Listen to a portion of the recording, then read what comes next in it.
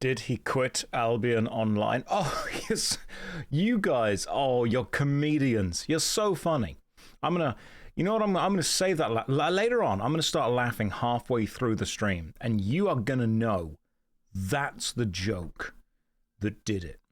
That was the one. Because I wasn't expecting it. You know what? Comedy is about the unexpected. And I didn't expect anyone to say that. So that's going to get me. That's really going to get me. Josh, will you try classic level 60 raids? Yes, but I won't be level 60. Who's Greg and why do you know how he feels? I'm a caring guy.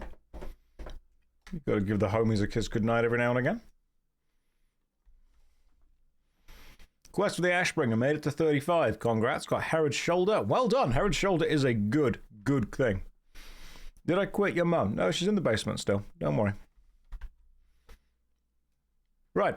Are we ready, guys? Are we steady? What are we doing today? What's happening? What's the plan? I'll tell you what the plan is. The plan is...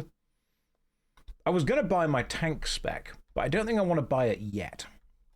Anyone fancy doing the Outlands dungeons? Let's go to the old Union. Ramparts or Blood Furnace. That's what we're looking to. You like Guild Wars 2 because of World vs. World? Yeah, absolutely. What's the most impressive aspect of Classic, in my opinion, could be a hook for a person like me? It's slower. It's simply a slower-paced, easy game. It's not mechanically complicated. No matter what anyone says, it's not mechanically complicated at all. What's up with the Tom Cruise Top Gun glasses? They make me feel cool. Is that good enough? Do I have your permission for that? Josh, you thought about taking another look at Warframe at some point. I think about it, and then every time someone mentions it, I don't.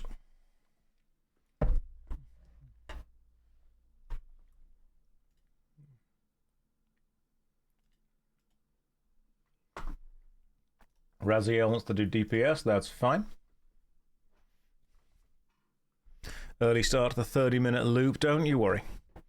The DVD logo is now gone. Game audio is up and on to make sure you get some ambient Ironforge sounds. You finally caught me live. Have you ever played Tyranny or plan to play? It's on the list. It actually is genuinely on the list. Right, and Taldor Shami level 60 DPS. Let's get you involved as well. Right.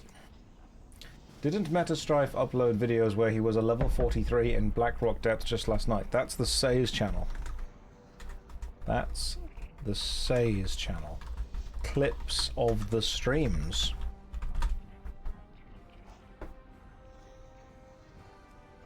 So Radio Priest wishes to join. Let's kick the lock.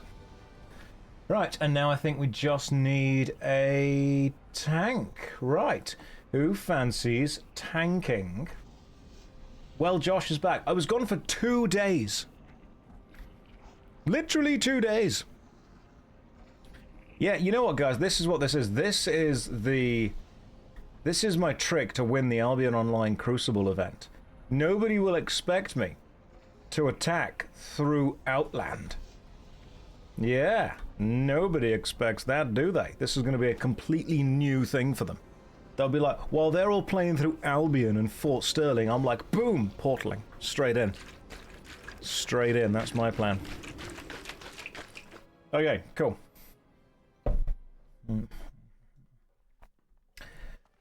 Right, we need a tank now. Hope Grey, you've tanked too many. Hope, you've tanked a lot. Hoping to take someone new.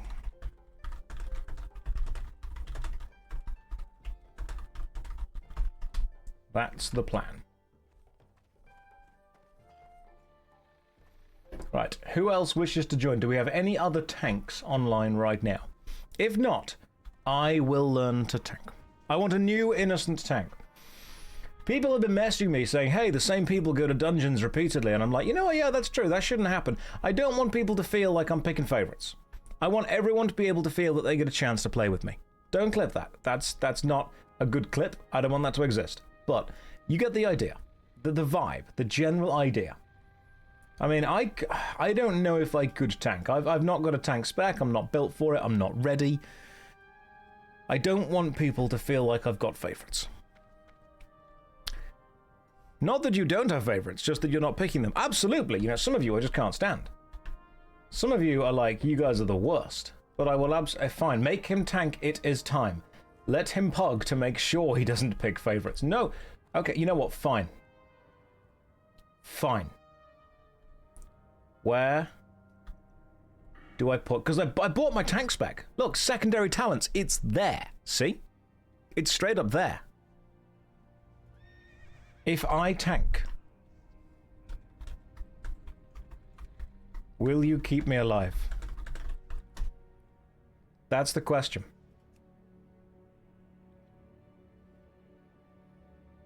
You gotta share the love around. I can heal you if you want to tank. Okay. In that case, teach me. Now, people are saying you do actually need a sword and or board to tank. Worry not. I have a shield. Where is my shield? There it is. The Stone Shell Guard. Oh yeah, see? Now we're talking. Now we've got a nice big shield going on. Let's have a look at the sword we've got going on too. Ooh. Also, can I just point this out? The Shadowrend Longblade, the weapon I'm using right now, has the biggest downgrade between its icon, which looks like the frickin' Doomslayer sword, and the actual in-game model, which I'm going to be honest, just looks like a regular sword. Like, that icon is amazing. That is so cool. That is like a kind of two-handed, massive, red, godlike blade. And then that's just a sword. You versus the sword she tells you not to worry about. Hey Josh, I just joined the Discord server. I'm playing WoW for the first time. I'm loving it. Danny, I'm so sorry. I'm so sorry, man. Life could have gone in a different direction for you. And then you discovered WoW Classic. I feel like this is a Misery Loves Company, the guild kind of vibes. Let's all pour one out for Danny.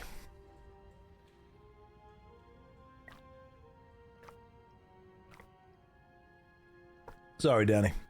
Right, okay. Someone has said that I need a faster weapon to be able to tank. Is that true? Because that sword is hitting at 2.6. I have got a Bash Gooder mace, which punctures the target's armor, lowering it by 200. That's a decent one. Harlequin says yes, DJ Fart Dog says no. Do I trust Harlequins or Fart Dogs? If your DPS is higher, your shields per second more. Gotcha. The sword is terrible for tanking. What about the Bash Gooder mace? What about this one? It's a leveling dungeon, it doesn't matter. That's also true. What about this massive two-handed axe? Could that work? Okay, faster weapons generate rage quicker. Okay, this hammer's looking good, though. This hammer's looking actually good. Wait, did I make a mistake by playing WoW? Danny, you didn't make a mistake. There's just so many more things that your life could have been. That now it will not. You are forever, unfortunately, falling down this gaming hole with us. I'm sorry that had to happen to you, but that's where you are now. Danny, if you ever turn around and say, hey, you know what, MMORPGs are ruining my life, I'm going to go and do some other stuff, we will support you. Danny sounds awesome. He's one of us now.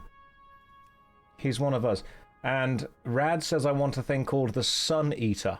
A one-handed sword, increases defense, increases dodge, requires level 70. That's the sword! That's the sword that the icon's from! Why am I getting the Shadowrend Longblade icon of the Sun Eater, and then the Sun Eater is that actual sword? That's stupid! Hate this game. Right. Okay. I will tank. I will do the tanking. However, I require some advice from you.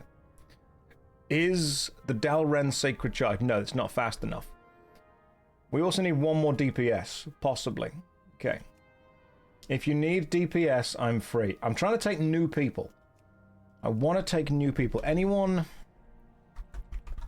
want to DPS for Ramparts? Ideally, someone new. I want to take like a new team of people, you know. Well, we've got the Bash Gooder.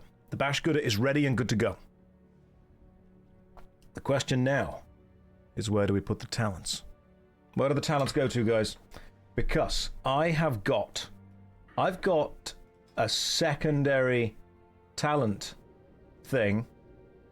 See? Look at this. Where does a talent... 63 Hunter? Yes, Kill Grip. Do it. So, question. What is a protection? I assume it's the don't die spec. Cool. Kill Grip. We've got a Hunter. This is great. Now, also, second question. How do pull in tank? I'm guessing you use a bow and then you shoot. Then you hit with the bow. And then the enemies come to you. Right, so we use a bow. Buy some arrows, use a ranged weapon. Gotcha. Where are... If I was arrows, where would I be? Any ranged weapon is fine. Cool, I'm ready. Who sells arrows? Like, if you sold arrows, where would you be? Especially if you... Imagine you're me, and you're on a hold, and you need to go and buy some... The Fletcher, thanks. I'm glad that we've had this conversation. If you were a Fletcher, and you lived in honor hold, maybe a quartermaster would work. How high is your mace weapon skill? That's a good question. The answer is... not... Actually, no, it's fine. 298 out of 305. This is fine. This is totally okay. Now, if you were a Fletcher, the arrow icon on the minimap, there is no arrow icon on the minimap. That is the problem. So what we need to do is... Hang on. Ammunition. Let's... Okay, so for some reason I can't check ammunition. Ammunition seems to be the one thing I cannot click. Actual arrows. It will not allow me to click. Maybe it's like general stuff. General supplies. I'm trying to click on the ammunition. It genuinely will not let me. Like, I can do food and drink, I can do reagents, I can do innkeeper. I can't do ammunition. I'm not allowed. I don't understand why I'm not allowed to click on the ammunition thing. The innkeeper sells arrows. Oh, thank you. Thank you. There we go. Let's go and have a look. Do you have bow training? Yeah, I've got a bow equipped. I've got a bow. I was going to say in me, but that's not true. It's on me. Innkeeper. You. Do you sell arrows? Let me have a look at your wares. Jagged arrow. Love it. Okay, so we can put wicked arrows. 22 damage per second. I'm only using them to pull, so I suppose I could just go with, like, a couple of... I'm probably not going to need more than that. Let's be fair. And then let's simply open up my bags. Stick the arrows.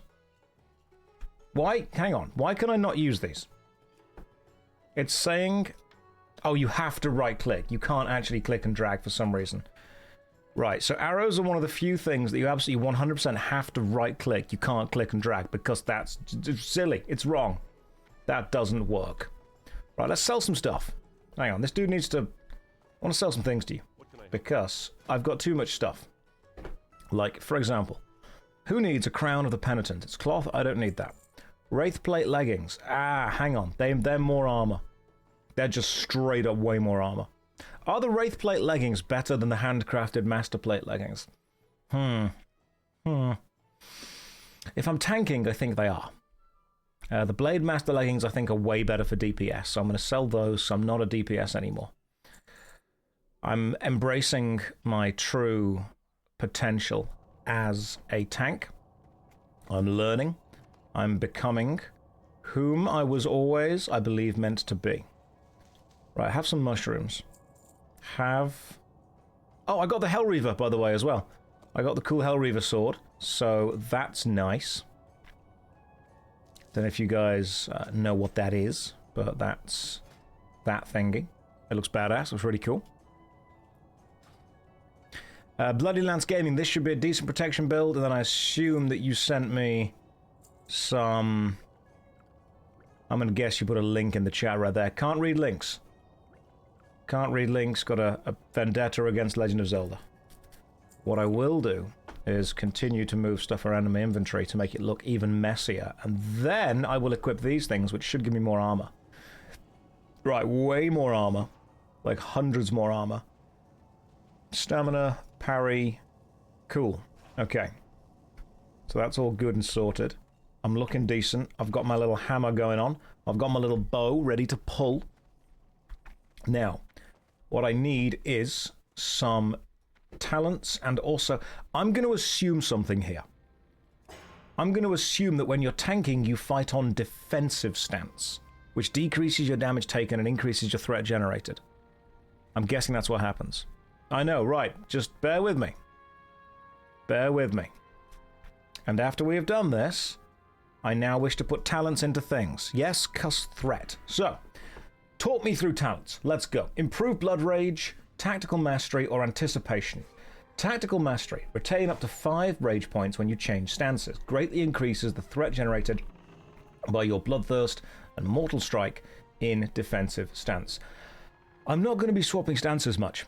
So, surely just 5 points into Anticipation, which is just a straight up 20 defense point increase, seems like the right thing to do. Okay, cool. That's just a 20-point increase. Now, Red Sky, you would recommend 5 points in shield specialization. Increases your chances to block attacks with a shield and has a 20% chance to generate a rage. Or increase your armor value from items. That also seems really good. If I'm going to have to choose one of these two, I'm going to go with increasing the armor value by 2%, because I know that percents really add up. They start to, like, absolutely snowball when they add up. 1, 2, 3, 4, 5. Cool. Let's have a look. Last Stand. When activated, temporary ability grants 30% of your maximum health for 20 seconds. Okay, that's my panic button.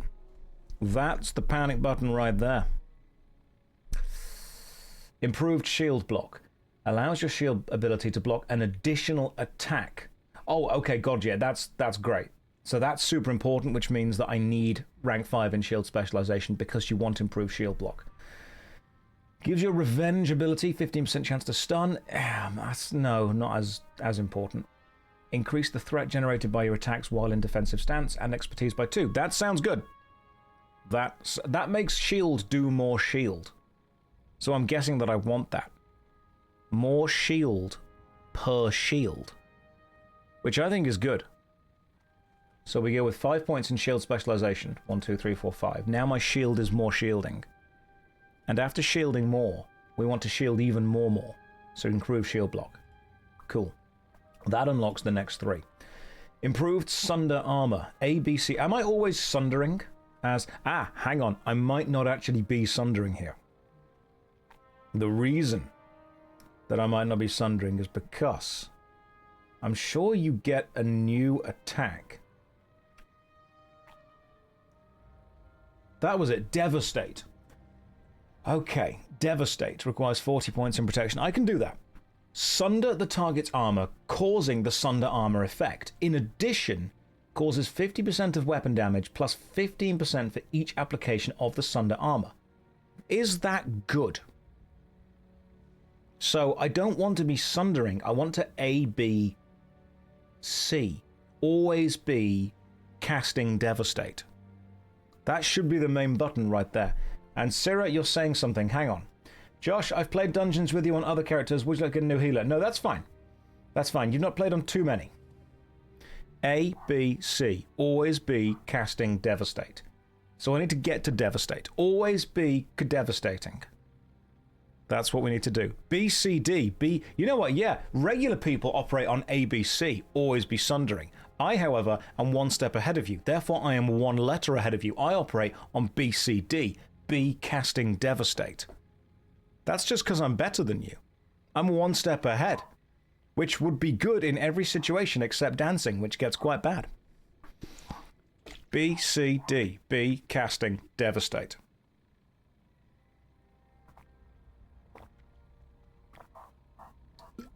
Sarah is already trying to escape this group. Already. B, C, D. Be sundering. Devastatingly. Right. Josh, please finish reading the talent. I was reading the talent. The Sunder Armor effect can stack up to 5 times. Exactly, see? That's brilliant. You want to keep doing that. You want to keep hitting with that. Now, let's see what else we've got to get there. We've got these things. Improve Sunder Armor. Reduces the cost of Sunder Armor and Devastate by a rage point. Don't know if I need that, because only 1 rage point. Increases the duration of your disarm. I'm not going to be using disarm. I'm going to be using the other arm to hit and do damage. Improve Taunt. Reduces the cooldown of your taunt. I'm going to be real. All those seem terrible. Like, they all seem bad. All 3 of those don't seem good. It's insanely good to reduce rage cost. Yeah, but I'm going to be, like, doing more hits, therefore rage will be good. Does the improved Sunder Armor... Is that what I need that? Rage reduction is huge. Improved Sunder Armor sounds best. But what if... Because, like... What if instead I went with these things? Okay, improved Sunder Armor is important. Fine, we'll go with that. 1, 2, 3. But now... What else do I want to go? I need 2 more points for something else. You can take both of them. I've taken all 3 of improved Sunder Armor. What else would you recommend for me?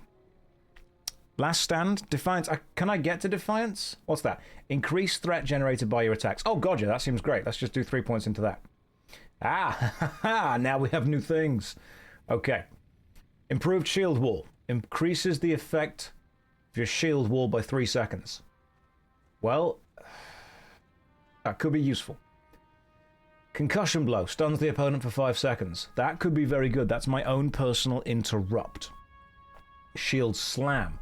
Slams the target modified by the shield block value and dispels 1 magic effect, high amount of threat. That could be good. Smacking someone with a shield, which is just a big flat sword. But Improved Shield Bash gives your ability 50% to silence the target. I think Shield Slam is going to be good. I want Shield Slam, which means that I require 1 point in Concussive Blow. So I put 1 point there, but I can't yet do that because I've got to spend one more talent point in this. Harlequin Red Sky says Shield Bash is no, and then everyone else is like, you want Shield Slam. So I don't want Improved Shield Bash. What about Improved Shield Wall? Didn't think about that, did you? Maybe we go with that. Shield Bash, no. Slam, yes. Get Last Stand. Okay, Last Stand is my I'm in trouble button. So I've got that, and I will press that soon. So when I start to panic, then I will be like, okay, that's what we press now. Not taking Shield Bash in leveling dungeons is troll. I don't know whether it is or is not troll. You should press Last Stand right now. I should, shouldn't I, to see what it does? I'd be remiss if I didn't immediately click it. It's got an 8-minute cooldown. It's unlikely we're going to be in the dungeon in 8 minutes. Grants you 30% of your maximum health. After the effect expires, the health is lost. Alright, I'll try that later. You see, you wanted me to press it right now so I don't have it accessible for the dungeon, but I'm not going to do that. Josh, please use more action bars. No. Right, so I need 1 more point. Where should it go? Where should 1 more point go? What if I put 1 point in, like, Improved Blood Rage? 1 more point unlocks these things here. One-handed weapon specialization could be good. Tanking is going to be wild. Tanking is fine. Improved Taunt. Reduce the cooldown of Taunt. Yeah, let's just do that. You can inspect me for my talents. No. Although that is a cool sword. What sword is that? I love that sword. I'm going to inspect you, but I'm going to mainly for the sword. What sword are you using? Oh, the shifting sword. Cool. Alright, I like it. I see what's going on there. And the Shield of the Valorous. That's a lot of block. That's very good. Let's just click away from these things. And now continue with my talent points. Increase the amount of damage absorbed by your shield by 10%. Well, that just seems like a no-brainer. That just makes the shield more shield. I like it. You're getting more shield per shield if you do that. I would have no concerns if I was in this party with Josh tanking. I would have some concerns. 1 point in shield mastery. Right, 1 point. Why not 2 points? Or 3 points? Hang on.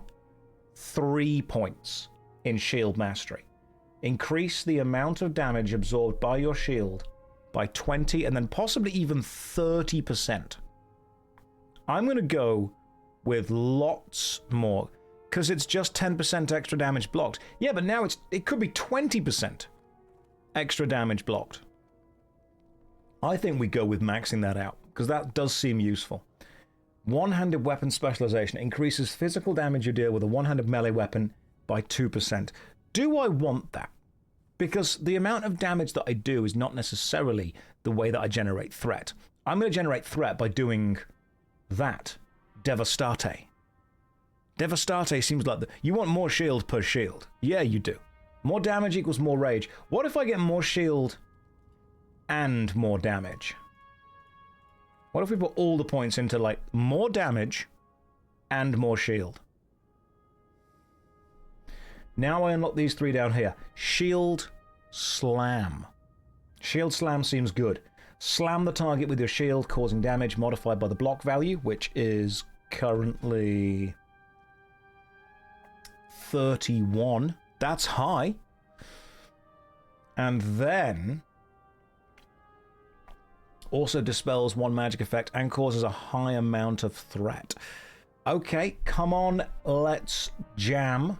Welcome to the Shield Slam. Right, we've got the Shield Slam. This is good. Why Josh respect a tank? Because nobody else was willing to do it apart from all the people who were willing to do it. Sometimes a man needs to step up and tank himself. I'm taking self-tanking to a new level. I am now self-tanking but for other people, which is what we call other tanking.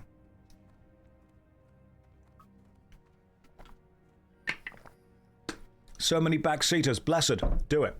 I'm taking the advice. I'm ignoring it, but I'm taking it. Harlequin Red Sky says 3 points in Focused Rage. You know what that means? I'm not going to put 3 points in Focused Rage. Oh, improved defensive stance. Reduces all spell damage taken while in defensive stance. That sounds amazing. I want to reduce the damage I take. Hell yes. Reducing damage is like the point of the tank. Vitality. Increases your total stamina by 1% and your total strength by 2. That seems good.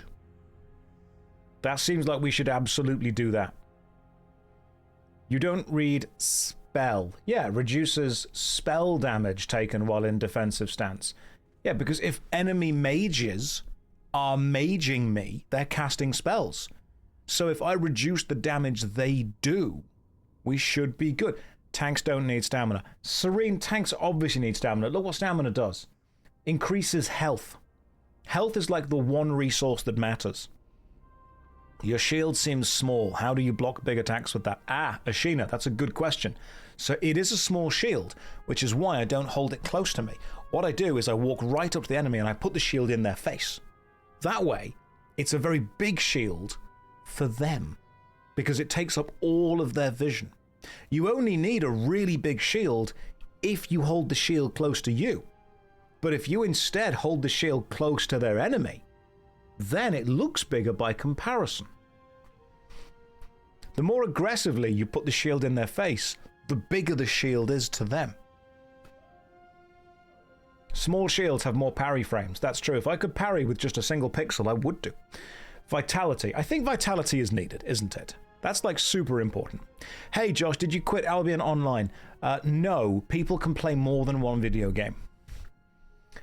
I think I want to go with vitality. That seems good. That's a lot of strength. 1, 2, 3, 4, and that's a lot of strength. Now I want Devastate, which sunders the target's armor and does damage and does stuff. Like, Devastate is just a better sunder, isn't it? Yeah, so like Devastate is just straight up the good sunder. Your group could have finished the dungeon by now with a real tank. Mystery Box, they probably could have done. But I think that you're missing the point, which is content. Yeah, BCD, be casting Devastate. So we've got that. I've still got 10 more points to put into this stuff. And as much as I want to constantly go against Red, be like, use Focused Rage. Fine, I'll do Focused Rage, but only 2 points. We don't need 3 in there. Ooh, right, we've got a couple of points to spend now. Where do we want to put them? Do we want them all in the protection tree, or do we want to kind of spread it out over the fury and the arms? Because I am also using a shield and a one-handed weapon.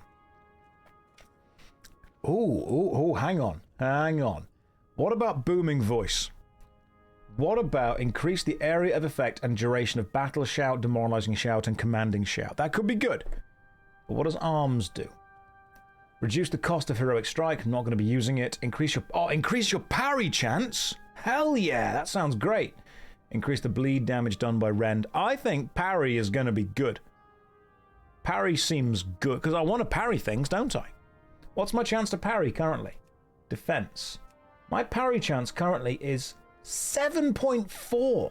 That's amazing. What if I increase it by 1%? 5 times. That gives me access to either improved charge, increase the amount of rage, iron will, increase your chance to resist stun and charm effects, or improve thunderclap. Do I want to be unable to be charmed or always be clapping? Increases the damage and the slowing effect by 4%. I think I probably want to do... People say improve thunderclap, but what if I do iron will instead? What if I do... reduce the cost of your thunderclap. Thunderclap is my AoE grab though, isn't it? ABC, always be thunderclapping. Do the opposite of chat at all times. 1 in thunderclap and 1 in iron will. Right, I am ready to tank. What I must now do, however, is set up my action bar. Now, let me let my party know. Just setting up my action bar with you in 5 mins. Here we go.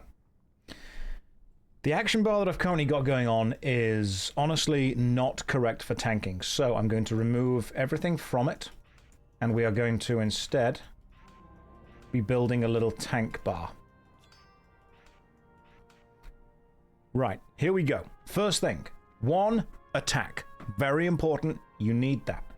But what about grabbing aggro from afar? I feel that I need to be able to grab aggro from afar, and that means that I need to be able to shoot. Now, what I think I might do is I might use shoot on a second action bar. Alright, watch this. I know, it's about to get complicated, but watch. Action. Action bar 2. Here we go. Watch this. First of all, I'm going to remove everything from action bar 2. Because I'm on my defensive layer and I don't need it. Here we go. I'm going to put shoot, because that action bar 2 is shift 1. So what if I do this? What if I open the power book and I put shoot on shift 1? So 1 is attack. Shift 1 is long attack. That's great. That works. Now we go back to what we actually need. So that's attack when close by. That's attack when far away. What else? 2.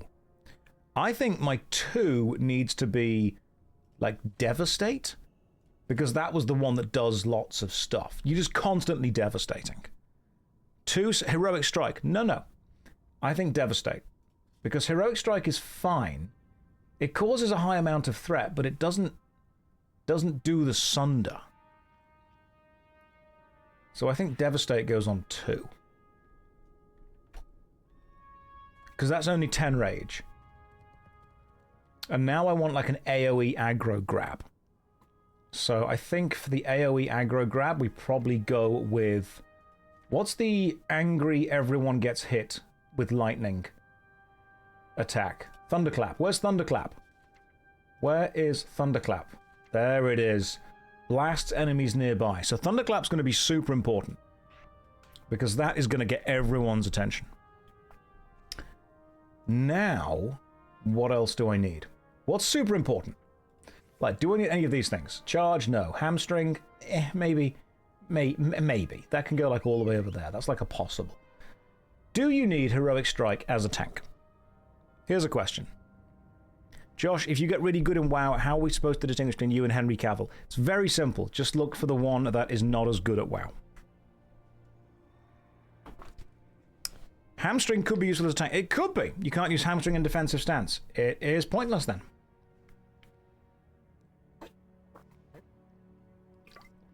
Charge in, thunderclap, change stance to defensive. We don't need to change stance to defensive. You can use it in defensive stance. Blood Rage, Devastate, and Tab. Okay, so Blood Rage. Where's Blood Rage? Or as we say in the business, Blage. There, hang on. Blood Rage is a defensive thing. Right, generate 10 threat rage at the cost of health. Okay, cool. So Blood Rage can be 5? Where does Blood Rage go here? Blood Rage is there for that one. Where's Blood Rage? That's really far away. Okay, Blood Rage can be 5. That's fine. So attack, long attack, devastate, thunderclap. I need some kind of other stuff. Stuns the opponent. Stun is good. Maybe a stun goes on 5. Concussive blow can be a stun. And what can be... Shield bash. Hang on. Bash is the type with your shield. Interrupts spellcasting. Shield bash could be good. That could be 4. I am doing really well right now. Shield block. Increases chance to block by 75%, but will only block 2 attacks. That can be on 7. Shield slam can be on 8. That generates a high amount of threat. And it only costs 18 rage. Shield wall.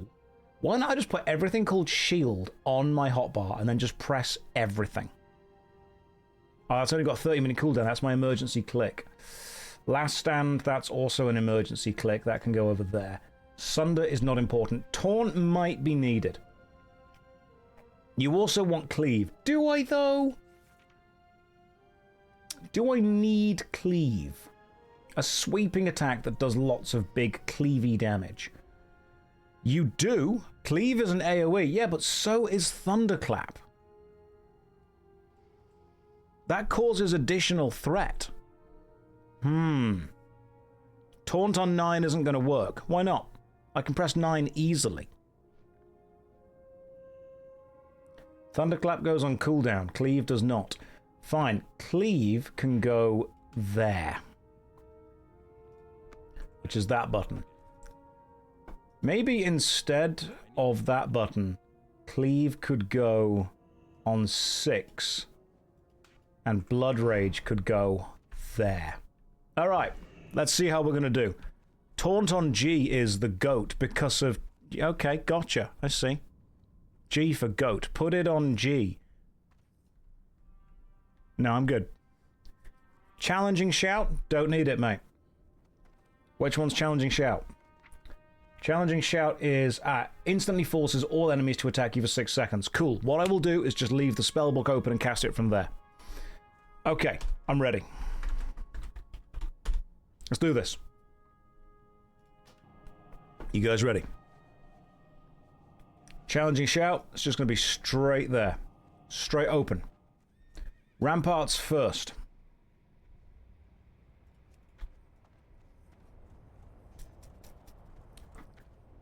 I am going to be the best little tank. Thank you, Anna. I appreciate that. Right. I'm going to kill the guy with the skull. What I am going to do, however, is put the tank icon above me. I am the square. Remember this. You guys ready? Okay, just double check we're all here. Shami is missing. Do we need a shaman? I mean, we can wait for them. Right, let's have a look, see who's here. Raziel, Killgrip, Pala. Where is Taldor? Is she safe? Soon to find out. Half the job is holding threat. I'm going to be able to hold threat easily, man. I've got Devastate, which is great. And what else generates threat? Shield Bash? That doesn't generate a lot of threat. Concussive Blow? Cleave doesn't do it, to be fair. That also doesn't do it. Shield Slam causes a high amount of threat. Maybe what I should do is leave this open and... Can you create custom pages in the spellbook? Right. Maybe I need to put an actual... What if instead I used Heroic Strike? And what if Heroic Strike, which causes a high amount of threat, went on Shift 3? Okay. Are we ready? Okay. punch them in the floof. Let's go. Shift 1. Let's shoot you. And then let's hang back here. I missed. That's fine. Watch as I tank, guys. Watch as I do the tanking and press all the buttons. Watch as I open that, switch to there, change pages, and then where's the attack me button? There it is. Everyone attack me.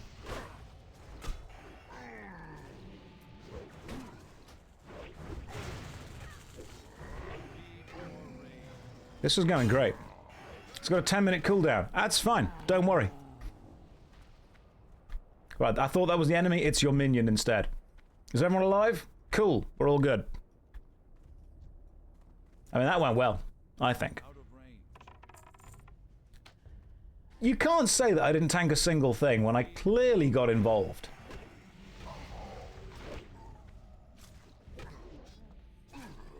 Okay, right, so yeah, you might be saying, Josh, you're not tanking anything. That's not important. We're doing well. Ulted the first mob. You've got to show them that you mean business. If you don't mean business, they're going to laugh at you. That's what's going to happen. This is a way of showing all of them that you know what you're doing. You mean business. You're here to play properly. Let me get some more stuff going on. There we go. And then after this, we can press 6 to cleave. ABC, always be cleaving. Right now, what I'm doing is an ancient tank tactic where you just don't tank and instead you let the team tank for you. What if I shout to get the attention? Why is he playing poorly? I thought he played this for months. Moj, this is actually top-tier gameplay.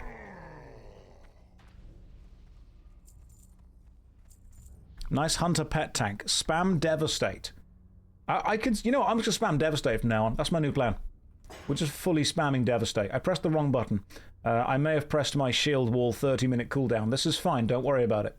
Let's just grab you and then step back for a bit. We're doing LOS pulling, which means let's... Oh, shit. That's what it stands for. Now we fight. Here we go. I'm just going to spam Devastate. My entire job is spamming Devastate right now. Just keep me alive. That's all you have to do. What if I were to instead press this a lot? What does this button do? What about that? Well, at least one thing's attacking me. Okay, this thing's attacking me. What about that thing attacking me? What if I could instead make you attack me by doing Heroic Strike? A lot. Just type out the words. I don't want to make people feel bad for being too good. What does that button do? That's got an 8-minute cooldown, that's fine. Which is actually important because we're about to be attacked by a second mob. This has to be the best content you've watched in a long time. You are welcome, by the way.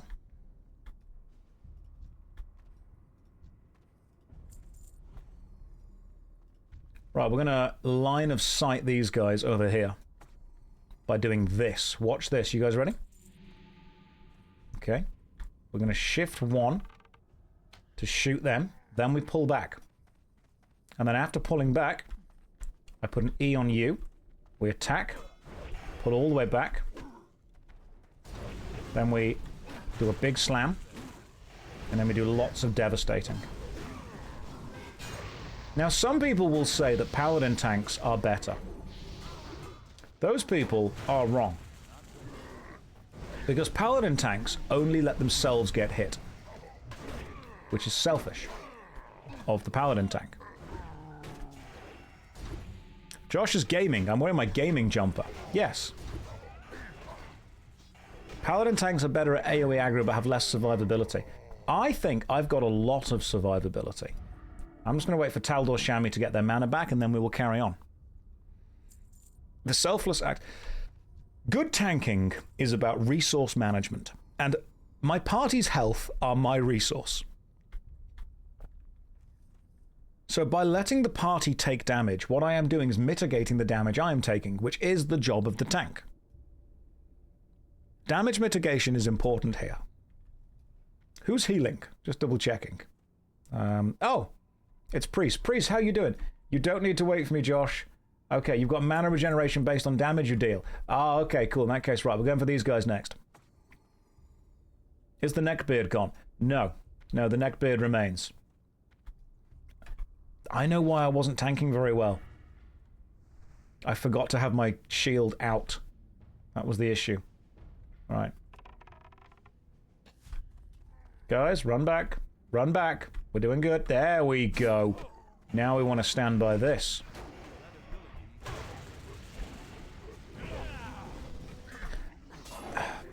Here's the problem, alright?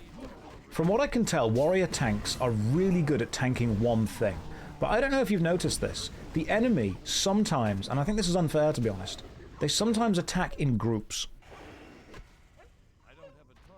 Now, it's the groups that end up being the challenge. Because I can grab, like, one thing, but I can't grab many things.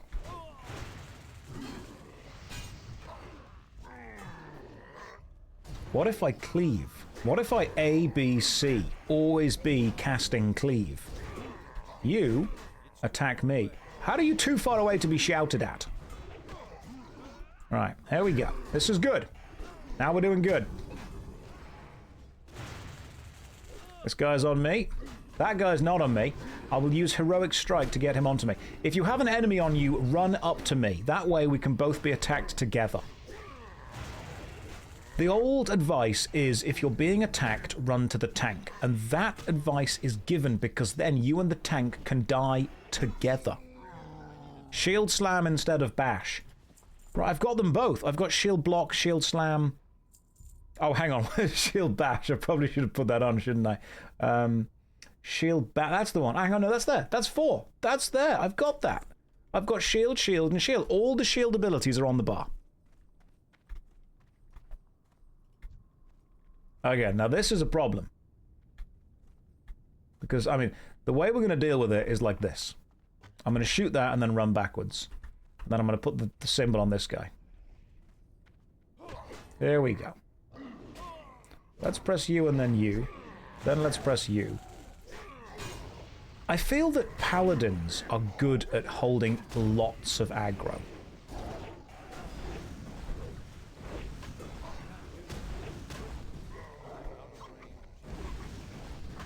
Maybe I should be pressing the other buttons while tanking. What's that thing where you shout? Ah, 3 minutes left. 3 minutes left for my big shout. If you guys are being attacked, run to me. And then we can be attacked together.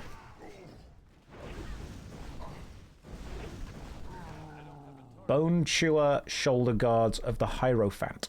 They're not as good as my Spalders of Valor. Oh my god, he's actually tanking. Jimson, you'd think that. You'd look at this and think, that is a tank. However,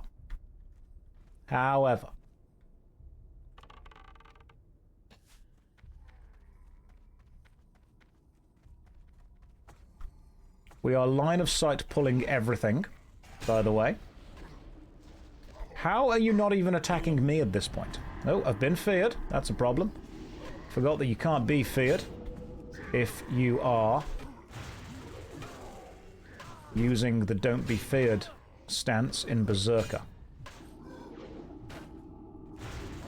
Well, I'm tanking right now, guys. I'm doing it. Look at this. Look at this. Everything's attacking me. This is great. Apart from the time my team get involved and do DPS. Then I do lose the aggro somewhat. Do not wipe. We're not wiping, mate. We're not wiping. Alright, I've not wiped in years. I'm not going to start now. And we're not going to die in World of Warcraft. I do be tanking. Josh, please, no. Right, that guy is walking backward and forward, left and right. You know what? Can I shoot him without grabbing the other two? Let's find out. He's out of range, are you? Have a bow. Intruders, hold them off until I can release the warhounds. I assume this is like a timed fight. Okay, rage generation there. Big aggro, angry stomp. Hit. hit. I'm just changing around where Devastate is. I'm popping the defensive cooldowns, which are useful to me. Josh, I came far and wide to ask you about Breath of Fire 3 if you've heard of it. Yeah, I've heard of it. Will I play it? I don't know. It's on the list. Just trust me when I say it's on the list. Oh, the hounds are all here. Gotcha. And our shaman, who I think was possibly de facto tanking, may be dead. But what if I do this? What if I open the book and click Challenging Shout? Everything attacks me now. This is great. Alright, come on. Everything onto me. Let's go.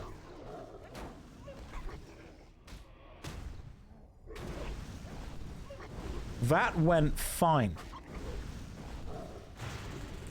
Yeah, that's a good point. I don't know if I'm tanking, but I'm definitely taking damage. Would that be fair to say? Yeah, I don't know if I'm tanking, but I'm being hit.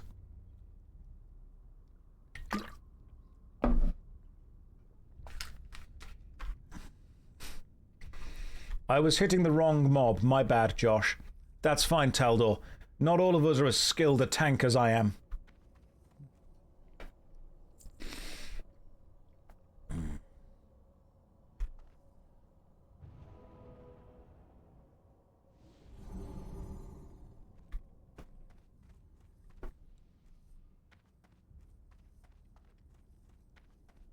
And now we continue onwards.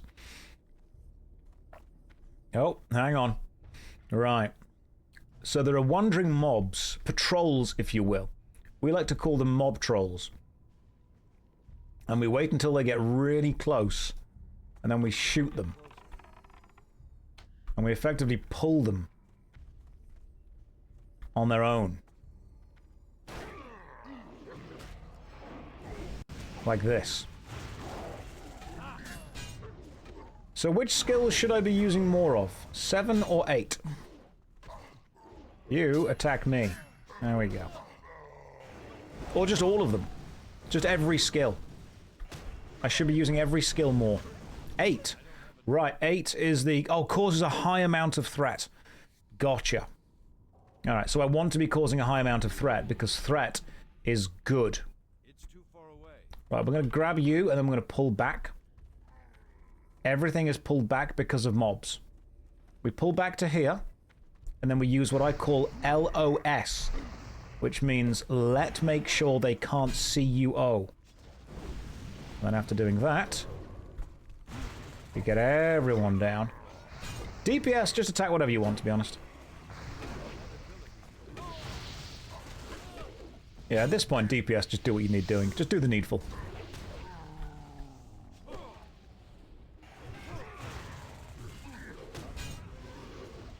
I don't know how, but I don't think the enemy see me as threatening. And I'm going to be honest, partly that hurts. It's too far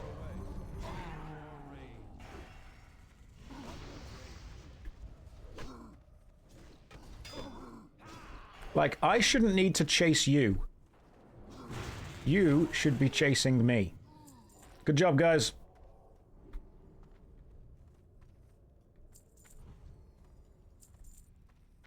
Need to use taunt more often. I don't think you need to. I think it's very much a case of honestly just working out as and when we can shoot and pull the enemy back this way. And then attack.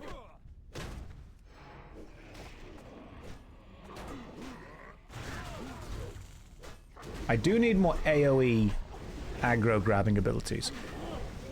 Next Warhammer painting project. Paint every every guardsman in a different color.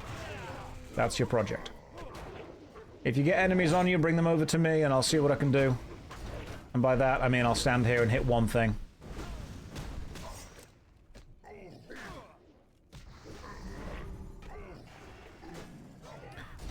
What I think is very important, and tanks don't always remember this, but they should. you can use taunt on an enemy already attacking you purely for vibes. I feel like you weren't tanking good since you added the second action bar. You know what? I agree. I think that's messed it all up, to be honest. It isn't impossible.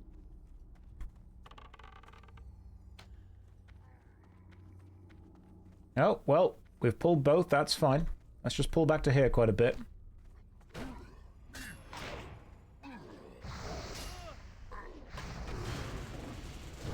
Right, now that's a lot of enemies in one go. Which means I'm going to be A, B, C, which is always be cleaving, and also pop the old last stand. If you're being attacked by something, bring it into me, guys. Bring it in. Maybe I can click my... Can't challenging shout for 5 minutes, so just do what you can. Oh, that's more of them.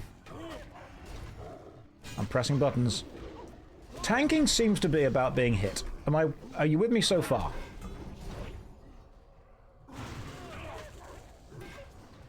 You know what I've discovered, and I've learnt this just now, and it's a really important thing to actually look into. If you have the spellbook open, you cannot see the rest of your team's health, which means you can just imagine that you're doing really well. And psychologically, that's actually quite beneficial for me.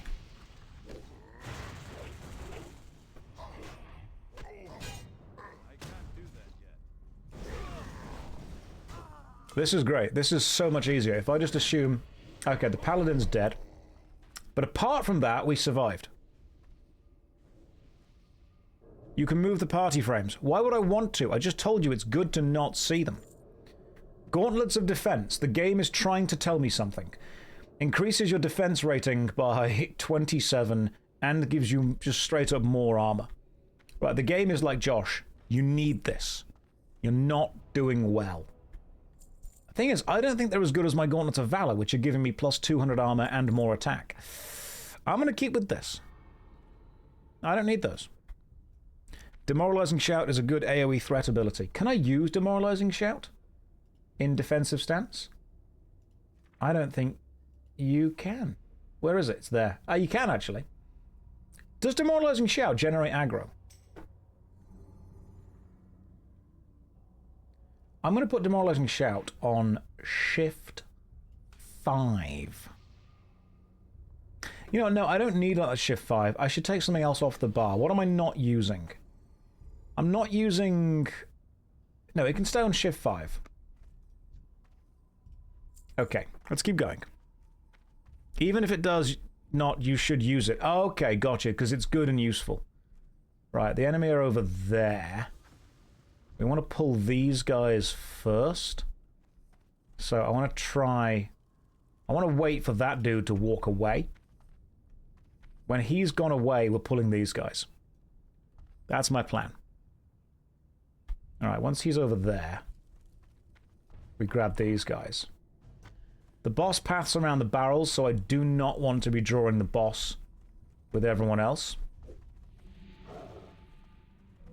And we want to Shift 5, which Demoralizing Shouts. That does actually grab aggro. I saw some aggro grab then. That was pretty good, actually. Then I want to keep pressing 6, which is Cleave. A, B, C. Always be casting the ability which is called Cleave. You have two objectives, keep threat and survive. Right, let's simplify this, okay? This is my first time tanking. I can do one of those two things. I can either keep threat or I can not die. Don't be asking me for both. What made you want to start learning your class after all this time? I felt that other people weren't tanking as well as I could have done. And you know what? I think I'm proving myself correct. I think I am right now. I don't want to say that I'm the best tank ever, but within this group, I think I'm probably in the top 5.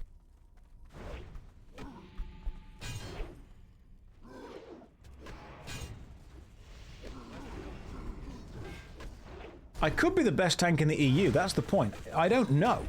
I could be.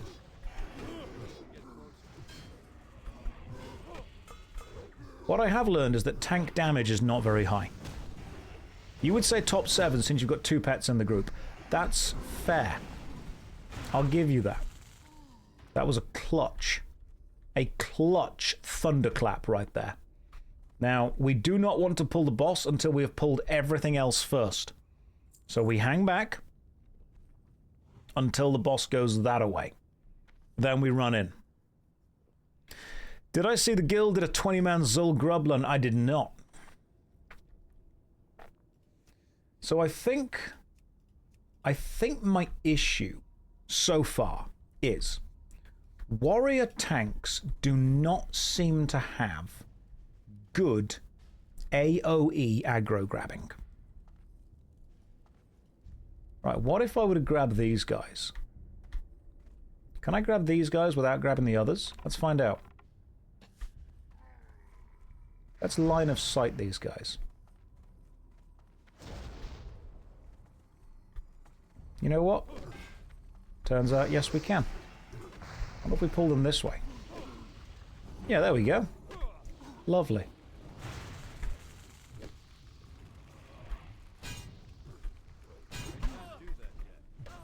Let's pull you back to here. Then do an old demoralizing shout. You need to tab around and have more time to grab aggro. That's what I was thinking. I was like, I'm just not grabbing aggro because I'm not tabbing around enough. Maybe if I tabbed around more.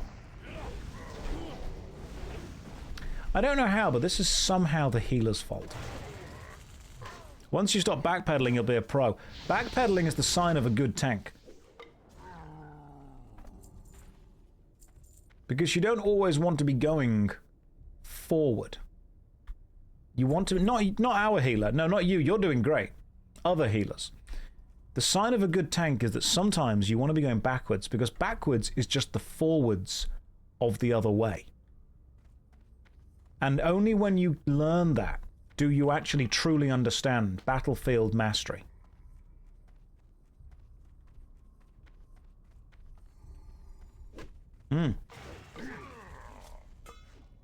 Backwards is the forwards of defense.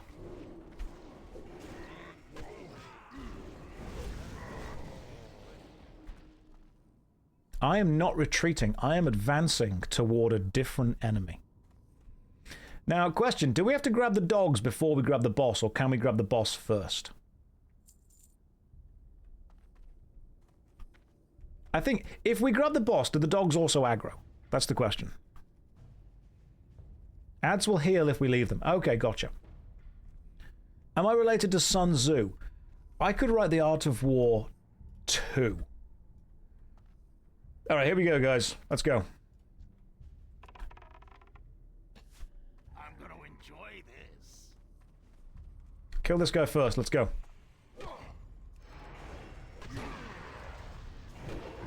I'm going to open and do challenging shout, so everything should be attacking me.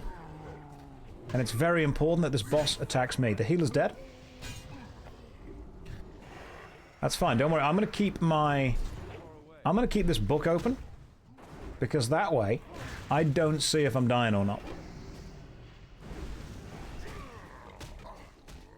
What if I just do lots of these things?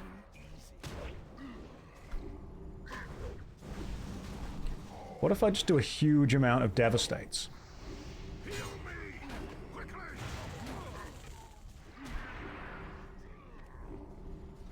There we go. That went really well, apart from the healer dying. What do we get? We got the Pauldrons of Arcane Rage. They might be useful for the healer.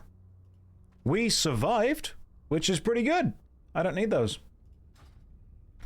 Good job, guys. Well done. We've got the Pauldrons of You might have some rage. You can have the Arcane Rage Pauldrons. You're welcome. When the healer dies, it's the DPS's fault because they didn't protect. You'd say that.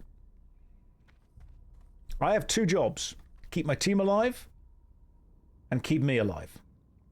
And of those jobs, I'm good at roughly neither of them. Are we ready? Just waiting for the healer to grab mana back. Once you've got the mana, we'll carry on.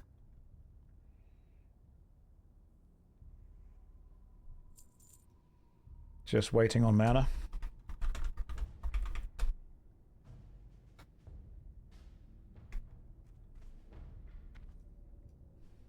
Okay, not waiting on mama, waiting on mana.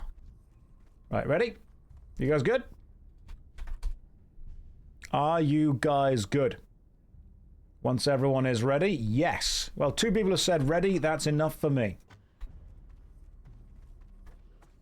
Really happy that you're doing dungeons with new people. I don't think they're happy with it, but I'm happy with it. I'm having a great time.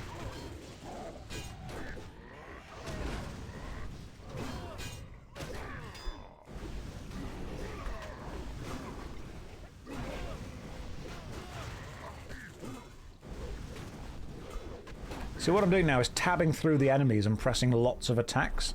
And you'll notice that the enemy hit me through the air and then carried on following me because I had what we call aggro. What does that one do? Bash the target, prevents spells being cast. I should probably put that on there and that there, because 4 is easier to press than 8 because it's a lower number. Josh, if you're waiting on the healer mana regen, you're doing it wrong. Always be tanking. No, tanking is a dance. It's a symbiotic journey, a union between the tank and the healer. And it's the tank's job to not die. And it's the healer's job to die in aid of the tank not dying. That's the way this is. It's a unified dance between all of them, which I think honestly is beautiful.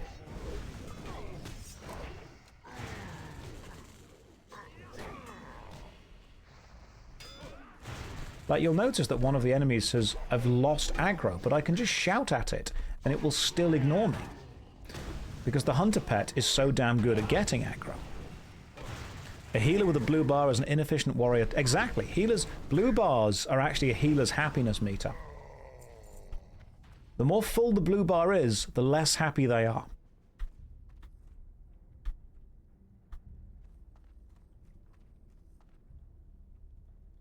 Next mobs up top can and will fear. Killgrip, do not be afraid. That is my tanky advice to you. I'll pull back. Are you ready? Righteous Nick has joined just as I am able to show all of you the skill of tanking. Are you ready? Observe. That first arrow did 135 damage. That is more damage than none. It's very important that everyone around here get cleaved.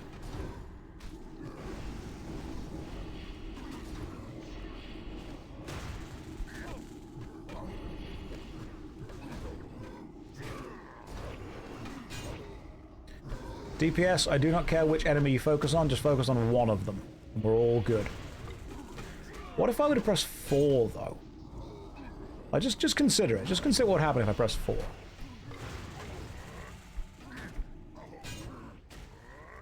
I've got some buttons that interrupt enemy spellcasting. The problem is I don't know what they are. Very safe pulls with the bow. I only ever pull it safely. It's very important to remember that. Right, good job, guys. Good job, team. Now we want to be pulling these guys over here. So I want to probably shoot you and pull you back. Just panic and press everything. That's what I'm doing. I've learned that tanking is basically about pressing a lot of buttons. You actually tank better if you press more of them. I've also learned that if you use your aggro grab ability on an enemy that's already attacking you, you grab what we call double aggro, which makes you a better tank.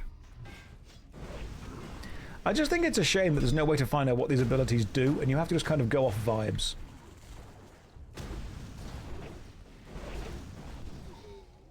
I feel that I would be more effective if I knew what any of these buttons did. All I know is that if the button is lit up, I can press it, and I probably should. Right. There's guys there. There's guys there. What if we grab these guys? What if we grab these and then run backwards? I need to get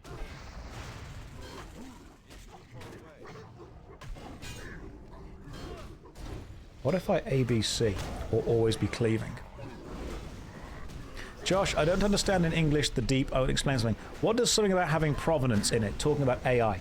Provenance is the history of a piece. So, let's say that I showed you a painting, and I said, this painting was painted by some random guy on the street. And you go, oh, okay, that's fine, I don't really care about that. But what if I show you a painting and said, hey, this painting was painted by Tom Cruise, the actor? Suddenly, because that painting was made by Tom Cruise, it matters more to some people who care about Tom Cruise. The history and the connection of the creation of a piece of artwork is called the provenance of it. And there are many bits of artwork that we only care about because of the provenance of the creation. There's a lot of art that doesn't look good, but as soon as you discover, oh, this was created by someone famous, someone important, someone interesting, suddenly you're much more interested in it. And to me, art created by artificial intelligence does not always have the provenance of human creation behind it. Now, it's interesting to say, hey, this is the first bit of art ever created by AI. That itself would actually be a level of provenance.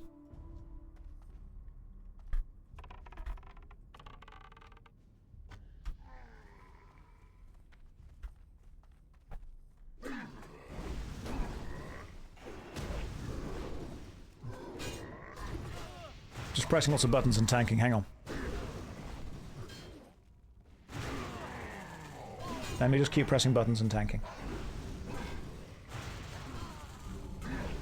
Exactly.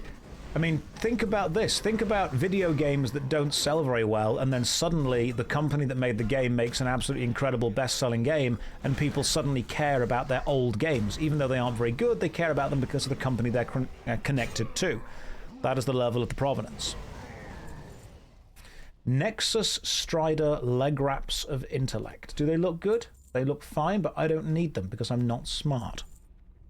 So in the context of AI, it could mean the thing created has more soul from being touched by human hands. I mean, potentially, yes. Absolutely. Right, let's just check the healer's got some mana. And they do.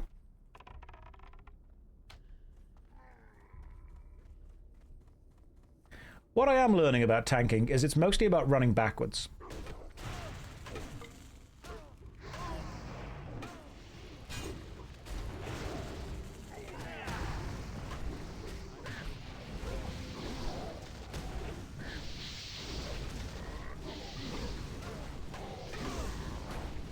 I am also learning to never look at my health. What I'm actually doing right now, just so you guys know, is I'm pressing tab and I'm looking at the number 2 key. And if it's white, as in I can press it, I'm pressing it and then I'm pressing tab again. And then I'm tabbing to something else, and if it's white, I'm pressing 2. And if the 2 goes red, which means I'm too far away from whatever I've tabbed to, I just press 3. Because that's the kind of AoE thing. Is it working? Seems to be. A, B, C. Always be pressing 2. Constantly. As a tank, what is my favorite defensive stat? I think my favorite defensive stat right now is the priest.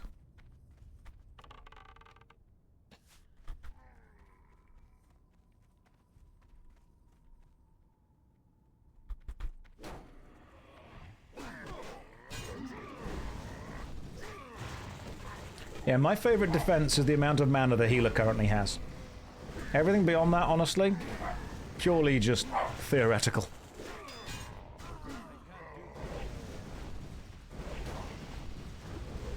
I feel that I need attacks that generate more aggro than just Devastate. Because Devastate's great, but, like, it's not generating as much aggro. There's a dog balking outside, don't worry. Don't worry about that, it's just Apollo. He's just saying hi. Right, you guys, we should be ready to pull these now, to be honest. I'm going to do it now. If mana is blue, does that mean it's wet? Potentially.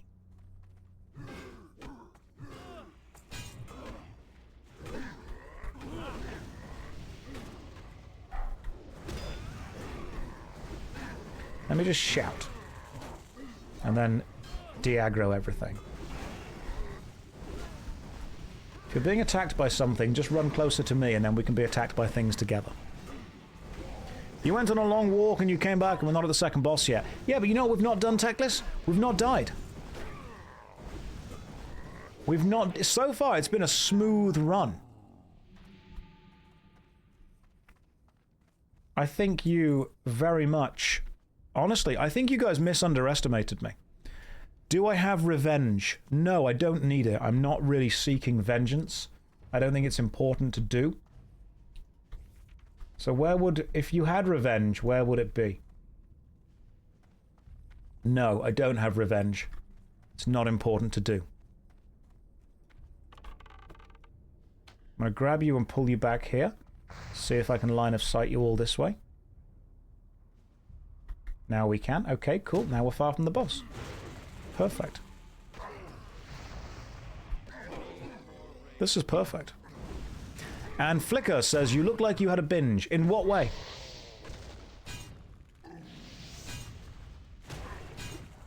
It's spammable and great for threat. You know what else is great for threat? Just attacking things.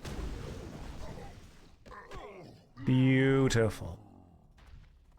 Alright, sweet. We are good. You guys ready? Boss is just tank and spank. I can do one of those things. Alright, cool. Let's just attack the big boss. Let's go. Here we go. You attack me. Also face this way. I'm going to press so many buttons on this boss. He is not going to know what's going on. Alright, I'm just straight up button maxing. The only bad thing would be if he hits me off the edge of this whole cliff, because he can do that.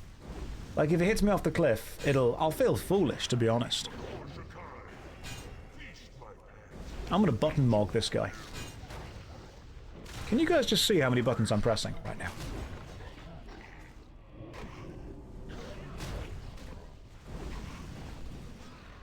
Aggro the ground. Yes, see?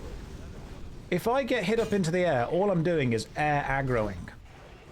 My global cooldown is going wild, man. I'm always using something. A, B, C. Always be using something. Right. Okay. Zircon Amulet of Intellect and the Crystal Fire Staff. Don't need that. That is a staff for wizards. I am not a wizard. I only cast Fist. Loot for smart people. Next time somebody tells me that World of Warcraft is hard, I'm going to inform them that after playing a tank, I'm aware that it's not, because if it was, I wouldn't have been able to do this. I am succeeding because of two things. One, my innate, overwhelming, undeniable skill. And two, being carried by the team.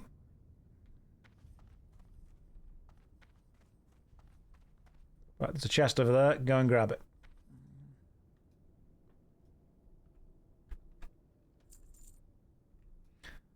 Gloves of the Invoker. Smart people gloves. Smart people gloves are not for me. These two just kill. Second lot, once they die, they trigger the boss. I think I can remember this bit.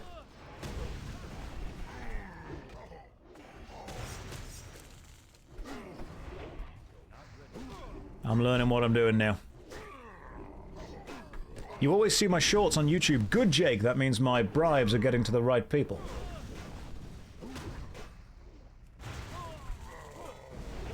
I've killed this boss before, don't you worry. I will face the dragon away from the team. Think I know what I'm doing. Next boss has the oldest WoW mechanic. Let's see how you handle it. Is it fire? I bet it's fire. Are we ready? Why is your clothes on YouTube? Oh, my shorts. That's just how I get the views. The tail does nothing, don't worry. That's fine. Fire. So fire is a DPS increase. You guys ready? Okay, cool. One person says yes, that means good.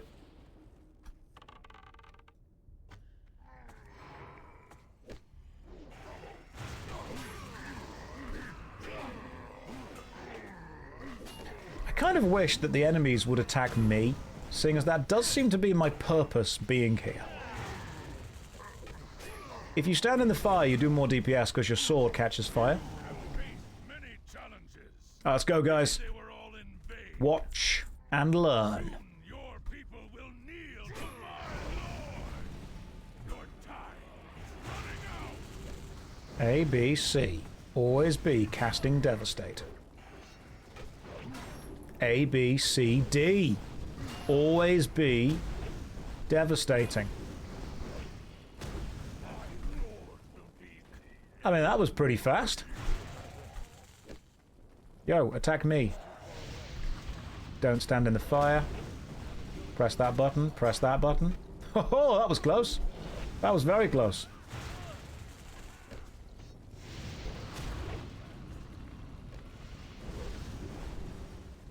Truly one of the tanks ever. And you were worried. Some of you were worried. Run into the enemy, then run away from the fire.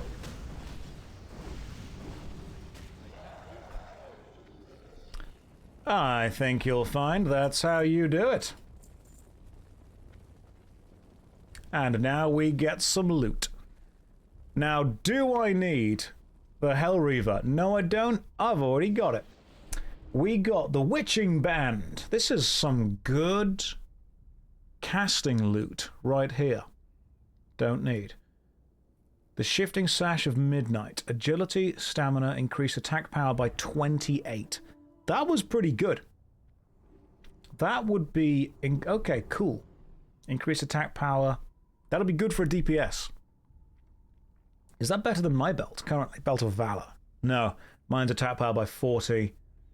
Stamina, agility. No, I don't need that. Well done, team. Well done. Now, what I have learned is that I am able to tank, provided that the team know what they're doing. You've seen worse runs. I've seen worse runs. I've been in worse runs.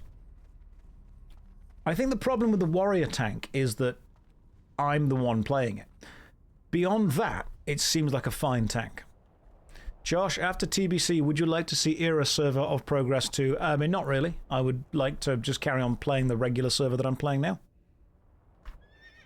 I can tank with kind of caveats. So I think what I'm learning is that I am definitely a DPS.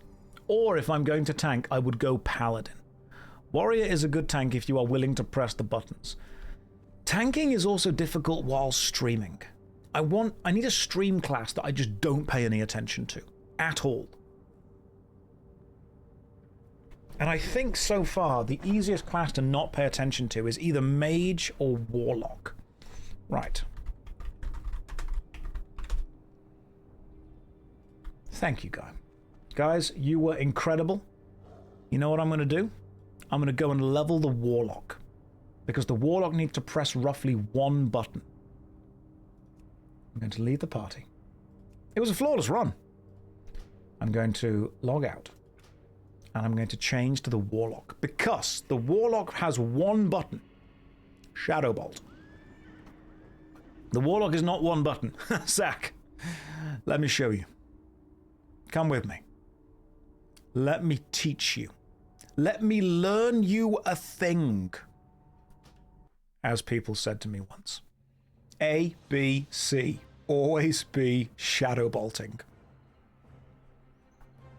So, here we go. Right, where is it? Where's the level 30 Strife Lock? The level 30 Warlock. Let's go back in. Shadow Bolt does get you 99% of the way there. So here's what I'm going to do. Here's my idea. See, this character had multiple action bars immediately. The problem is that I don't remember how to play it.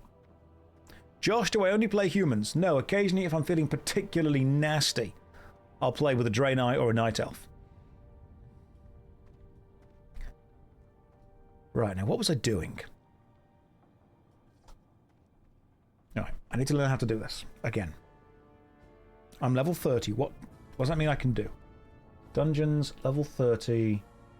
Right, Scarlet Graveyard. Oh, we're back at the Scarlet Monastery grind, baby. I love this. Right, who wants to do some Scarlet Monastery? Who's up for that? I'm up for that. You guys up for that? Let's join the Union. Does that let me... Hang on. Guild chat? Oh, it's already there. Cool. Right, who wants to do the Scarlet Monastery?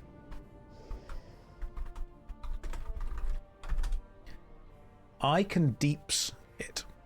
Make sure you've bought your skills. Okay. But Josh, I'm already in the monastery. I can't fix every problem right at the same time. You can tank the library. Okay, looking for ramparts. Bit too big for the graveyard. Yes, I can deeps Scarlet Monastery. You're a hunter. Cool. Let's do it. I'll deeps. You deeps. You can heal Scarlet Graveyard. That's cool. Right, Mog is mogging. You are healing. We need a tank. You know what? I can get you in the guild. Why can I not get you in the guild? It's full. Okay. Need a tank for Scarlet Monastery Graveyard. Get the Warlock mount. One step at a time. One step at a time.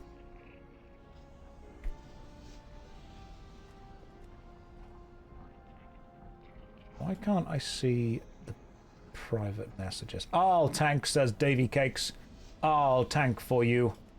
Davy Cakes, you can tank. So, damage, healer, tank. Chamois healer if you can't find another healer, since I was in group a minute ago. I mean, yeah, if you want to do that, that's fine. Davy, I'm trying to invite you. There we go. Now I think we need guild chat. I need to make this window bigger. Hang on. Can we have this window be bigger? Edit mode. Chat frame. Can I... Width. Oh, you can make it... well, longer.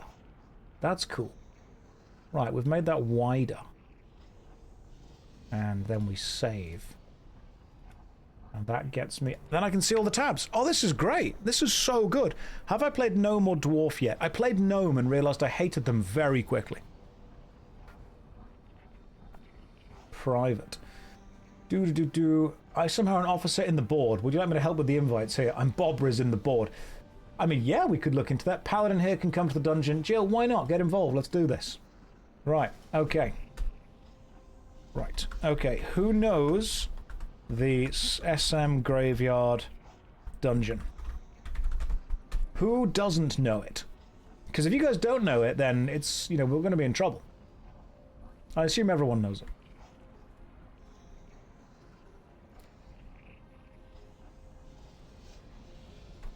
Now, what have I got equipped? Embalmed Shroud increases the damage and healing done by magical by 14. That's good. Explorer's Lead.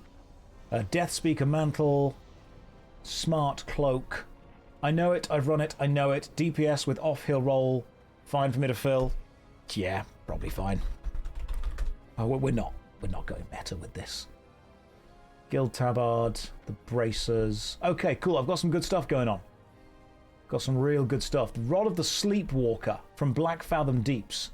That's very nice. Now, where is... Oh, no, not this way. This is the Hall of Explorers. I'm going to go... A Warlock is just an emo mage, when you think about it.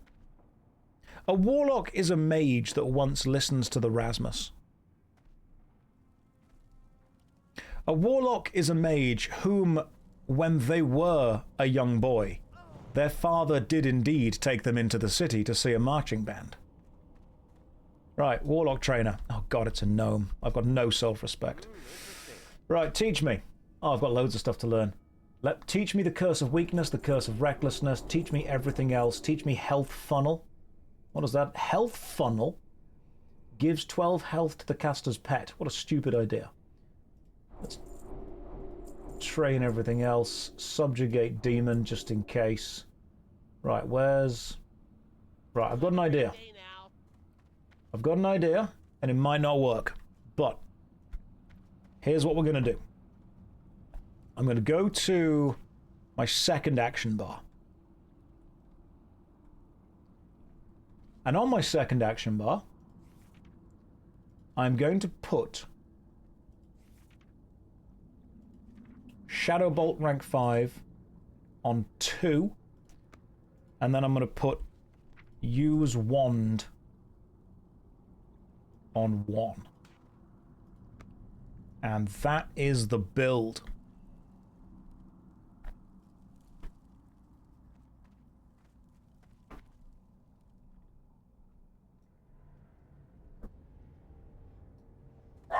I mean, what else do we need? Let's just have a quick check, seriously. None of these are important. Affliction. Stuff dies. Right, corrupts the target, causing 222 damage over 18 seconds. But that implies the enemy is going to be alive for more than 18 seconds. It's not going to work. Straight up not going to work. Curse of Tongues, not important. Curse of Weakness. Target's melee attack is reduced for 2 minutes. All the time that I'm casting these curses, I'm not doing damage.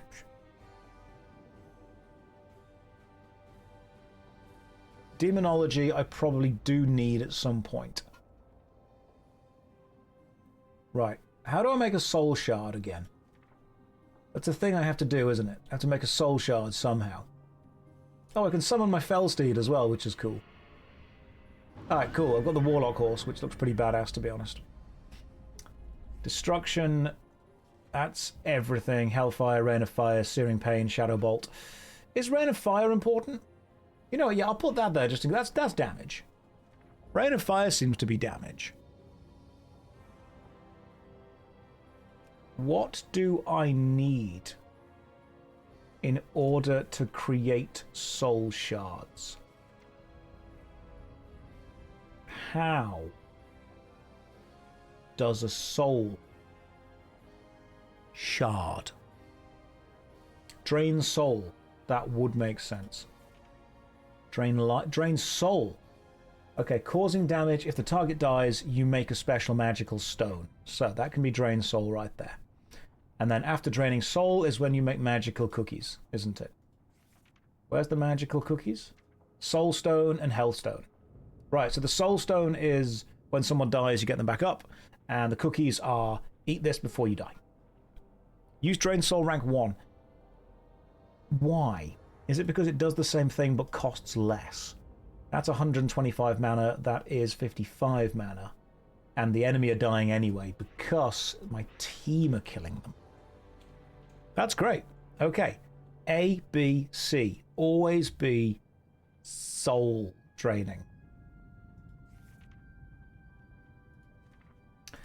Do I need an imp? Like, is it a good idea to have an imp? Hang on, I've got... Yes for the dungeons. Okay, hang on, I've got a macro. I've got a macro that casts damage. Shoot, pet attack, shoot. Yes. Right, so that attacks with the equipped wand and then also makes my pet attack whatever I'm attacking. That's great. So what I then want to do is summon an imp.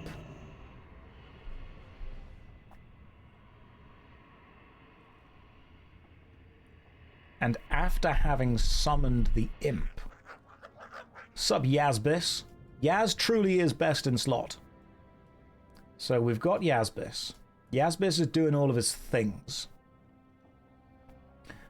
I don't think I need that second action bar, but just in case, what have we got? Hellfire I'm not going to be using because that is going to scare the healer. Fear you don't ever want to use. Demon armor is probably a thing that I should put there. No, that can stay there, actually. That's fine. Hellfire is fine, but it's going to be funnier to put more of that on it. And fear, let's be fair, we're never using fear. Demon armor's good, though. Oh, you will use life tap. I'm going to keep the book open and just click life tap. Because you can just keep killing yourself with it. Like, you can just keep doing this, and that makes the healer panic. Alright, fine. What if, instead, we go with Shadow Bolt, Rain of Fire, and life tap? That's it. 5 things. Repair. Some of you are shouting repair at me. Like I don't know how to do that, alright? Obviously I know how to do that. I'm going to go and repair things. Alright, where's the repair? If I were a repair, I'd be in the middle of the massive forge. Don't worry, I won't panic from your life tap. Well, I'll just tap myself more then. Right, you, apprentice, nope, you can't repair things. You can! Make my stick better. Thank you. So I'm currently using the Rod of the Sleepwalker, which is intellect and spirit, but it's not doing any actual extra damage. So I probably need a better stick at some point. Okay, anyone able to summon? I could summon as a warlock, but I'm not going to.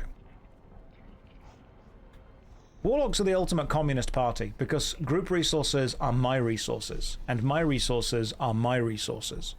Is this hardcore? Emotionally, yes. Mechanically, no.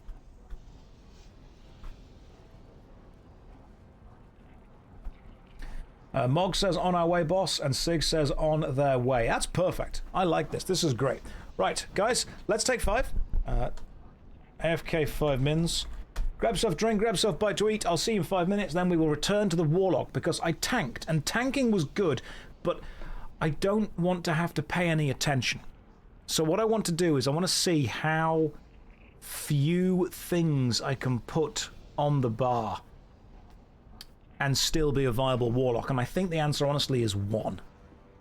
Right, guys, here's a DVD logo.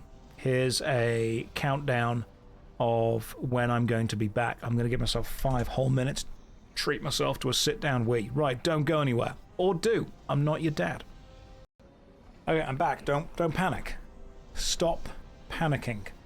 I am here. And I'm going to go and open the window because it's really bloody warm in this room. Right, and I didn't have time to eat my chicken slice, which means I've got to eat it on stream now. Okay, right, hang on, we're back. Back. Cool. Are we all ready? Are we all steady? Already panicking, what do I do now? Honestly, at that point, Doc, just kind of carry on. I think we've passed the point of no return there. Let's just keep going. You read the Article 6 harsh truths that will make you a better person after the recommendation. Thanks for the recommendation. Oh, you're more than welcome. Hopefully you're able to take something from it. You're able to use whatever it gives you and become a better person. Instructions unclear. I'm now panicking. Stop. I'm still missing water breathing. Well, at this point, honestly, that's kind of on you. Because, like, I've got it on my bar 11 times.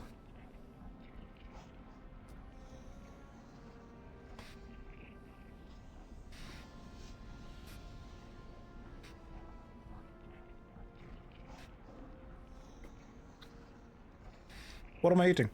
A pastry chicken slice. Like a Greg's steak bake, but with chicken. And bacon in it instead. Zawa says, don't pull out your imp in public. Zawa, when you become a famous enough content creator, you kind of have to. Alright? That's the law. That's the rules. I don't make them. I just follow them.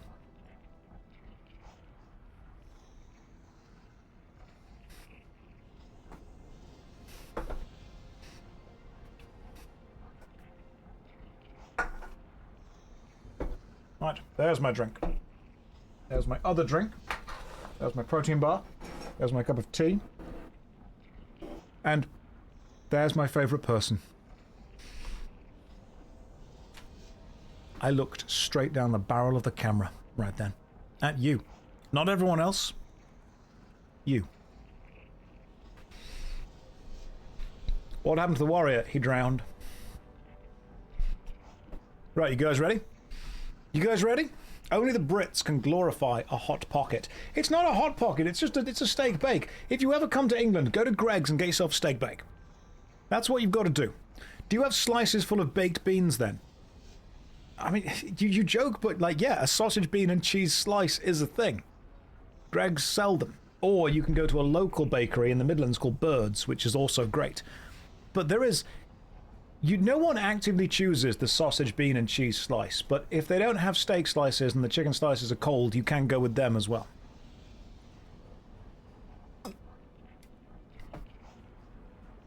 Bird's is a chain to the Midlands. Yes, it is. Bird's is not down in like London or something. You were made aware of bread sauce and thought it was a joke. Is this real? Bread sauce is a real thing. It's not made of bread. It's just kind of the same colour and general consistency, but wet. Yeah, I suppose bread sauce is the wet ghost of bread.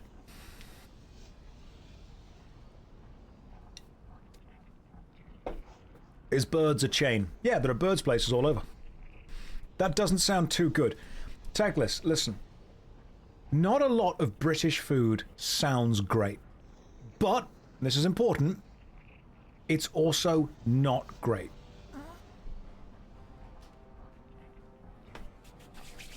Alright, here we go. Here we go. Are you ready? Thank you for summoning me. I will aid with the summon. Here's what we're going to do. First of all, I'm going to put my horse on my bar. I forgot what's in my bags. Nothing. Hang on, I don't need to put my horse... It's a spell, isn't it? I can just summon my horse. What if I put Summon Fellsteed on my bar? And what if it's so important, I do it again?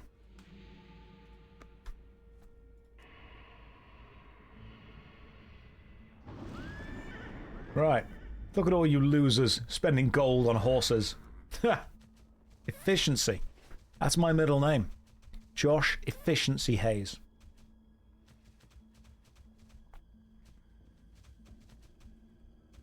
Here we go. Now, put it on 1 or 2. 1 is cast spell. 2 is cast better a spell. 3 is cast bigger a spell. 4 is am out of spells, hurt self. 5 is give me your soul. That's it. That's what I've got. Right, we're doing the graveyard first. Which is, I want to say, this way? Okay, cool. Are we ready? Okay. Demon armor. Is there anything else that warlocks need to do? Of course there is. Water breathe. Right, let me get you guys some water breathing. Because right now, we are all in danger of drowning. Pet as well. We're all involved. Right. My job will be... Yeah, don't worry. I'm here for you.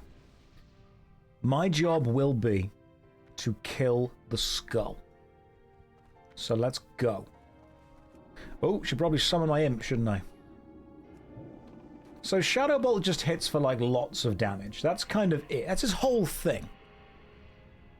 Now, let me summon my imp and then go and attack you guys. Oh, my imp was summoned. That was a superfluous summoning.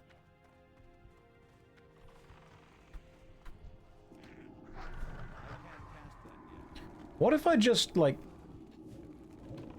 only ever cast Shadow Bolt? What if that was just, like, all I did?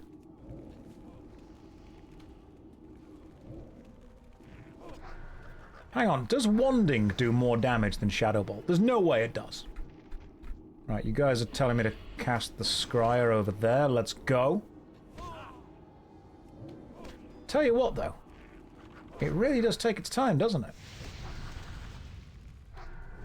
Thank you, healer. This seems like a time for a firestorm. Nope, nope. That guy was like, stop it. This dude just straight up smacked me and said no.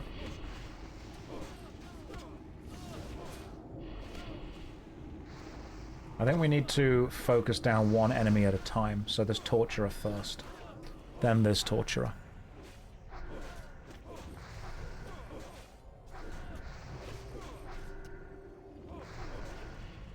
Oh, well, we've pulled the boss. Right, yeah, boss has been pulled. We're okay. Let's kill this Scryer first. Now let's kill this Scryer. I love Hellfire. You already have it. I do, but I'm not going to use it because I don't want to scare the healer.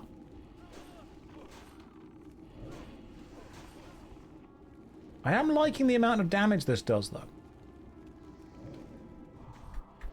Go ahead. Use it. You want me to use Hellfire? You want me to just run in there and do that? Hellfire is the one that hurts me, isn't it? Where's Hellfire? It ignites the area, causing damage to me and everything else. Alright, yeah, sure. I'll just run in and do that, shall I?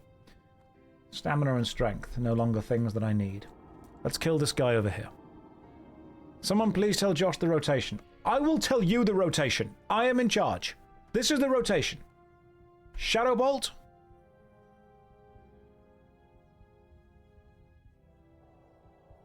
Any questions? Much appreciated.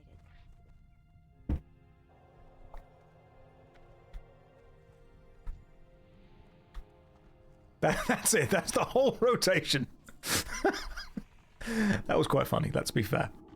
I am dying here, man. Daz, you aren't dying. If you are dying, maybe just tell me what's killing you, and you know what I'll do? I'll Shadow Bolt it. Is Yazbis even attacking anything? Yazbis isn't even doing anything because he doesn't attack unless I press the attack button. Right. I ran out of mana. Maybe I can just... Keck Albion Online lasted long. World of Warcraft players attempt to play another game challenge. Difficulty, impossible. Put him on defensive stance. He's currently on follow. He's on... Your pet attacks enemies that attack you or your pet. Okay, cool. Your pet attacks enemies that attack me. We got the Tiger Strike Mantle. That is a rare world drop. Cool. 25 armor, agility, and stamina level 29. I don't need that. And the Elder's Bracers of the Owl. Hang on. Oh! Oh, they might be better for me. Right, so I've currently got 4 intellect and 4... Just 4 intellect. Yeah, they're just straight up better. I'm going to need those. That's an upgrade. Oh, hang on. Shilly Mitts. Oh, no. Don't want to use those. Those are some chatters that are randomly rude, and it's very annoying. Yeah, I mean, there are, absolutely. There are many people that are randomly rude, but we just bob and weave around them, you know? We do what we can. Don't worry, guys, I'm here. There are spooky ghosts here. Beware. I am personally quite spooked. Immediately. Right. Guys, don't be scared. Stop it. I will use Shadow Bolt, which I think is a congealed ghost.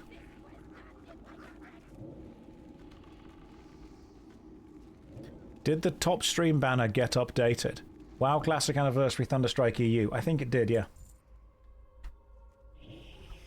Oh, no, this guy. This guy, that's the one. Let's kill him. So your Shadow Bolt is wet. Yeah, actually. When you consider that, Shadow Bolt is a congealed dark energy, which is kind of a ghost. So, like, if a Warlock cast Shadow Bolt at you, I think it would be wet. I agree. I think most people in this stream are very respectful. I just think that there are a couple that ruin it for everyone else.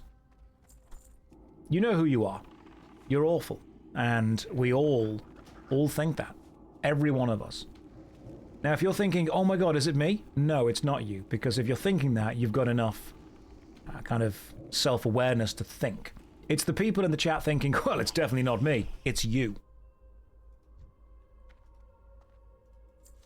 Just picked up some delicious cave mold from a ghost, which is my favorite type of cave mold.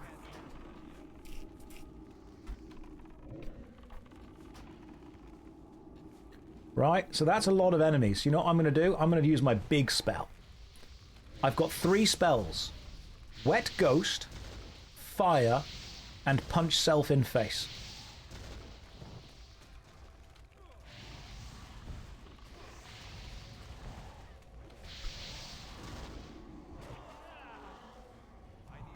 That's how Warlocks work.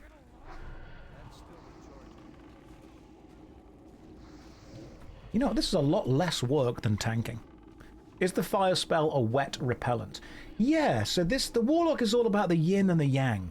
And for every wet ghost, there is a firestorm.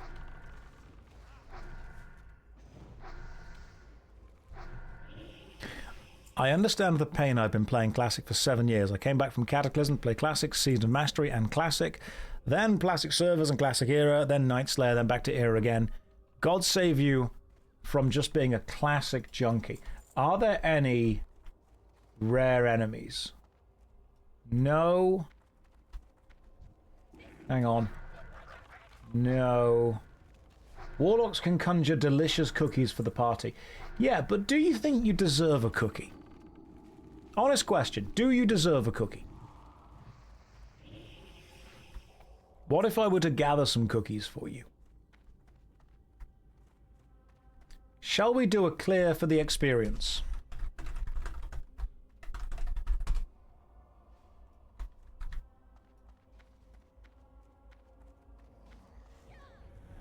I don't think you need a cookie. I think you deserve a cookie. Do I have a GDPR form prepared? Potentially. What do you need it for? You don't deserve a cookie, that's true. I was nice for a week, I didn't kick anyone. Maybe you deserve a cookie then.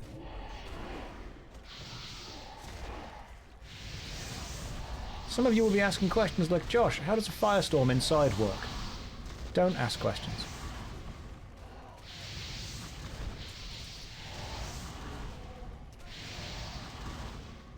Yes, clear for XP, please. Because I require experience. Right, cool, they're all dead. Let's go. Josh is finally going to be the DPS meter. I am going to be the DPS meter. I am going to DP the S so hard that other people will be like, everyone technically is a tank, apart from me. That's how much damage I'm going to do, just so you all know, alright? Get ready for numbers so high that you haven't even seen them before. And I'm talking numbers like 500. You're going to what? Don't question me, Mogwin.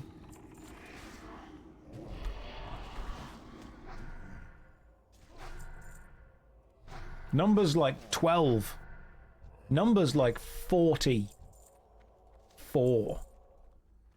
I'm talking damage so high the damage meter can't even display it. Like, it's going to run out of numbers. We're going to go into letters. We're going to run out of letters. We're going to go into just sounds. Like, we're going to display the DPS meter, and all it's going to do is show me and then go, ooh.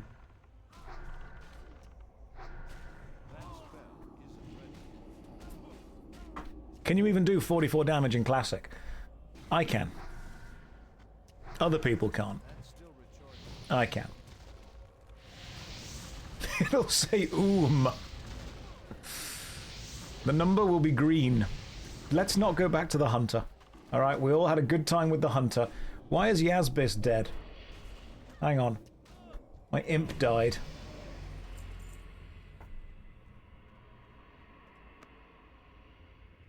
GG, pet.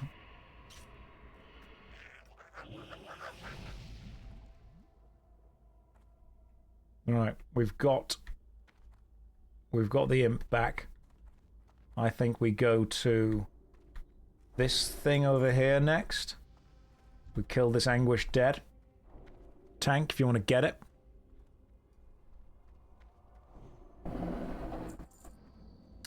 You know, after playing a tank quite extensively, I feel that I understand how tanking works now. I feel a certain kind of symbiotic connection with everyone else who tanks.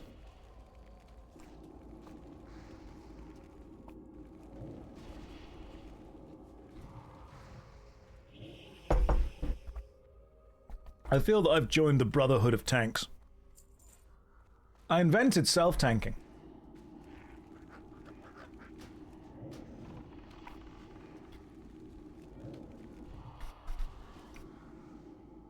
That's amazing. I hope all DPS play tank at least once.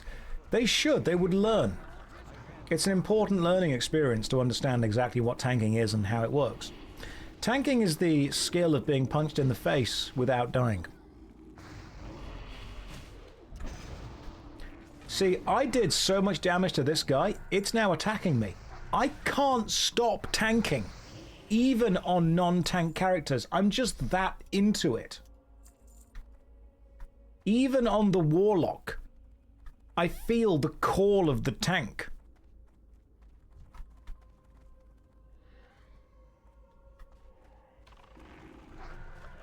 A, B, C. Always be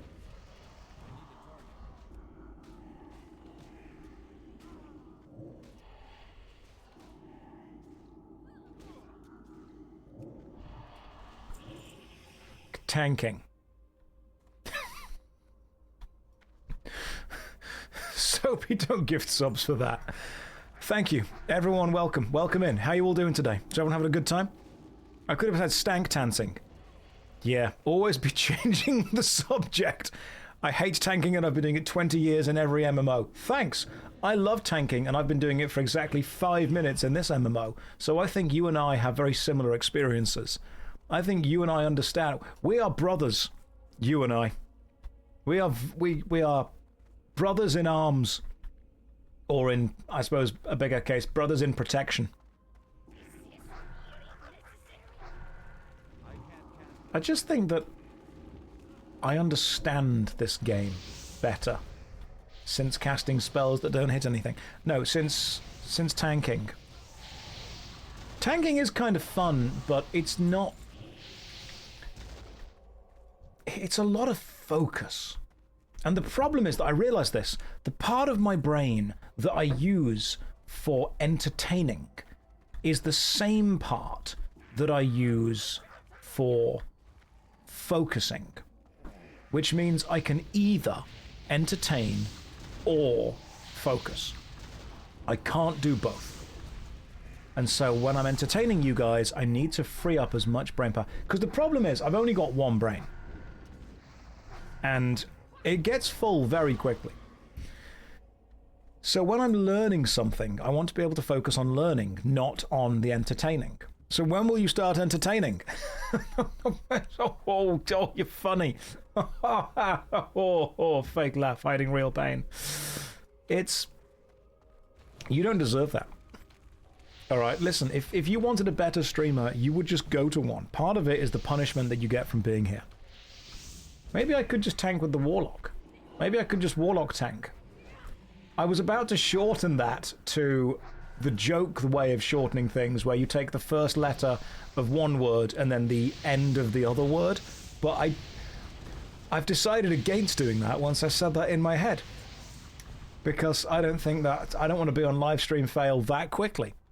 I don't want to be a clip of me going, so what I'm going to do, guys, is Warlock tanking, or as we in the biz say, wanking. Because that would get me on Reddit, and I don't want to be there. You don't need to do that on stream. That's a different... This isn't Kick, guys. Come on, alright? Have some focus. Okay? Have some class. Let's go. I'm glad that Visa can't put that on YouTube. We will be demonetized. That's the tier 3 part of the stream. That's the Patreon exclusive.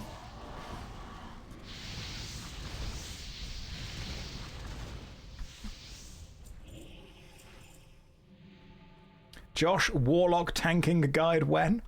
I'm not shortening it again. If I was to make a Warlock tanking guide, it would probably just be, you just have to do the same repetitive motion again and again and again, and eventually you will succeed.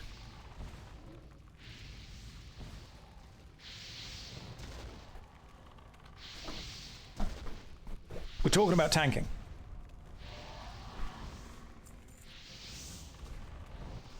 Thank you, Kiwi. I'm glad you're learning so much. Yeah, the trick to playing the Warlock is pressing Shadow Bolt. That I have discovered.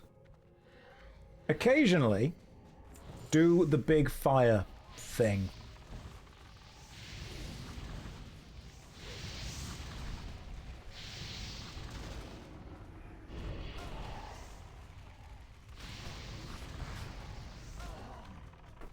Now, some of you might notice that sometimes when I do the big firestorm spell, I'm pulling aggro. That is what I like to call a tank problem. We leveled up. Time to put some points into some talents, which I will do after we've killed the boss. Thank you. I'm glad Hooked on a Feeding. That's what I'm here for. Making sure you feel seen and respected. Right, what are we doing? Where's the... So, hang on a tick. That's everything in affliction. Where's my destruction? Currently, I'm doing Shadow Bolt only, and every single talent is in affliction. Like, I'm using the one spell that I've put exactly 1 point into. I am the best Warlock. All my talents are in the wrong talent tree right now. I need to respec. I also got the Orb of the Forgotten Seer. Increases damage and healing by magical spells by up to 12. I actually need that, don't I? Game Whiz. We trained him wrong as a joke.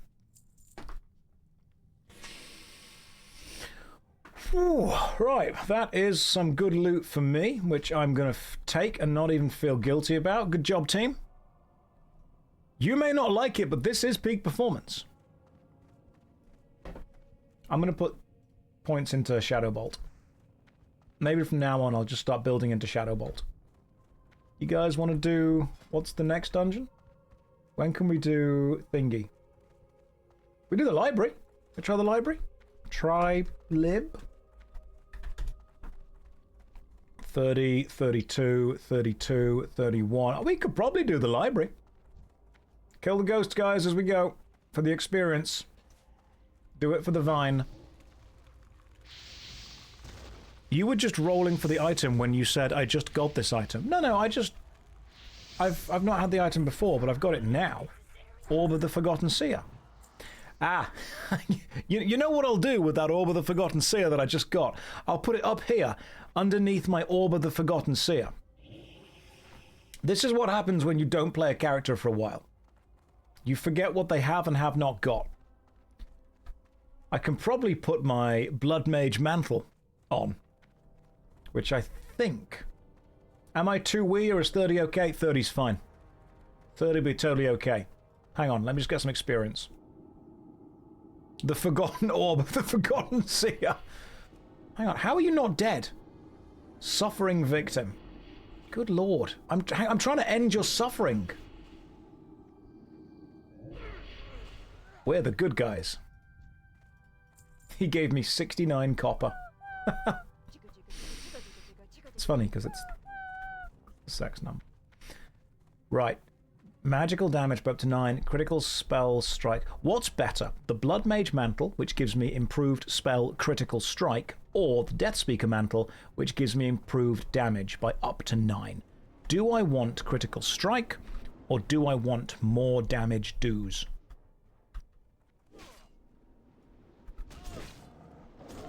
Right, not that way. That's the cathedral. That's the armory. This is the library. Blood Mage Mantle is better, you say? Crit damage number is bigger, and therefore you want more crit. Well, can't argue with maths. It looks cooler too, which is honestly the most important thing. Josh, do you want bigger numbers sometimes or smaller numbers all of the time? That's a good question. You know what? The answer truly is I don't know.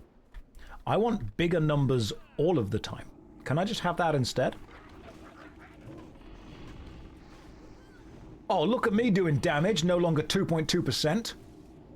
God, you guys are in trouble now. Maybe I should use some of my dots abilities, my damage over times. People think dot stands for damage over time. It doesn't. It stands for damage on them.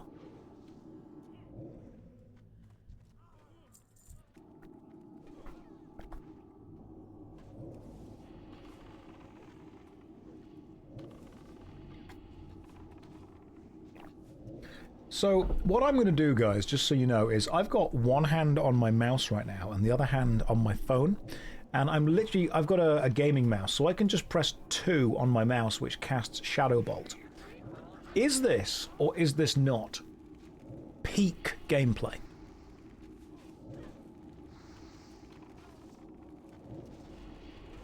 Because I think this is what we call peak. Oh, well, out of mana, time to punch myself in the face.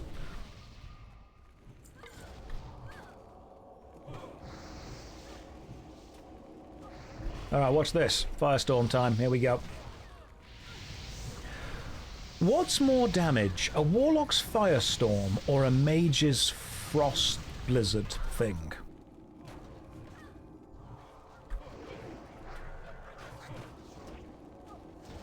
Blizzard is more damage. Seed of Corruption. Ah, that's the level 70 spell, isn't it? So when I get to 70... Are you saying that when I get to level 70, Hellfire does even more? Fine, we're putting Hellfire on the bloody bar, and then I'm going to run in and just burn myself. Davy Cakes says back, he's pulled Kid aggro. So we need to get him back for the time being. Hang on.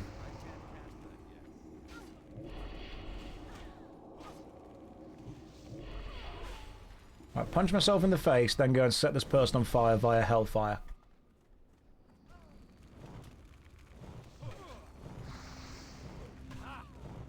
Alright, cool. That's fine. Give Davey a second. Be main and get in there with Hellfire. I could just do that. Hellfire's self-inflicted damage is the healer's problem. Right, healer. Sig.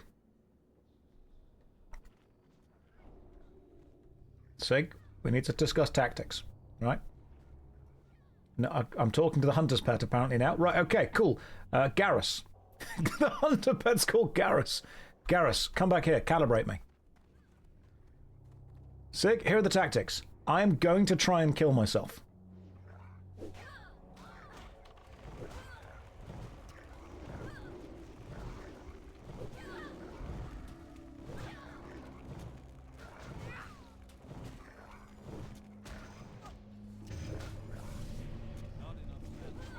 And then I'm going to life tap myself and then try it again.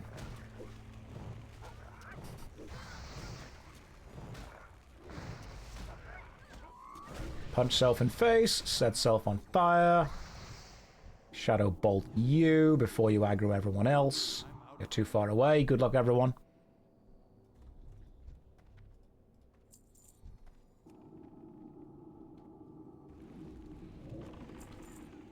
Welcome back. Oh, 266 crit. That's fantastic.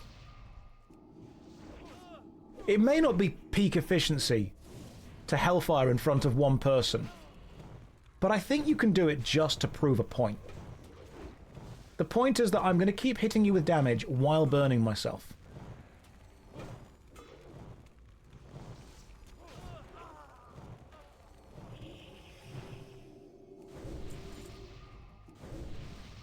I like this. This is great. Honestly, I'm just being a bit of a menace to the healer at this point. What are we trying to accomplish? We're trying to work out how few enemies you... I don't think you can tank... You don't think I can tank? Watch this. I'm going to set myself on fire.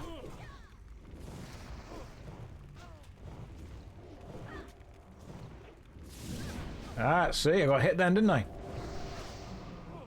What if I do it again?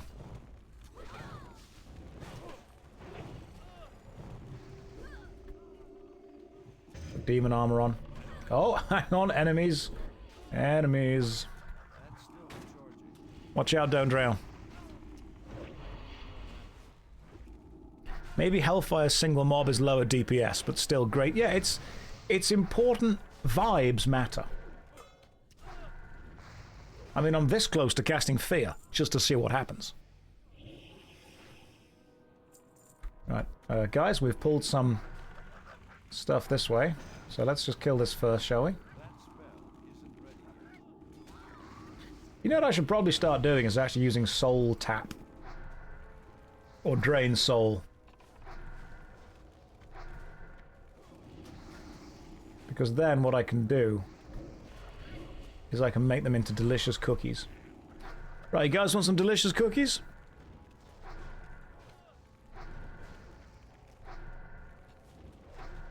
I can't cast that yet. I can make No, says Zat the Reaper. I can make delicious cookies. Don't use anything that slows down the shadow bolting. The shadow bolting does seem to be right now. Wash your hands before conjuring them.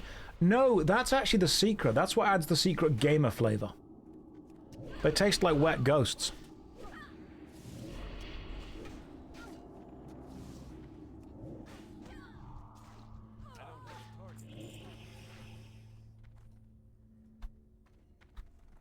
Negative, I'm a delicious cookie. Oh, thank you. Elaborate. I'm casting Shadow Bolt, which means I'm congealing a wet ghost between my hands every day. Right, there we go. Kill the Beastmaster first. What do you mean first? I can kill everything at the same time. I'm a Warlock. Alright, team, get back. I'm a Warlock and I'm not afraid to kill myself.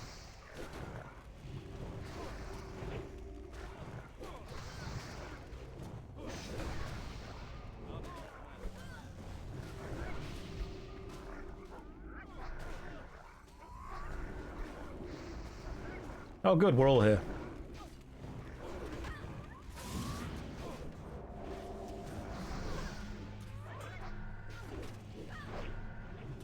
Now some people would have said that was quite scary. I would disagree. Bird friend, I completely agree with what you just said. Josh, riddle us this. Shadow Bolt is dark purple, but ghosts are usually white. Yeah, that's because they've been cooked. Obviously, Shadow Bolt is cooked ghosts. They've been congealed. I am learning that when my character says not enough mana, it is basically my sign to punch myself in the face to get mana.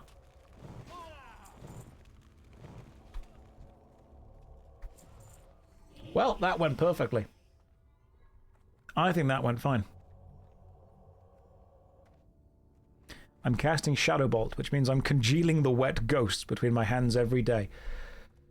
I don't claim to be the wisest of us. But sometimes wisdom is given to you. You are on top of the damage meter. I'm probably also on top of the damage taken meter. I think I'm probably on top of the damage meter because it counts damage I'm doing to myself. Release the hounds! Don't encourage him. Yes! Number one, Deeps! Alright, time to burn these dogs. Let's go!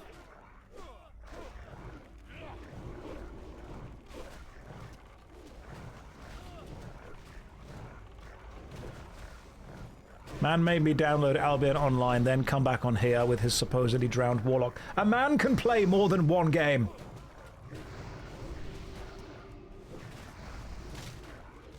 Maybe there's an add-on that will replace the Shadow Bolt sound with a wet splat. I have done what we like to call pull aggro. Now I'm going to cast this so I stop killing myself as much.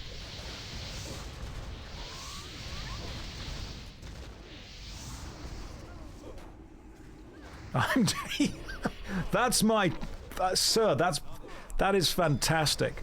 Cyrodiil just said my battle cries. I'm taking me down even if it kills you. Dog training gloves. Strength and agility. I don't need those anymore. I did. Back when I was a warrior. In a past life. I think you've mastered the Destruction Warlock. You'd think that rather until you look at my talents and realize that I've got 2 in Destruction and 17 in Affliction, and I am using no affliction spells. I've also put 3 points in Demonology, which increases my Imp's Fire Shield. So I've built into Affliction, and I'm playing as Self-Destruction. Josh is stacking Intellect, which means you'll get smarter. I think if I continue to stack Intellect, I will learn that maybe channeling Hellfire next to a single enemy is not the most efficient use of time, but it is quite funny. Is this the most min-maxed build? Yes, the thing is that I'm not using the thing I'm trying to max. That's a good way of looking at it. This is a min-maxed Affliction Warlock. The problem is that I'm not using Affliction spells. I'm at risk of drowning right now. Well, let me change that.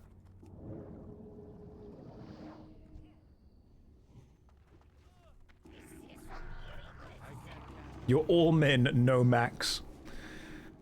Warlocks are just edgy mages. Everyone knows this. Right. Okay, once you guys have got aggro, I can just do this.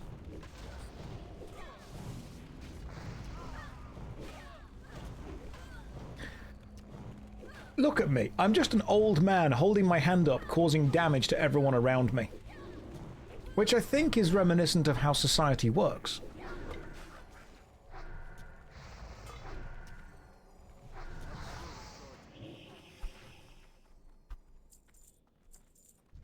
I am max minning. Warlocks are just mages that use the priest as a sugar daddy. Warlocks are mages who listen to Slipknot once.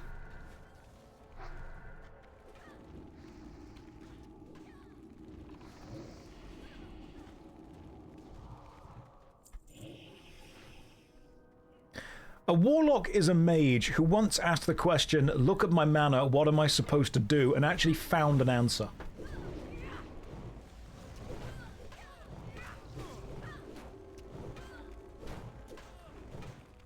The answer was punch themselves in the face until they have more mana and then go and kill everything with AoE.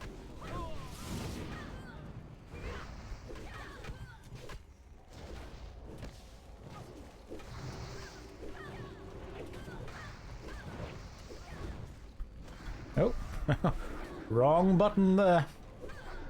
Alright. It's a warlock fight you want, is it? Hang on, why am I fighting you? I can fight everyone. That's the point.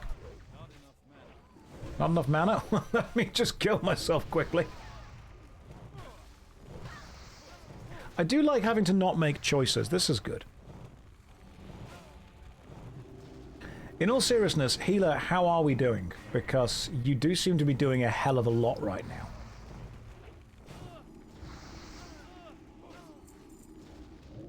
We're fine. Great.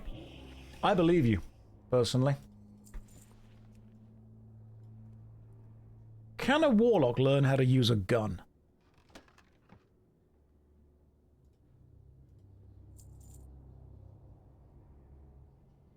Chugging liters of water to keep this warlock alive. Well, make sure you don't drown.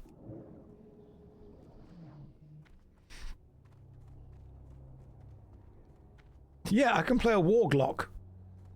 I'm out of spells, but I'm not out of shells. That's how this works.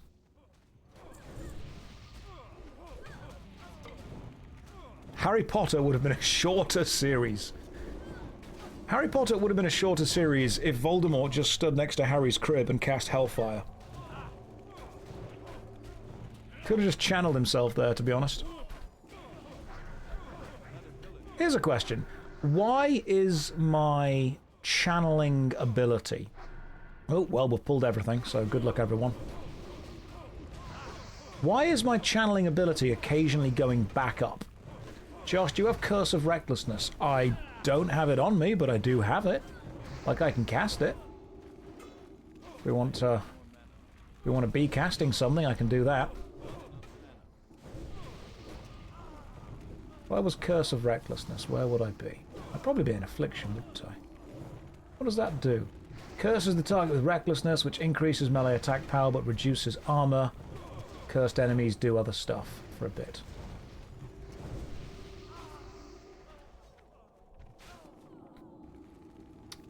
Ignore fear and horror effects. Okay, cool, so I can cast it on you guys. They won't run and pull more. Oh, so I can just cast Curse of Recklessness onto these guys. And then just do this.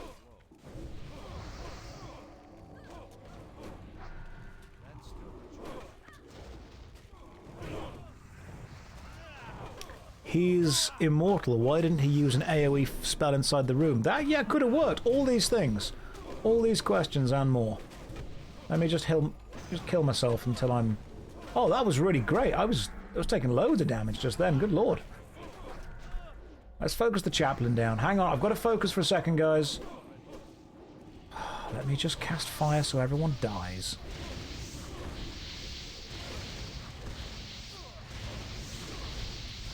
Oh, we're getting back to where they're resisting me. Maybe they'll resist this shadow bolt. Alright, it's single target DPS time. We did just survive pulling like 5 packs.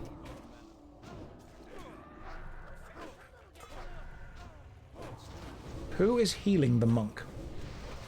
Is it the chaplain? Ah, it's the chaplain. Okay, I'll kill the chaplain instead then. When you take damage from enemies, you lose concentration. Yeah, but whenever I was doing damage, the bar seems to go back up, which was really interesting. Like, why would the bar go back up?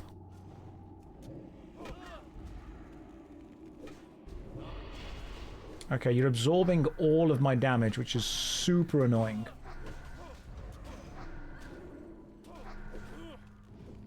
Could you stop absorbing all of my damage? Okay, cool, you're dead. Now we try and kill the monk because it's almost dead. And then when the monk dies, now we kill the chaplain. Hey, Garrus has leveled up. Good job, guys.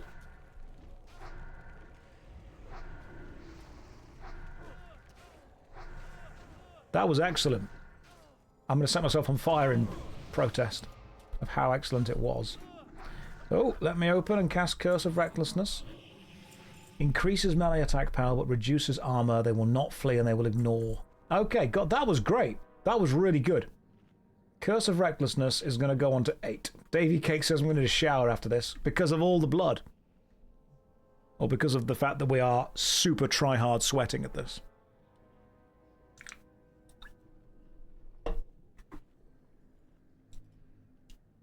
Had to use lay on hands on Strife. You can touch me anytime, that's fine. Thank you.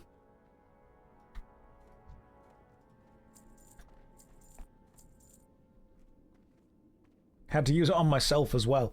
I mean, yeah, I had to lay hands on myself when I was also burning all the enemies. Guys, behind us. There's a room.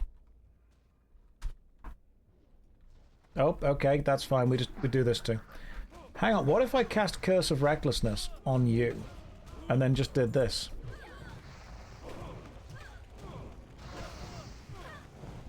I mean, this works quite nicely, to be fair.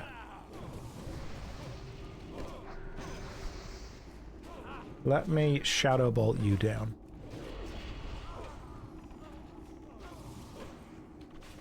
Hold on. I'm not going to discuss the complexities of the Harry Potter lore because I don't know or care.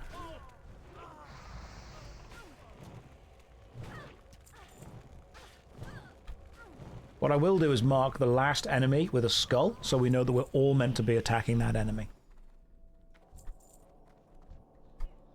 Let's kill the Diviner first. Davey, how long do you want me to wait before I start attacking things so you can get aggro? And are you okay with me not doing it?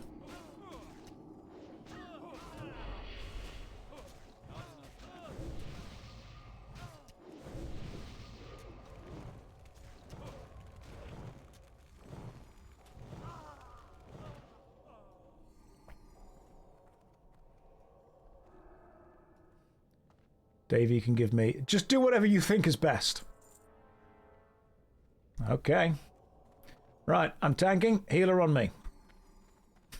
I'm being silly. Can you imagine?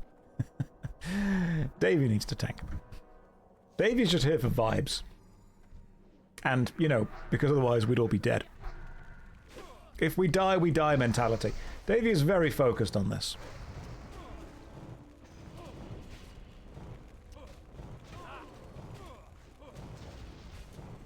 The problem that I'm discovering is that Hellfire is really good. And that's a problem because I'm just going to keep doing it.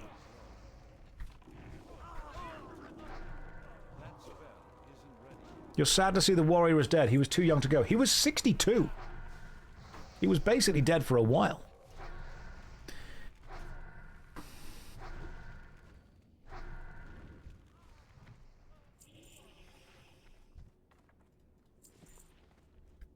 I wonder what profession I should take on the Warlock.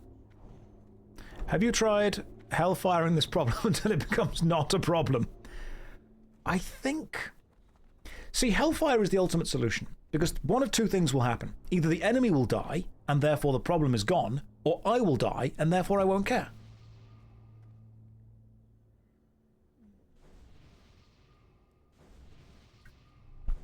This is perfect.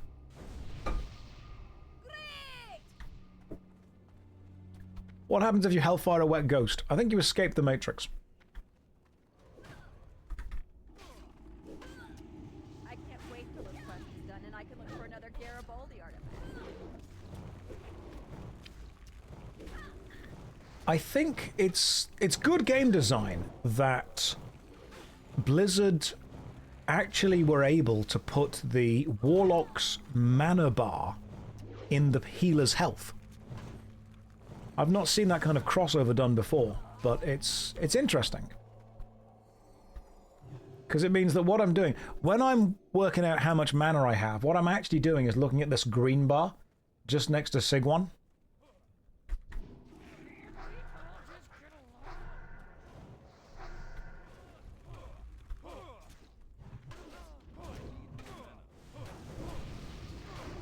They gave each class a reason to be liked and disliked. What's the Warlock's reason to be liked? Is the wet ghost the longest running joke? It probably is. We've done pretty well with it. What's up with the underwater breathing spell? I don't want people to drown.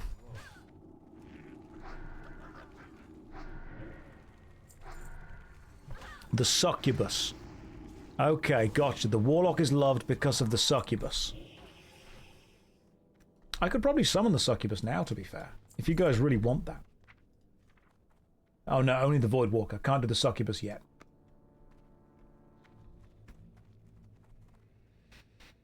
The two wolves. What's the longest running joke in this Twitch stream?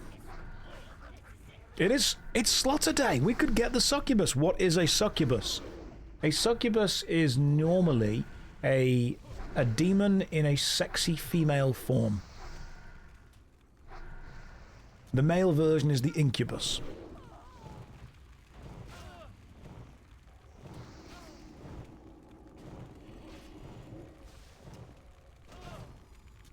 Does the Warlock have an interrupt spell?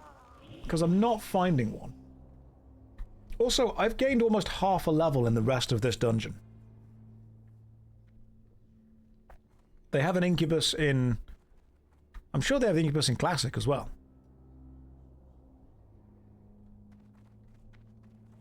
We can't Warlock tank without the succubus.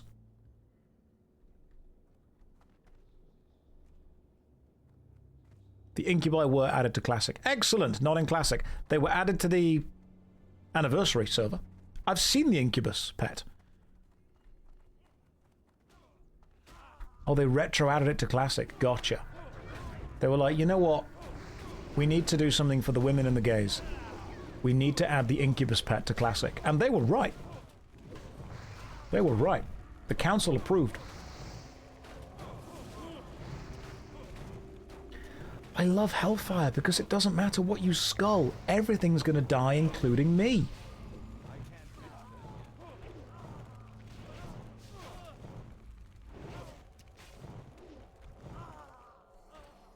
This is great. Josh, haven't you really played WoW before? You were acting and pretending. No, I mean, this is I've been playing it for the last 2 months, but that was the first time I played it for 2 months. I never played it when it was live, if that makes sense. Why am I wanding when I can just burn myself? You wish it had less polygons to fit Classic. Looks like a retail mob. I didn't know that, Vezi. Let's have a look. The Golden Scale Cuirass. Can't see what it looks like because I'm currently wearing a thing. How are you doing, Vezi? Are you enjoying my Warlock gameplay? Tell me how well I'm doing. On a scale of 1 to 2, tell me how well you think I'm playing Warlock. When my main skill is run up and setting myself on fire. 2, thank you, Zawa. I know you weren't who I asked, but I appreciate that. Capstar, -1 is not a number between 1 and 2. 1.5. Both 1 and 2, says Frogio. That's perfect, that'll work. Oh, hang on, let me just chase down these enemies. Hacking Cleaver of the Monkey. You see, I'm a DPS, which means when I focus on an enemy and cast my most powerful spell, you may see numbers up to and including resist. Your health is a bit high, you should life tap. The healer isn't panicking. They will be. Don't you worry. They will be. Warlock isn't my class, I don't know much. I'll teach you. You enjoy watching your talks on YouTube, though. When I wake up in the morning, nice to catch some live. Vezi, would you like me to explain the Warlock's rotation to you? The Warlock has 2 rotations. One of them runs up... So, hang on, no. One of them is when close to the enemy, press 6, provided you have bound Hellfire to 6. The other rotation is run up to the enemy.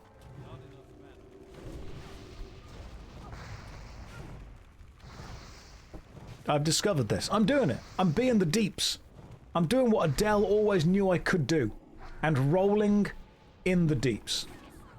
Why isn't every key Hellfire? God damn. This is what I need you here for, guys.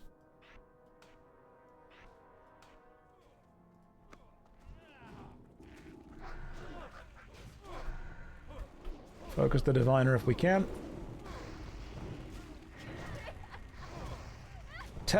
Telling a healer not to panic is part of the rotation. Alright, healer, get your mana ready, because I'm about to get my life gone. Can we have a 3rd action bar with all Hellfire? We could probably rotate it between the water breathing and Hellfire.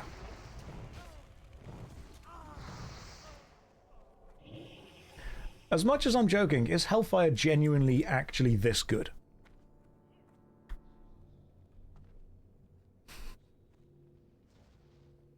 Because I didn't realize that it was actually that good. But it turns out that if you are slightly high... Until Seed, yes, until the Seeds of Corruption, it is straight up genuinely that good. It's really good until you get better options, and then you get Seed of Corruption and never use it again. Okay. So... the Fury Warrior is the rogue of the tanky DPS. And the Warlock is the Warlock of AoE fire DPS. That's what I'm learning. Hellfire is your top DPS spell as long as the healer can heal you. Cool. Not with all stats on Affliction. I think I will probably change to Destruction because, I mean, like, that just straight up does some more damage. Do any of these improve Hellfire?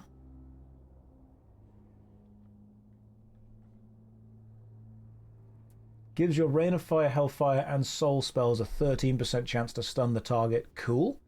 Improved Immolate, improved Hellfire. Also, top healing received. Cool.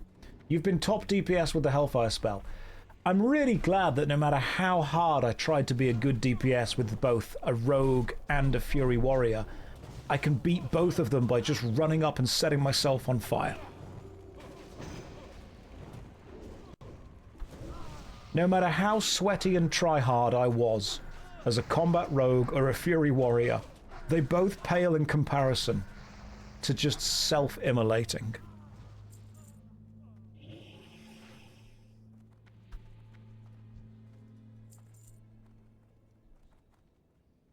I would say, you know what, the Burning Crusade right now is me.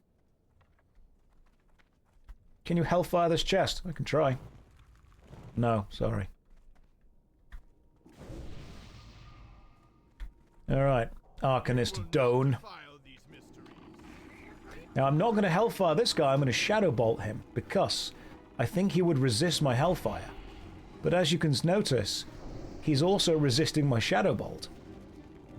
If you can't handle me at my Shadow Bolt, you don't deserve me at my Hellfire. Well, ran out of mana, which seems like a healer problem. Burn in righteous fire. I can't hurt myself while silenced. Am I just giving myself nasty words?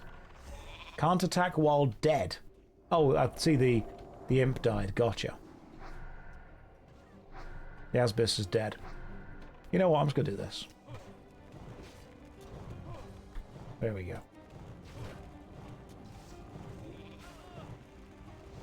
Consider your bolts, Shadow Doan. Cool. Illusory Rod. That is a better stick. And Mantle of Doan improves spell hit rating. Do I want the Mantle of Doan or the Blood Mage Mantle? Intellect and Spirit goes up, improves spell hit rating by 9. Doesn't... I want both of them. Cool, don't forget your key. Illusory Rod is decent. Improves spell critical strike by 10. More intellect. More stamina. Yeah, that's good for me. And the Mantle of Doan, I think, is also good for me. They're both good for you. Hit is best stat at low level. Cool. We'll take that. Let's do this. Again? You guys want to go again? I'm happy to go again. I can burn myself more. I cannot carry any more of the Scarlet Key. I've already got one. We've done this before. Remember, this was the guy that got 2.2% damage. I remember this. Yasbis was best in slot. Oh my goodness. I remember this. Just don't burn out. Booch, I'm not going to burn out, alright? I've not even begun to burn in. There's so much more we have to do. I'm going to play Albion Online for like 2 weeks straight for the Crucible. I'm going to play World of Warcraft for like a long time. At some point I'll remember that I need to make YouTube videos. But until that happens, what if? Okay, so I've got the Death Speaker Mantle, the Mantle of Doan, the special balls. I've got 2 special magical balls. Don't clip that. What I meant to say was I have received the Orb of the Forgotten Seer drop twice. And if you look at them, it's quite hot. So I've got 2 magical flaming balls that I could at some point hold. It's getting worse. And I've got also... Didn't Doan give me his stick just now, or did somebody else get it? I think somebody else got it. Oh, hang on. Who else got the stick? Illusory Rod. Oh, you received loot. Illusory Rod. I got it. I got the stick. Where's the stick?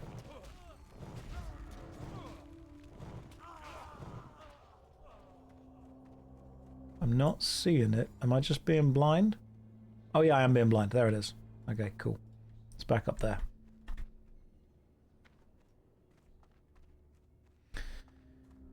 So I've got my illusory rod and my magical balls ready for the library. You know, when I hit level 34, which will be in 3 levels time, I will be able to do quite a lot of damage with that. More damage per second, more intellect, more spirit, more critical strike. This is just like a good amount of stuff. Yeah, way more stamina. Hang on, more intellect. Yeah, who needs spirit? Spirit is honestly more of a suggestion. Right, watch the... That's great gear for a Warlock tank. Well, that is good. Guys, watch the patrol. Come inside. Do this. I would say at this point we just run out. Oh, no, we can't run out. There are still things alive. Sig, I'm glad you're still here because somebody needs to keep me alive. I feel we focus the Gallant if possible. You know what, me and this Adept, we got business.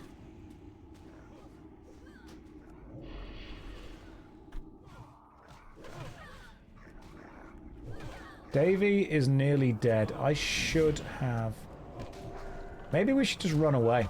Right, I'm dead. I'm dead. So, just run. Run out. We're okay.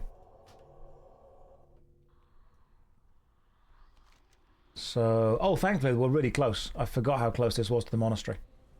Okay, who do we need? We've got a hunter, we've got a priest, we've got a paladin. Davy, you were tanking. So, do we want another DPS? I flew too close to the sun, guys. I did what Icarus did. Which is where he hellfired himself too close to the sun.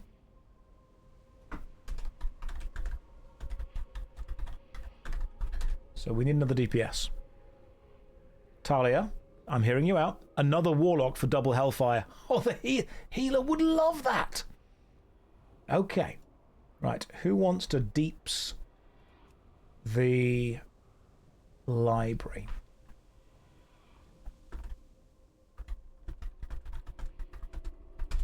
Need DPS for Scarlet Monastery, Libroir.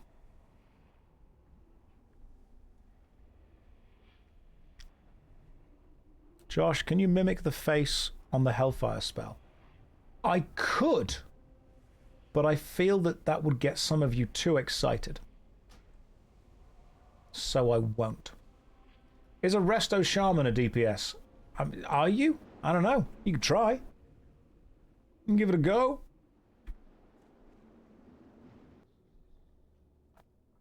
Is a Restoration Shaman a DPS? Are they, genuinely?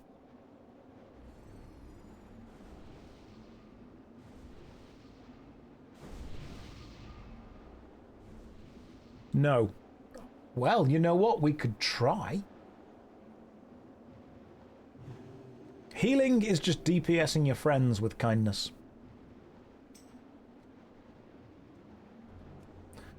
Is it possible to get invite to the guild? At the minute, no. It is currently full. My bad. Need DPS for Scarlet Monastery Lib. Listen up, libs. We are DPing the S. You know what? I could do a lot more Hellfires with 2 healers. That's true.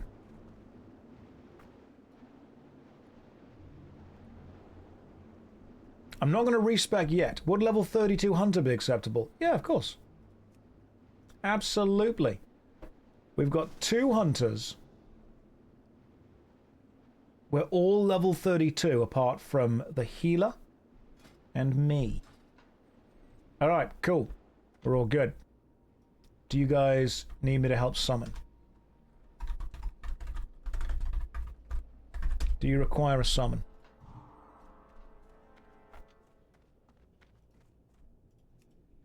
We got it. You guys are summoning. I love this. You DPS'd your friends and it caused nothing but drama.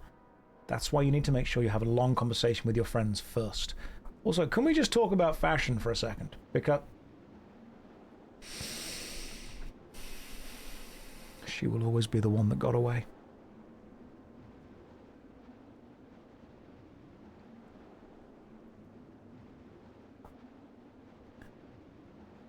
I'll make a mixtape in her honor.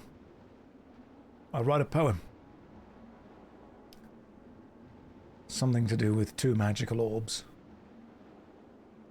That's how me and her were connected.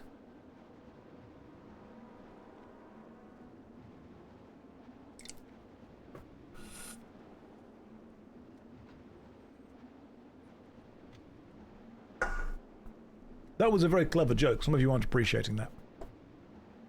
Are you going to use the 2 magical balls so you can Warlock tank and do damage using the seed?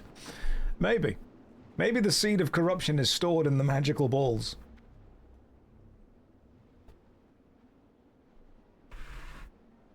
Stat says you'll be waiting for the mixtape. Good! What should we put onto it? Look, I've got the Orb of the Forgotten Seer twice. Surely you could just hold the ball in each hand.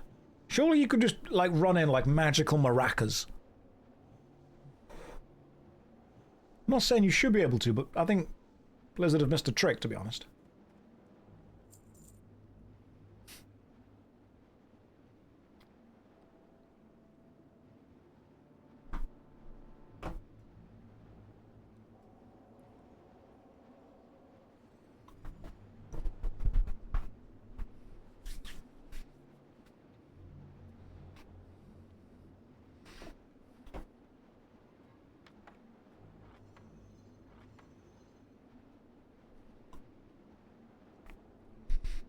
I have assembled my inventory, as some of you have requested. The magical stick and the 2 orbs. And just to complete it, some cave mold. Because, you know, I'm sat on this chair for a while.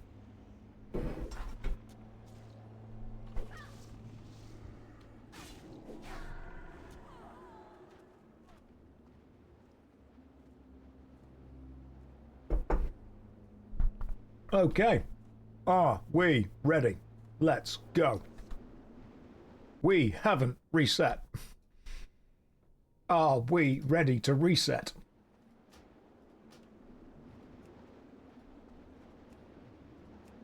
Let's go.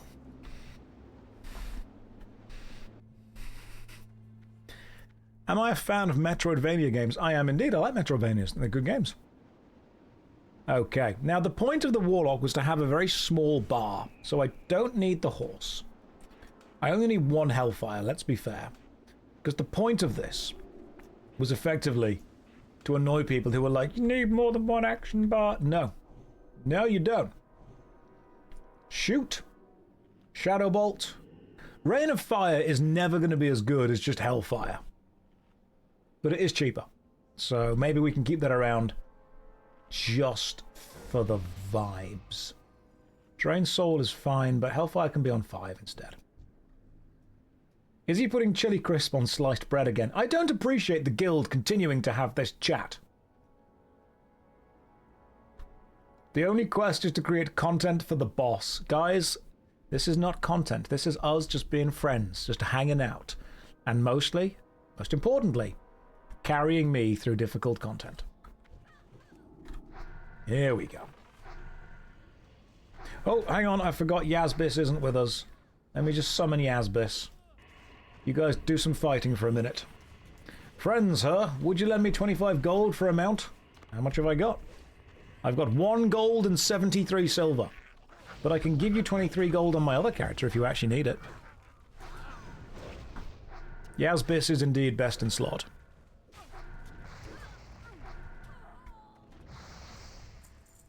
Insignia braces. Don't need them.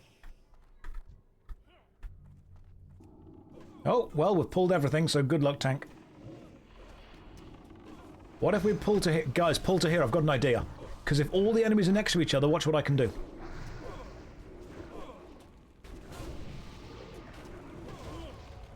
Oh, yeah, there's the deeps. There is the DP, yes. If the enemy stopped attacking me, that would be great.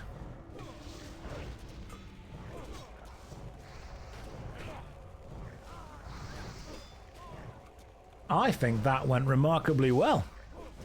Hello, Josh. I saw you on YouTube. I can't believe you advocate chilling out and having a nuanced opinion.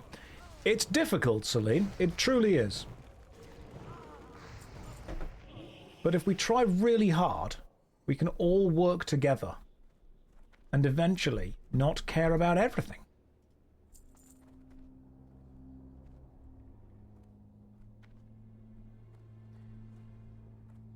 If you care about looking like you care about everything. If you care about actually changing things, care about specific things. Why is the timer still there? To remind you. To remind me to remove it. Right, tank's running up there doing some stuff. Let's all kill these guys. Off we go.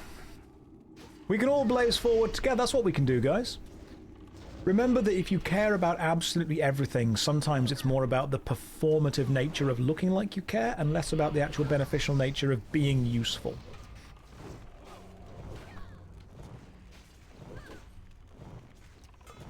I'm really enjoying this Hellfire attack. When I said I don't want to pay any attention to the game, I didn't realize there was a button that I can press that just means I don't need to pay any attention for 15 whole seconds. At a time. It's incredible.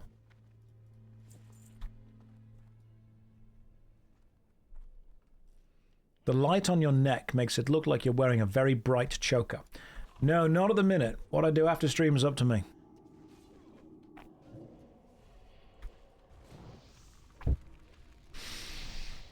Occasionally I'll mix it up and I'll cast Hellfire just for the vibes.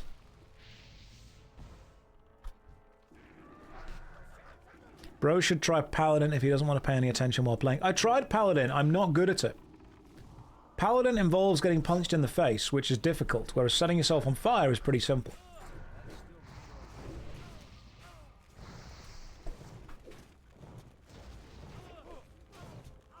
You're basically paying for your DPS for your healer to pay attention to you. Yes. Yes, I am. You know what? Would my healer like a magical cookie? Would anyone like a magical cookie? Tank, would you like the cookie that gets you back alive if you do a death? Right. You would like a magical cookie. You know what then, you cheeky little chap? Let me give the tank a soul stone, and then after giving the tank a soul stone, I will do the thing.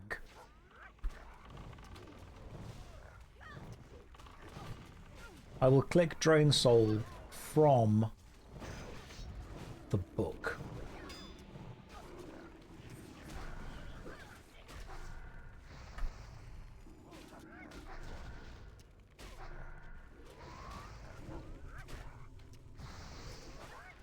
There we go. Drain your soul too. After draining your soul, that should get me multiple. That's perfect. I should probably be draining souls more, shouldn't I?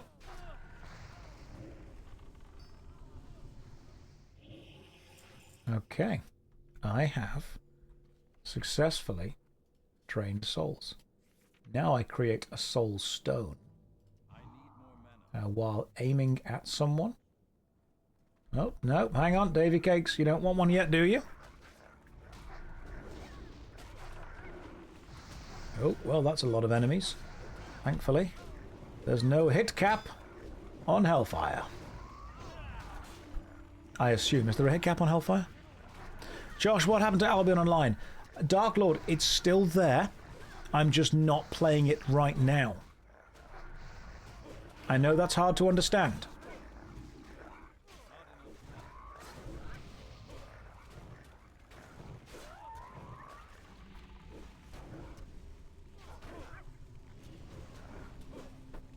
I know that it is a struggle to understand that sometimes other games get played. Alright, cool. I've got a soul shard. You know what? Right, Davey. Let me make you a magical soul stone.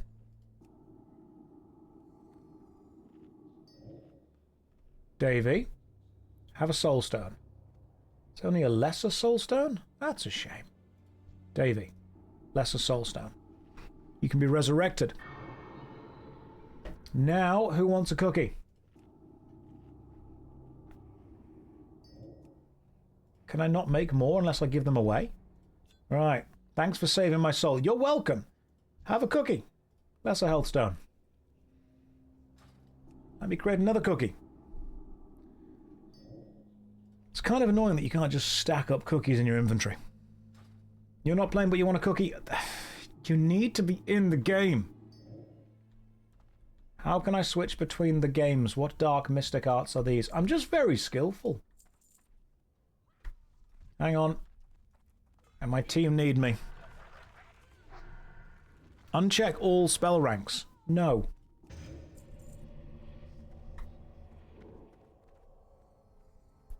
Don't say cookie. It means penis in Hungarian. Alright. Alright, who wants a round disc knob? See? That means penis in English. Now we're all sad.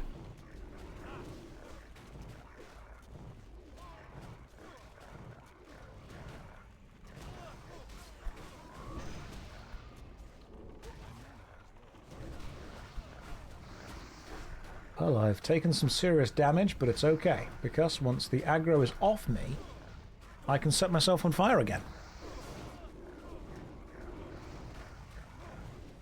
Is the knob hobbing? The hob do indeed be knobbing. For those of you unsure, there's a biscuit in the UK called a hobnob. A dog whistle summons a tracking hound.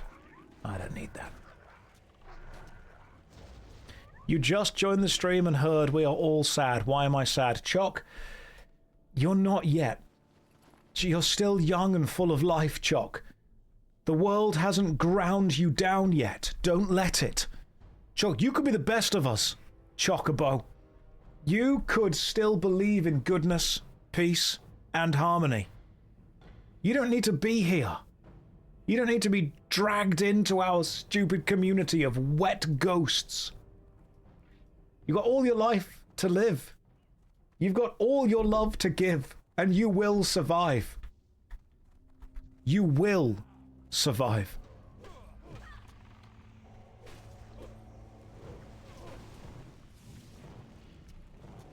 He's gone. Can you imagine someone coming in going, Josh, your stream just seems a bit weird at this point. Alright, where are they still? You still with us? You still here? Just checking. I think you very much need to put the vibe of this stream out. Why didn't I get such a speech? Danny boy, the pipes. The pipes do be piping with you here as well. I can't give a speech to all of you. The vibe is just mad ramblings at this point. Yeah, pretty much.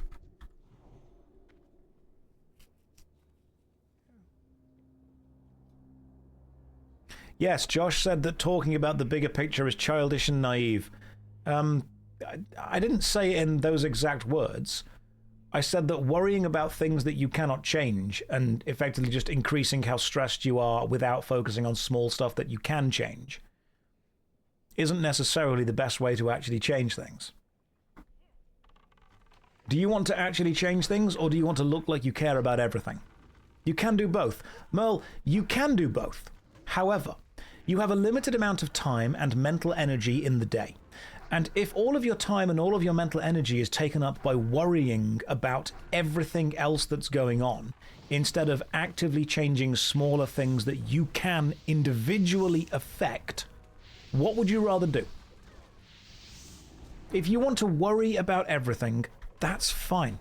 You can worry about everything. Personally, I've seen people who worry about everything burn themselves out mentally and physically instead of actually changing small things that they can change. Some people choose that class, some people don't, but being actively against the people who choose that class is counterproductive. Merle, have I said that I'm against you? Genuinely. Have I said that I don't like people who worry about everything? We're back in the loop, guys. Stop calling us childish and... I'm calling you childish and naive. Okay. That's fair. I believe that the people who are able to affect the most change in the world are often the people who focus on doing what they can to change things.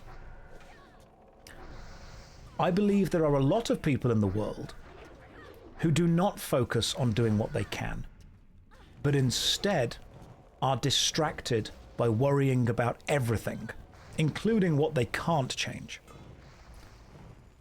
And it sucks to be able to say to someone, this is bad, but I'm not worrying about this right now. Merle, I gave $20 to a homeless family in their car the other day, but I still try to fix the reason why they are homeless. Okay, Merle, I'm not saying you haven't done good stuff. Are you going to worry about every single person who's homeless? And by that, I'm not saying, do you believe that they are all valuable? Because, yeah, obviously people believe that human life is valuable, but are you going to spend all of your mental energy and all of your time and all of your resources trying to fix every single one of those problems?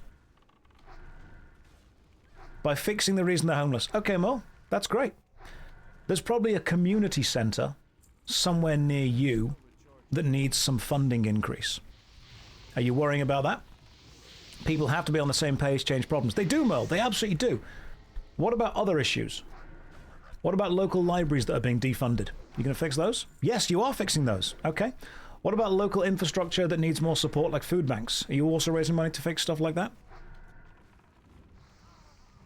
Because if the answer is yes, then fantastic.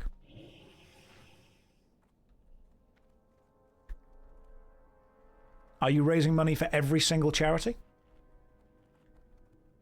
Are you worrying about every problem in every country? Nice Try says this is whataboutism, because it all stems from the system designed to extract wealth from those at the bottom and funnel it to the top. Yes, Merle, it absolutely does. It absolutely does, and you should choose something that you are able to affect. But having a tiny effect at everything will only work if everyone's doing it. Talking about the big picture leads to small changes, but you still at some point need to do those changes. You have a limited amount of time, you have a limited amount of effort, you have a limited amount of mental focus, you have a limited amount of anything. No matter how good your intentions are, you have a limited amount. Choosing what you give that limited amount to is important. So saying to give up is not the answer. Merle, if you think I've said to give up, then you are naive. I have not said to give up. I have said to focus where your energy is going to. You have a limited amount. And saying that you are going to give the thing to everything is naive. No, you are not. Worrying about everything does not change anything. Worrying about something that you do have the time, the resources, the focus, the knowledge to fix will help.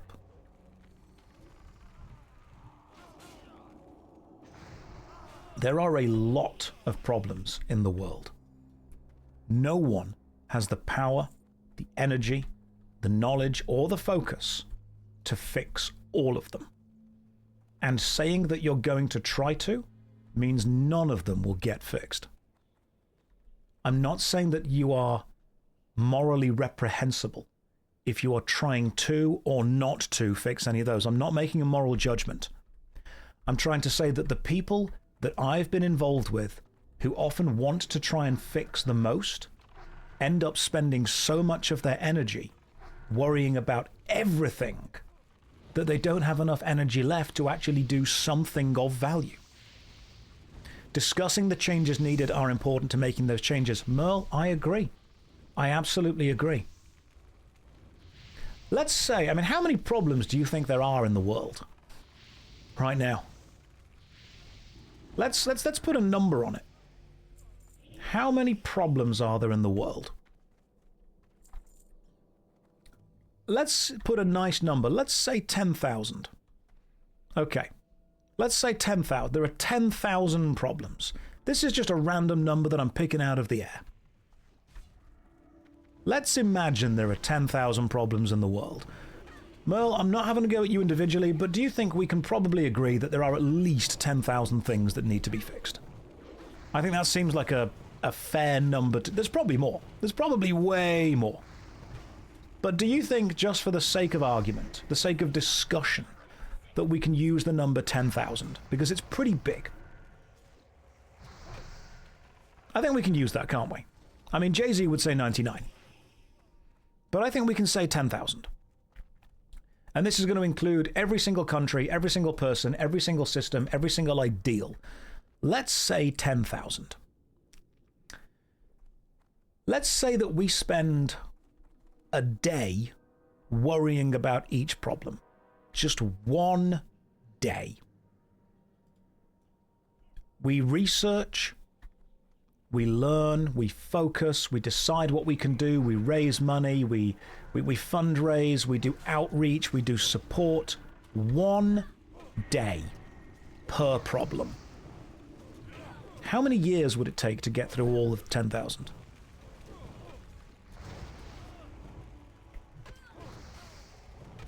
And then that's putting one day into each of them. Just one day.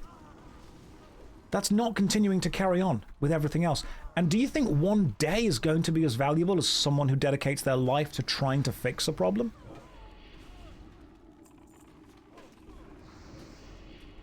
Right, so roughly 27 years, and we're giving one day to each problem. If there are 10,000.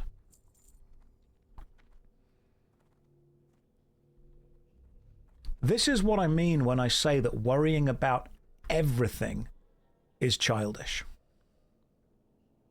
To change the rules of the game, everyone needs to know the changes to the rules. Merle, you're not talking... The problem is, and I don't think you're wrong for this, I think you're very idealistic, which is good. I think you've got the right attitude. The problem is that your attitude is being blinded by the need to sound morally superior. When we need to have the attitude and understand that we might need to ignore certain things in order to progress in certain other things. I don't think you're wrong to be idealistic. I think you're naive to think that you can be idealistic about everything and that's enough. There are a limited amount of things. I don't care how I sound morally. I want a world that doesn't have as much suffering. Merle, everyone wants that. Nobody is sat here thinking, you know what, I want a world with a certain amount of suffering. Nobody wants a world with suffering. The fact that you have to say that and you think that is in any way a boast is not... That's not what any normal person wants. It's fine to be idealistic and want a world without suffering. You do not achieve that by worrying about everything.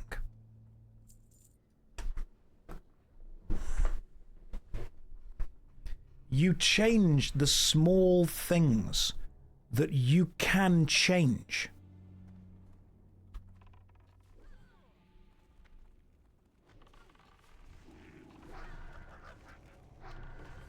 I think people want to be on the right side of history in accordance with every single change that will ever happen.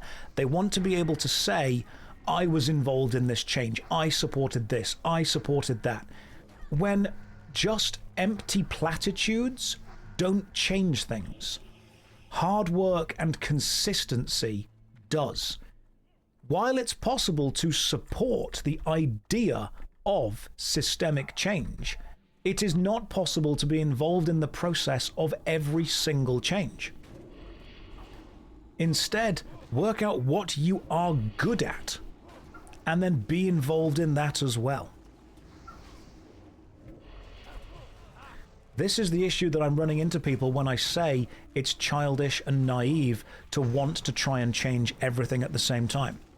Merle, revolution happens by everyone being on the same page. I agree. I mean, Merle, do you disagree with wealth inequality? I would say that you do. And yet you're actively engaging by using Twitch. Do you believe that there is a level of kind of hypocrisy that is usable if it affects and reaches out to people? Do you believe there is a level of compromise that we can find with that? I don't have a sub on Twitch, I only donate directly. Using it increases its market value. Right, let's try and kill these guys. But I'm not going to make a moral judgment of anyone. You live how you want to live. And when I say that you're childish and naive for wanting to change everything, I mean that unfortunately, we don't have many options and we have to use what we have to change things. Okay. I agree with that. I absolutely agree with that. We do have to use what we have to change things. Do you believe that you are going to... Let me ask you an honest question. Do you believe that you are going to convince anyone in this chat right now to change how they live their life? And if you could convince them, how would you want them to change? Don't give me generalities. Don't give me empty platitudes. Give me actual, actionable steps that they can take.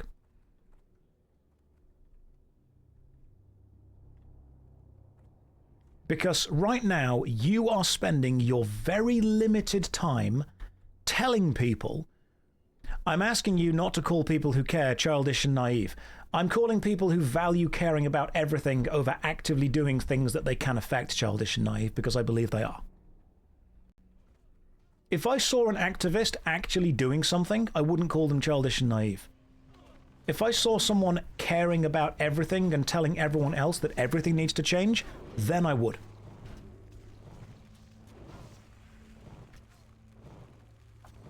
You gave $20 to a homeless family the other day. Great. Okay. Fantastic. That's an action that you chose to do. Do you believe that you deserve praise for that? You do things. That's what you're saying. Okay? You are saying I only do one. Merle, I don't know you. I don't know anything about you. If you want to act in that way, you act in that way. That's absolutely fine. You do your best every day. Every day. For everyone, or for the people that you can actually affect and change.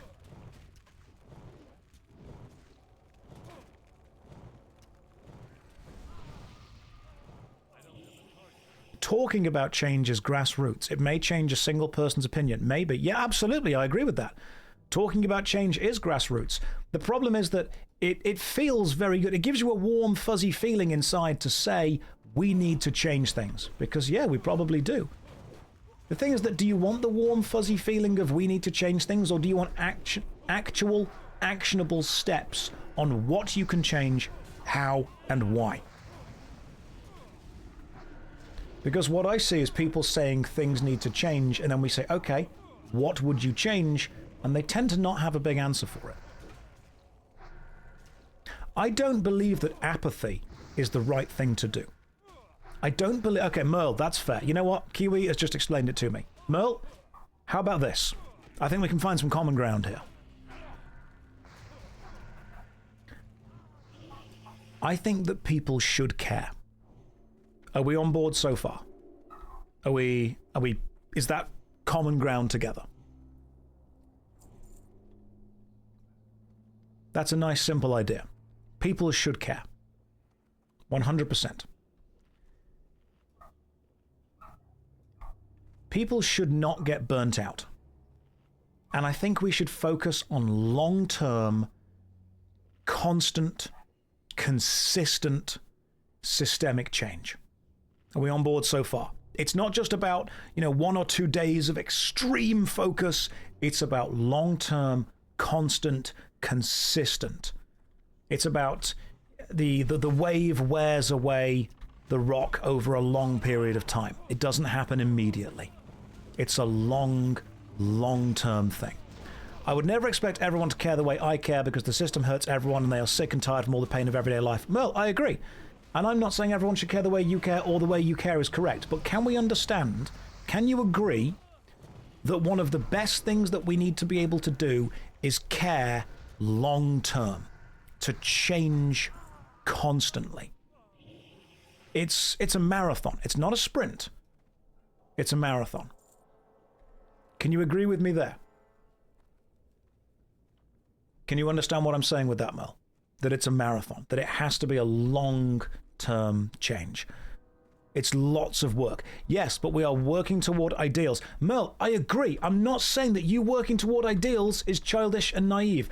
What I'm saying, what I need you to understand, is that if someone says they care about everything, every single problem that everyone in the world faces, they will get burnt out. They will run out of mental focus. They will run out of time. They will run out of money. They will run out of energy. They will not be able to actually affect change in the small, focused, long-term way that actually does change systems. They will instead hit the gym really hard for a week and then never go again. They will post a load of things on forums and then stop. They will go to a march and then not see it through. That is what I'm saying is childish and naive. If you are able to find the mental fortitude to constantly and continuously care about something, you will, over the long term, change far more than if you care about something intensely for a week and then move on. And what I'm saying is people that care about everything burn themselves out so quickly that they cannot continue with the long-term focus. If you want to change things, pick what you can change and do what you can. But do not burn yourself out. Merle, I mean, it could apply to Martin Luther King. He spent his life doing it. He did, Merle. But he picked a few things and focused on changing them. He didn't say, I'm going to fix every problem in the world. He said, I'm going to fix a problem that's affecting the society and the culture that I am connected to.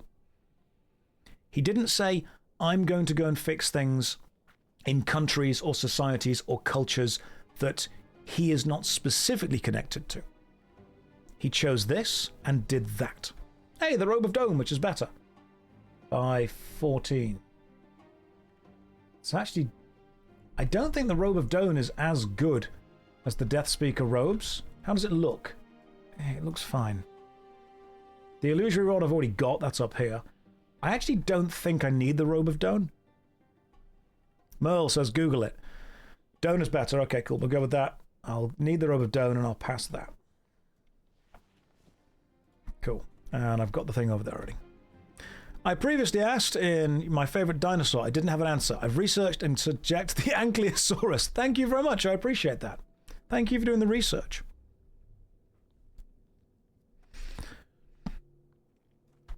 So I don't want to get into a discussion about civil rights because honestly, I am nowhere near schooled enough in that specific area to know about that. What I do know is that the people who have affected change in areas that they are, connected to have often very much focused on specific areas.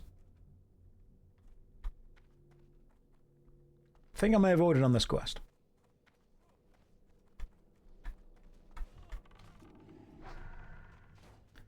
When I say people are childish and naive for caring about everything, I'm not saying that you're childish and naive for doing something. Doing something is great. Saying you care about everything, that's like saying, hey, this is a video game made for everyone. No, it's not. This is a book that everyone will read. No, it isn't. This is a song that there's no need to bring them down through caring, though. If you're more bothered about massaging your own ego and being made to feel good about caring instead of actively doing good by choosing something to do, then you're more bothered about the optics of what you're doing and less bothered about the actual effect that it's having.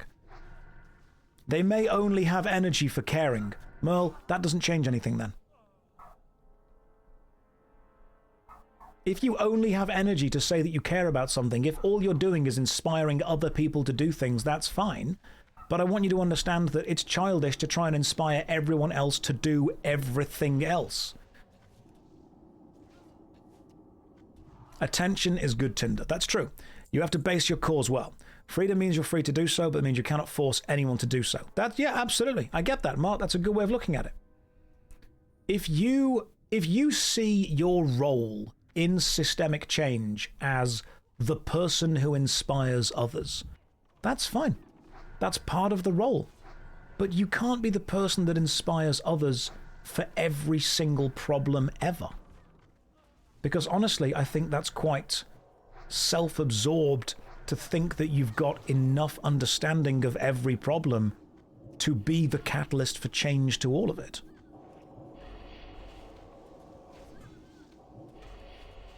If you want to talk about topics that you want changed, that's fine, you can do that.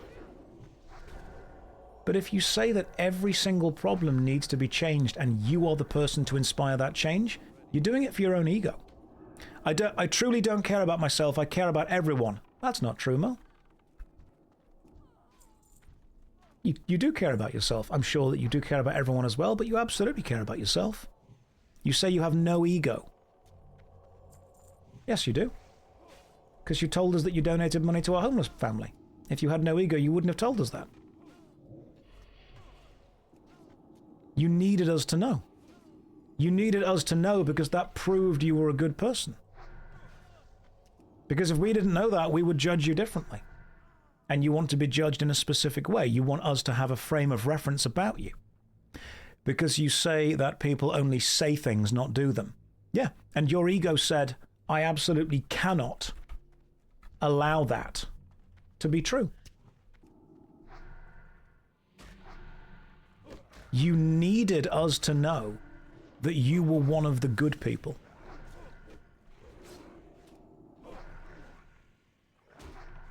Because you are spreading a falsity about you.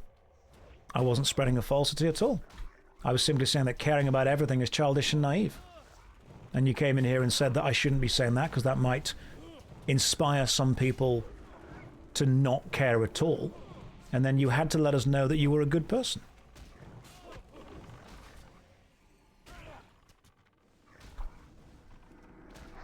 I didn't say that you specifically care about words over actions. I said that in general there is a consignment of people who do.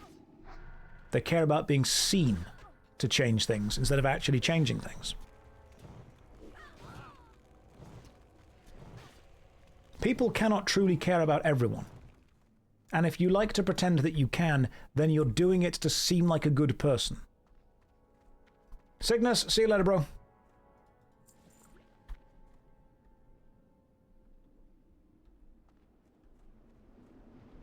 There are people who genuinely care for self-preservation. Yeah, of course there are. The people that care about self-preservation are often able to continuously push through and continue to make change. Put your own oxygen mask on before you put somebody else's mask on.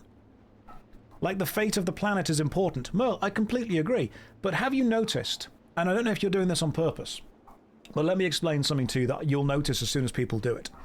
When somebody wants to be praised for something, they will talk about either specifics or generalities. Specifics are, this is the exact thing I have done.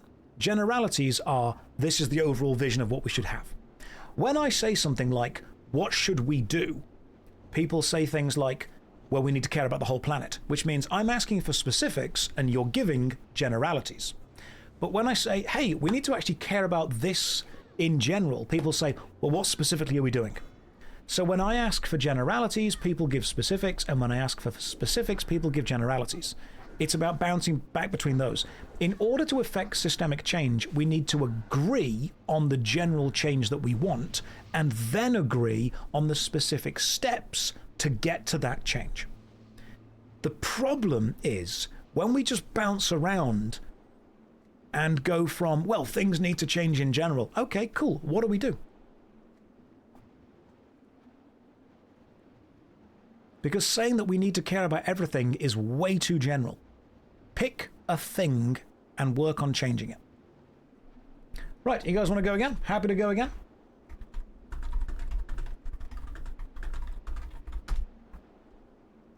I will reset the instance. You guys want to run again? I'm happy to run again. We're getting some good experience here.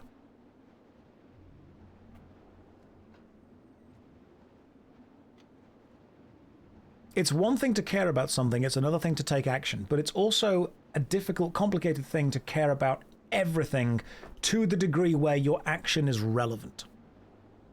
Generally clear the library, specifically aid the team with DPS. Yeah, I'm just going to go full clear. We need one more. Okay, cool. So we've got healer, we've got tank, we've got DPS. You guys okay again? Just grab another DPS. Let's see if we can grab the... Sweet. DPS needed for Scarlet Monastery Library. Who is able to do Deeps, the Scarlet Monastery Library?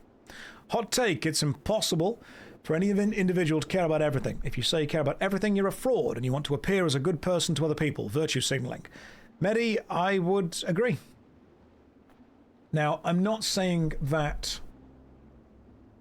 Oh, hang on. If you want to message me, that's fine. Now, I'm not saying that if someone says, hey, this situation is bad, that you can't go, yeah, that's bad. And then someone goes, do you want to, get involved in this? I'm like, I've not got enough time in my life to do that. I've got a limited amount of things I can do. I've got a limited amount of focus. People think that if you say that you don't care about everything, you are endorsing the negativity in the world. Miles says, I legit want the world to not suck. That's all. Merle, so do we all. All good people want that. And I know that it sounds horrible for me to say trying to care about everything is naive. I'm not saying that you're wrong for caring. I'm saying that you're spreading your energy so thin that you won't make a noticeable dent in the systemic processes that make it bad. Choosing what you can do and doing it is great. But saying that you can do that for everything is too much. I honestly think that you are right. Pete, the world does suck, and it would be better if it didn't suck as much. That's totally true. You're not wrong with that.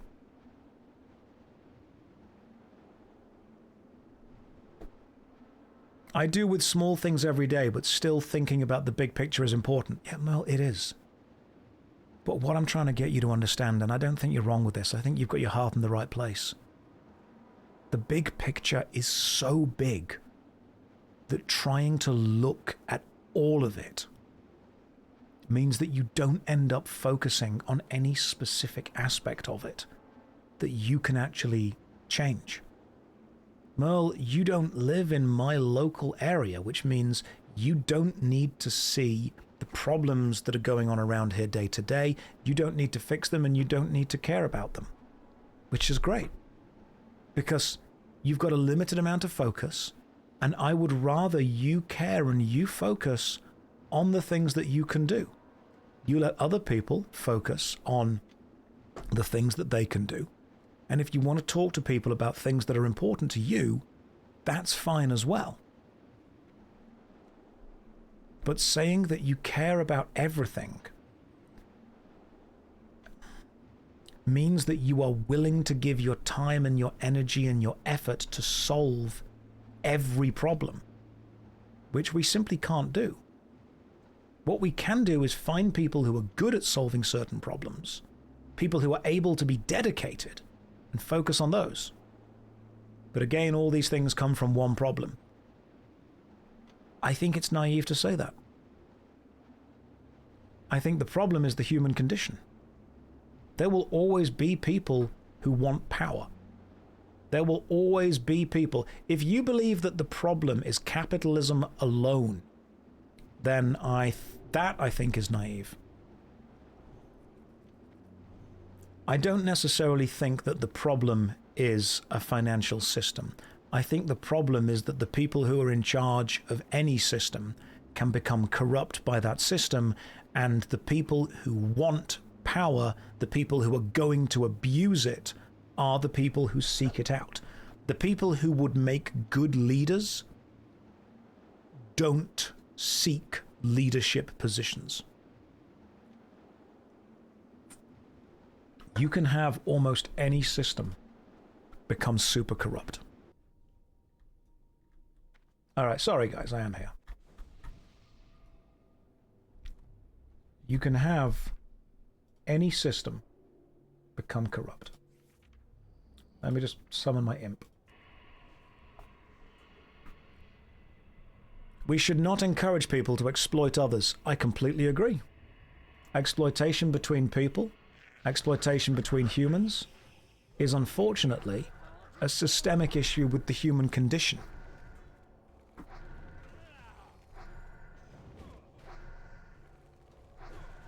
I think it's easy to make a system the bogeyman, because humans like to have an enemy. An enemy is actually useful for us to have.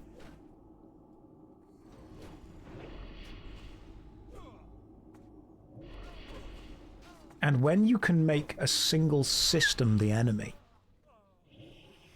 you don't need to address the idea that even if a different system were put into place, if the wrong people are put in to run it, it becomes a bad system.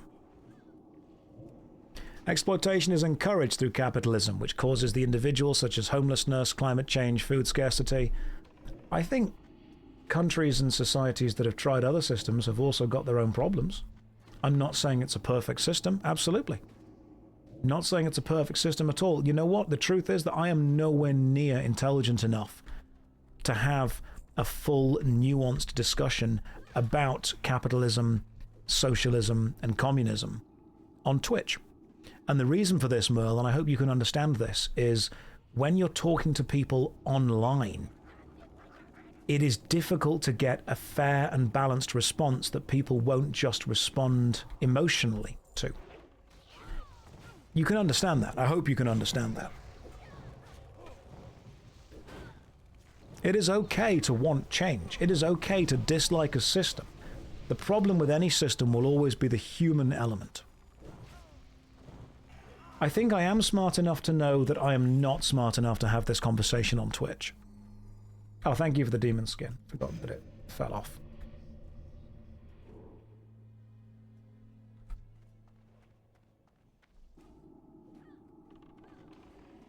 I don't think people, and this is a very important thing to remember, people are not wrong for recognizing problems in the system.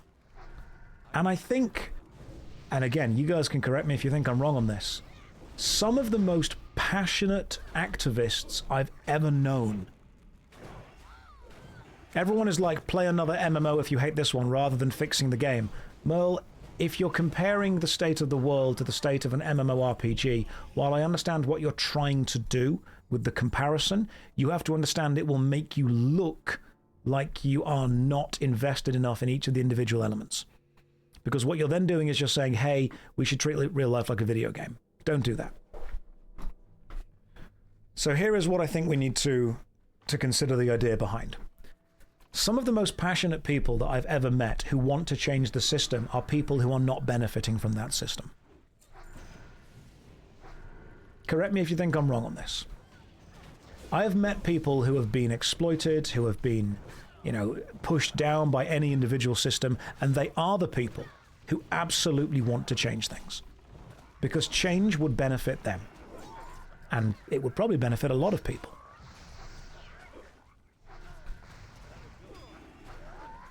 But they also aren't focused enough on what change they want to do. Merle, you make plenty of money and have 2 bachelors of science degrees. Okay, great. So the $20 that you gave to a homeless person, was that a lot to you or not a lot? Because it could be a lot to them. You also said you have no ego and you've had to make sure that we know that you are wealthy and charitable.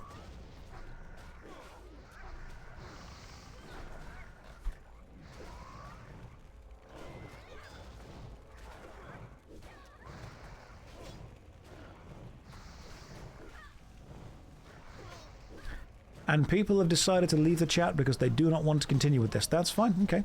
Because you said that people who take sides of the poor are poor themselves. Okay, now I think you're trolling, because I've never said that. Come on.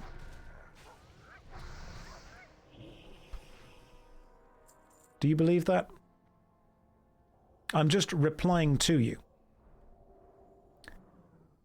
You believe that I have said, or paraphrased, people who take the side of the poor are poor themselves.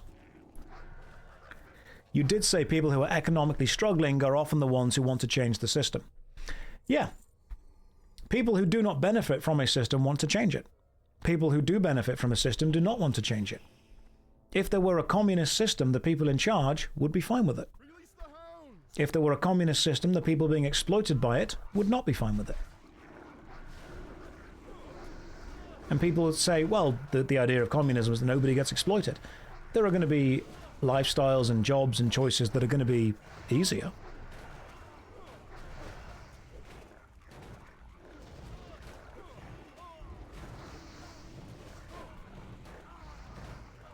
There are going to be many lifestyle choices. The people who make the system we have bad are the ones who own all the media. I agree. I absolutely agree. And if the system were to change, there would be a new media conglomerate. People would rise to that.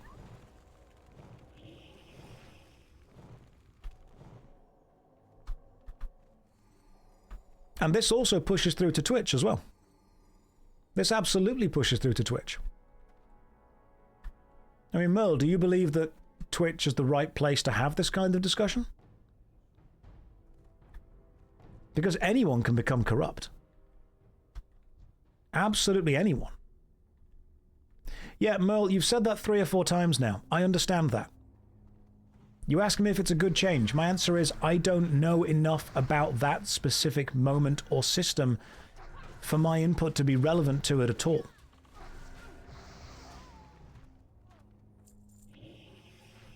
I believe that a system that allows people to live freely and fairly would be a great idea, but I think most people would. But anyone can become corrupt.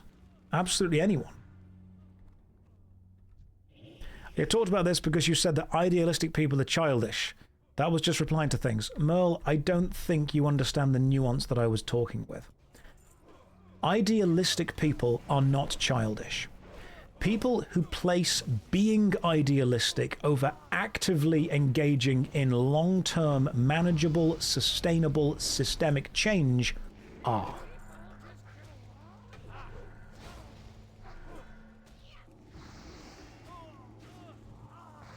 Ideal, fair enough, we can drop it there. Love your content. No, you don't. But I'm glad we have 30 minutes, thank you.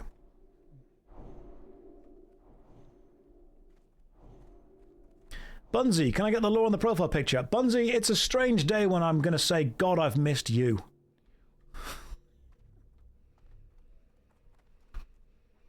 Quick, Bunzy, start talking about WoW.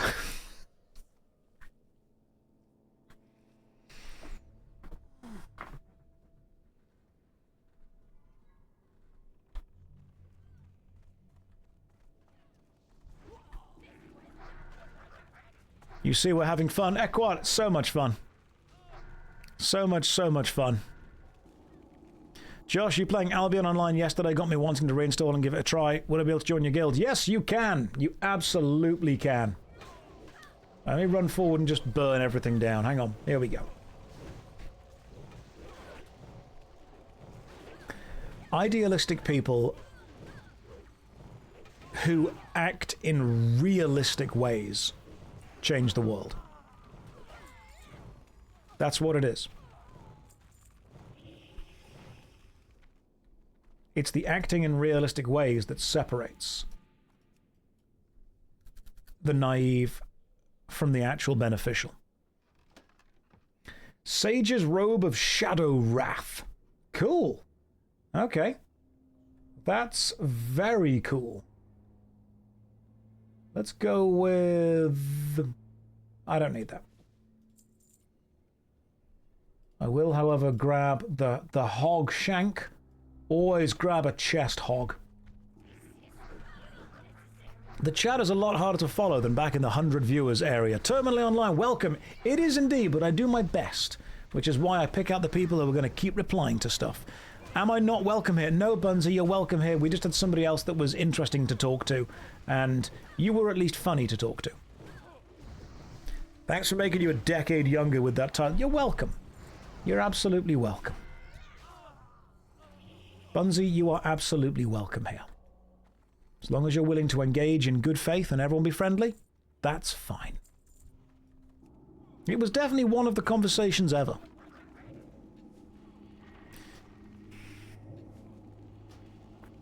Are some of your arguments worked out beforehand? I'm a logic nerd and got so impressed with your argument for structure. Crom, no, they're not. I have discussed multiple topics multiple times, but what I tend to do whenever I'm structuring anything, whether I'm writing something or speaking it out loud, is I follow a really basic structure, which is point, evidence, explanation, link, PEEL. That's what I would hope to be able to do. Make a point, state your evidence for it, explain why it's relevant, and then link it to the next thing you're going to say. But one of the most important things that I've learned whenever discussing anything with anyone is it's really important to understand what someone is trying to discuss first. So, if someone starts a conversation and they say, hey, I want to talk about this, what do you think about this? Ask questions about what they think. What they know, the focus on it. What is the issue? Because most people, first of all, they just want to be recognized. They just want to be seen. They just want some attention and some focus. And people don't want to feel insulted. If I say, hey, people that care about things are idealistic and childish, then people are going to go, I care about things. I'm not childish. We need to refine that. People that care about everything to a degree that everything is the most important thing in their lives are focusing on the aspect of caring more than the aspect of change. That's what I would say. How many coconut crabs could I fight off before being overwhelmed in a desert island setting? You find the big enough stick, you can spin around whirlwind style and hit lots in one go.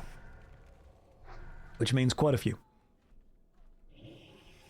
There is also the thing that people care deeply about current thing.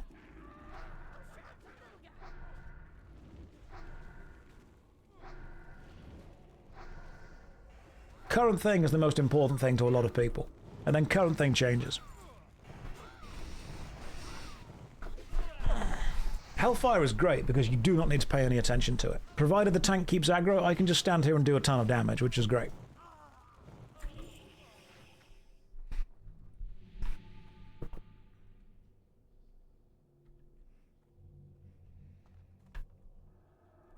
But humans don't want to feel insulted, but humans want to feel that they have been seen, they have been listened to, they have been respected.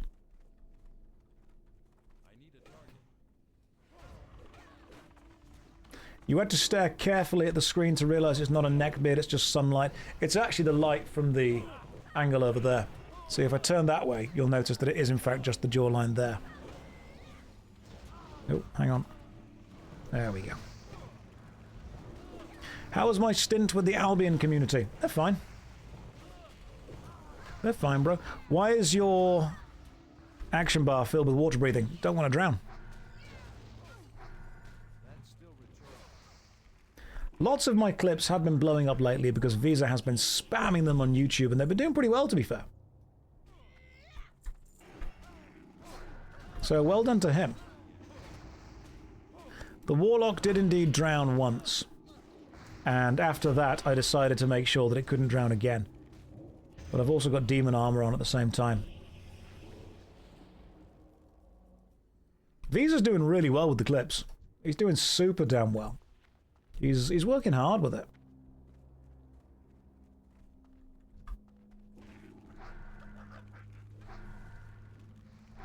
Visa's going to be shopping at M&S soon. He will do eventually. I remembered that you stream on Twitch because of the mass amount of clips that have appeared on my feed. Good! That's exactly what we needed to be. See? Marketing. Marketing works. Yay, capitalism. Josh, you once said that students like structure and mutual respect. What do I think about the schools implementing a system where kids get to choose when and what they learn?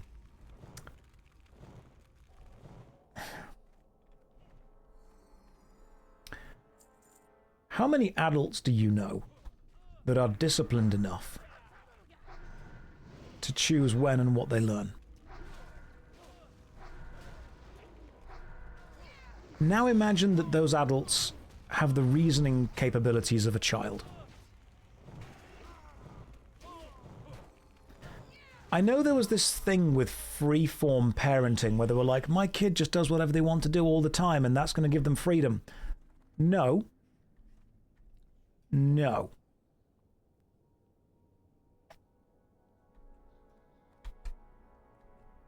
There is a level of structure that is needed by a child. Honestly, how old are the students? I mean, if you say to a 10 to 12-year-old, hey, you can either sit and learn maths or you can play video games all day, most of them are going to play video games all day. I would choose that.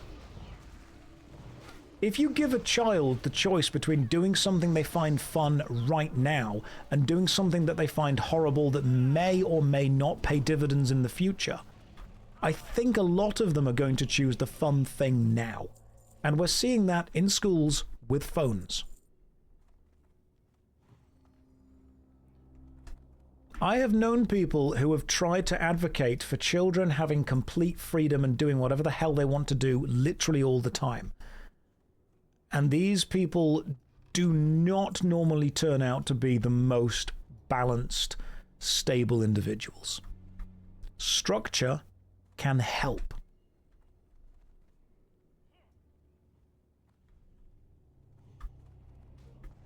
Structure is often needed. Because if you give someone anything they want when they ask for it, you end up with a bunch of extremely entitled people. Delayed gratification is something that is difficult to teach the benefits of.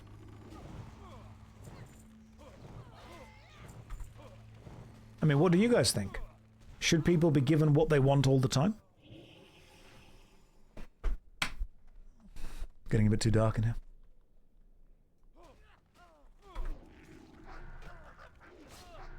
Have any of you ever known someone who was given everything they want all the time?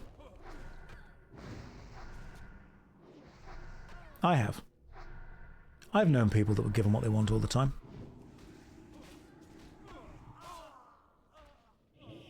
I've known those people.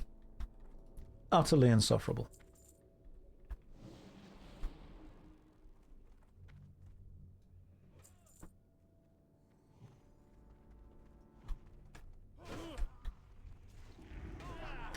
They have a very hard time on... Yeah, they struggle to understand no.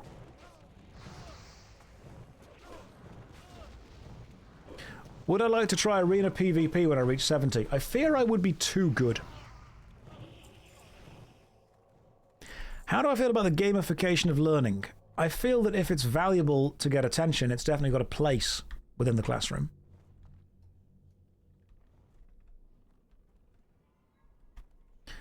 Applied to game theory to processes to keep kids engaged.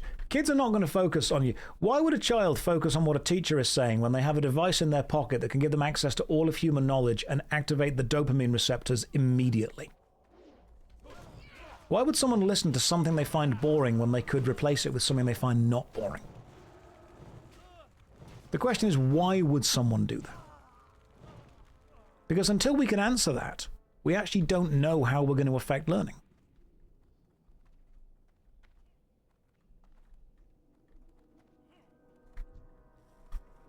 Oh, good job, tank.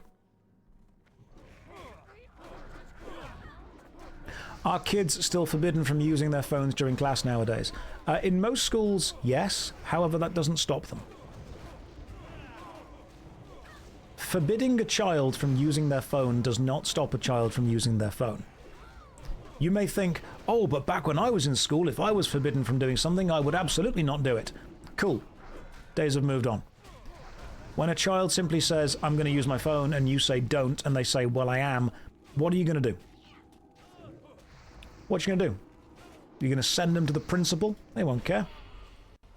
Unless you have a very good school, they will simply get sent back to the classroom, and then they'll carry on doing it anyway. Detention? Great. They get to sit in a room and just use their phone. Oh, but they can't use the phone in detention. What are you going to do? Super detention? Send them home for the day? That's what they want. And then the parents are like, oh my god, I can't believe the kid's been sent home. The parents don't care. Take away the phone. Zonk, you can't do that. Can't do that. Kid's going to fight back. Kid's going to argue. Kid's going to make your day a living hell. If any of you in school have ever wondered why the nice parents were the ones that had to keep compromising and not the parents of the bully, it was because the parents of the bully kids often made life really difficult if you tried to deal with them at all. And it sucks, and it's not right. But unfortunately, schools, teachers, admin, and principals will often choose to deal with something that makes the problem go away, not deals with the problem.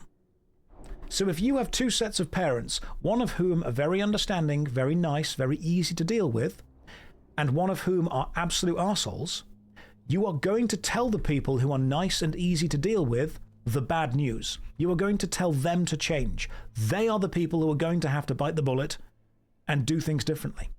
You know why? Because they're the only people that will. Unfortunately, the reward for being flexible is that you will be forced into the shape that you need to be.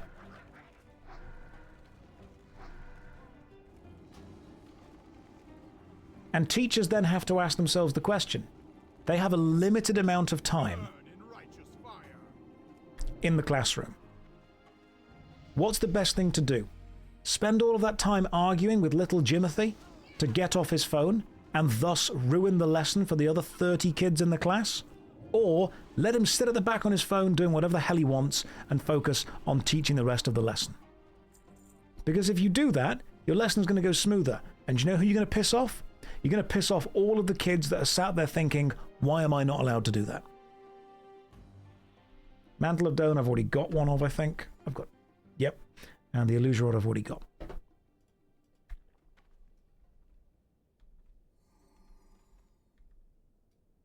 You've definitely been a teacher. That is true. Unfortunately, you then have to put yourself into a situation where the well-behaved kids are the ones that get punished because they normally have the well-behaved parents, and they're the ones that you would rather deal with.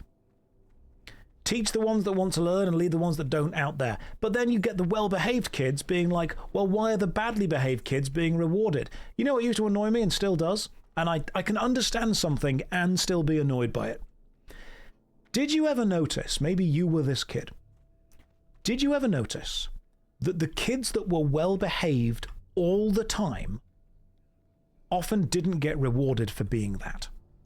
But the kids that were badly behaved most of the time did get rewarded whenever they behaved. You ever notice that?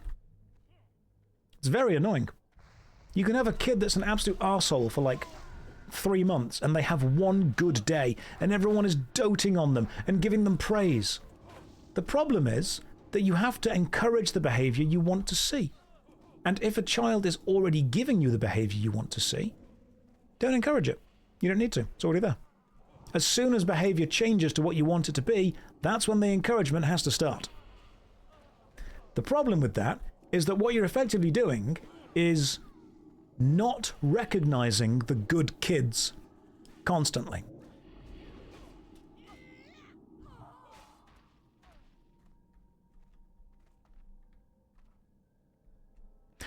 Do I think kids would be more interested in school if education wasn't treated like an assembly line, instead self-taught efficiency? Maybe they gain more confidence. Absolutely. I 100% believe the education system would be far more beneficial to a lot of kids in it if learning was individual. The problem is that you then run into the issue of scale. You simply do not have enough teachers and enough time to give enough focus to each individual kid. You have hundreds of thousands, millions, tens of millions, depending on the country we're looking at, children who need to be educated, and simply not enough teachers to be able to connect with them.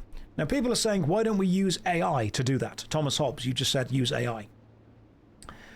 One of the most important things that school teaches is not knowledge. It is societal interaction. It is the ability to understand the word no. It is the ability to focus on delayed gratification. It is the ability to interact and work and gel and ingratiate yourself into a collective, into a society, into a group, into a classroom. One of the good things that a good teacher does is teach someone how to be a good human being. Not necessarily how to learn maths, how to learn English, geography, where the countries are, how to do that. It is about teaching someone how to be a good person, because you can follow the example of a good teacher. And Fetragon has just said, fucking bullshit. Do you believe that? Because I believe some of the most important lessons that I ever taught were not actually specifically about education. They were about interaction. You guys want to try the armory? We can do the armory. Shouldn't that be the job of the parents? You'd think so. You'd absolutely think so. Your mother noticed this effect you're on about and allowed the behaved kids jokers for little bad actions that went unpunished. That was their reward, a free pass. Potentially, yes. It should absolutely be the parents' job to do that. But kids aren't actually around their parents as much as they used to be. Teachers are responsible for the literal future of society. Fet, if I am teaching your child, I see them for a couple of hours a week. A parent sees them for the rest of that time. But do you know what sees them the entire time?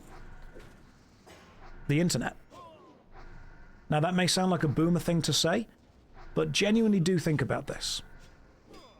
The internet is the world's largest socialization hub. It is the biggest third space ever created, and it means that if we were to take the users of it as a country, cyberspace is simply a bigger country than any other country can ever or will ever be. A child is able to access information beyond what any teacher had access to 50 to 100 years ago. A child is able to access communities that have more extreme ideals than they would have had access to 50 to 100 years ago. Whoever spends the most time with a kid as they are growing up will have the most influence on them. It used to be parents, it used to be teachers. Now it's social media algorithms that give that kid what they want immediately. How do you teach someone the value of delayed gratification or the meaning of the word no when they are able to access any information immediately? Someone said, why do we not just give AI the power to teach kids? Consider this.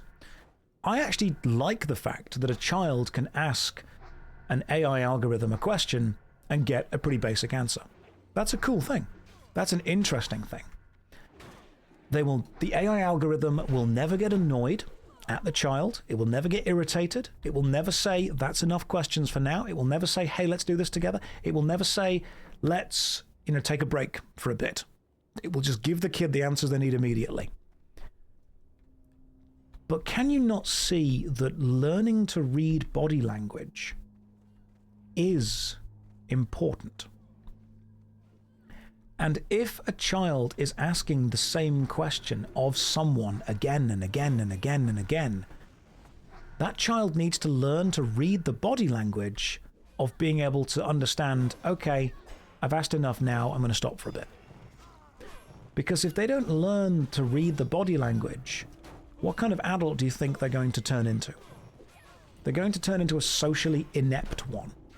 And while knowledge and education from AI is, of course, an interesting thing to look into, human interaction is going to be the thing that effectively divides people who are able to operate in teams and people who aren't.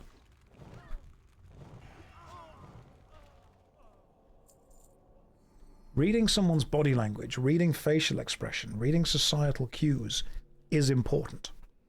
It is never taught as a lesson in school, which is why we have so many online courses that you can now buy that try to codify it, that try to teach it.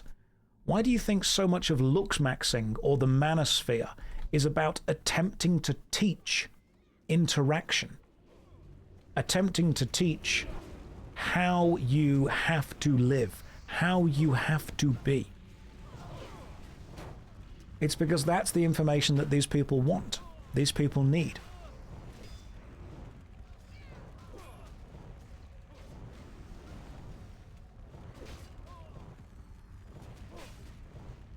But this, of course, is focusing on far higher level things.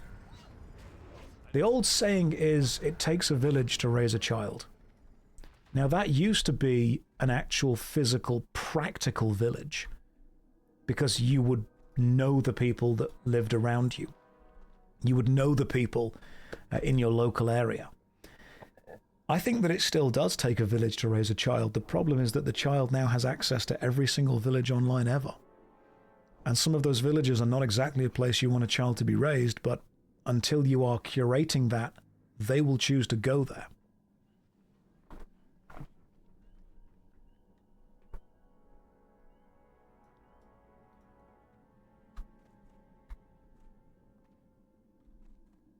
The future will be raised by whoever we give it over to.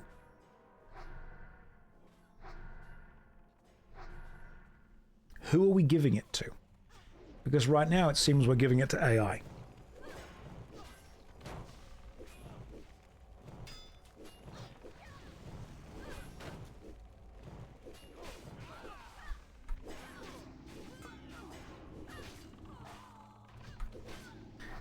The idea is a thing called a third space. The third space is neither the home nor the workspace, and it's where people go to socialize and hang out. Third spaces are being reduced. We are losing them. Third spaces are being replaced with the internet. It is a digital third space. It is the largest digital third space. Bunzy says, by the way, I quit WoW because I realized sitting here talking about how you had a bad experience is a really weird way to spend my time. And WoW isn't really a hard game, so I'm spending my time on other things now. Great. I'm glad you're finding other fun stuff to do. How do we recover from this? Is it possible? Will it take a generation? I think we will see the effects of kind of anti-socialization within about 100 years. Nate, hello, I'm the shaman. Nate, welcome in. You're doing a great job. You're doing a genuinely fantastic job, and I'm dead. God damn it, Nate. Nate, you had one job. Keep me alive. And you didn't do it. There has never been a point in time since humans walked the earth when we faced problems in a digital world, so we cannot tell what this will cause. That's true, we have no idea. Absolutely nobody knows what it's going to be. Nate distracted me long enough to die. This is Nate's fault. God damn it, Nate. Yeah, the first and second place have become intertwined, the whole working from home thing. Plus, people just don't have as much free time. People are working longer. Third spaces are bloody expensive. Fine, I'm leaving. No, Nate, come back. Just, you know, maybe my death was my fault. Maybe I shouldn't have said that.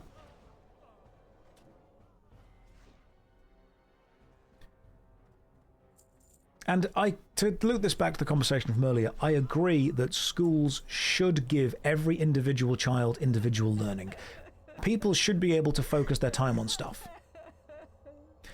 But let me connect this to a conversation we had earlier.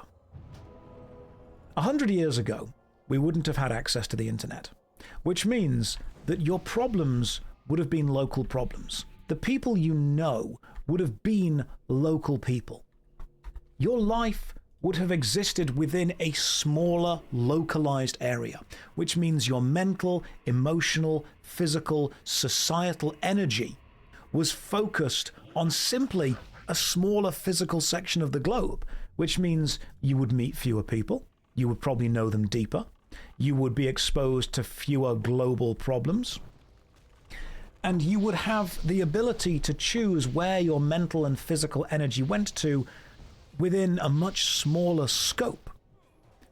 The problem now is we are living through a period in time where you have immediate access to the worst stuff globally immediately. You are now exposed not only to the worst thing happening in your local area, but the worst thing happening globally, every day, forever. And that is an incredibly emotionally overwhelming reality to live in.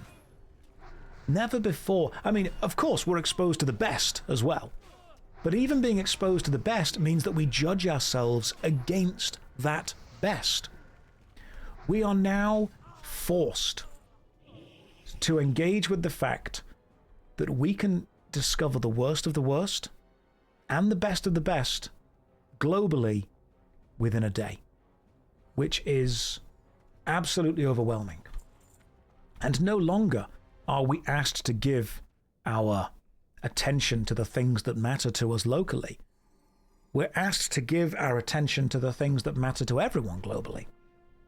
We discussed this a lot in our lab for the new generation of scientists, the incentives that currently drive scientific research. Let's have a look.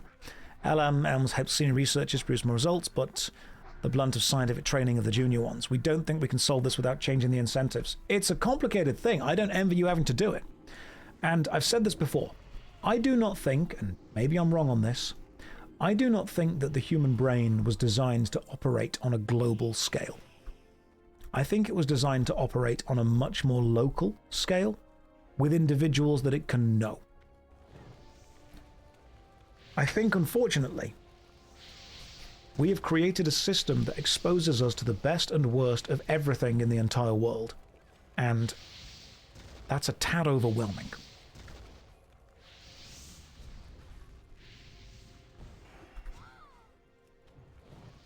We simply do not have the mental capacity to deal with the amount of things that people expect us to deal with.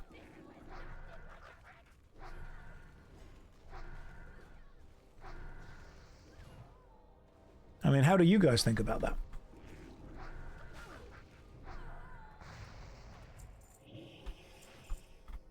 For generations, we were only used to being in our community. It goes to Dunbar's number, absolutely. Dunbar's number, for those who are unfamiliar, is, I believe Dunbar was a French kind of sociologist, and the idea was there are a limited amount of people that you can actually know, as in deeply care about. Not saying that you don't care about everyone, but know to a degree that they actually have a viable, immediate effect on your life. And the number is between 100 to 150.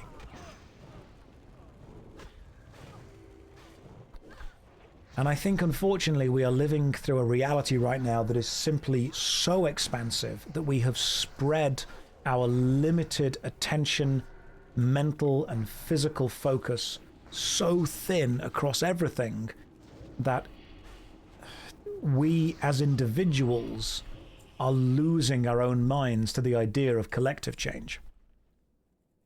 Why, when being exposed to the best and the worst, do we feel the effects of the worst more than the effects of the good? My assumption is the net effect of the internet's people's mental health. Winky, great question.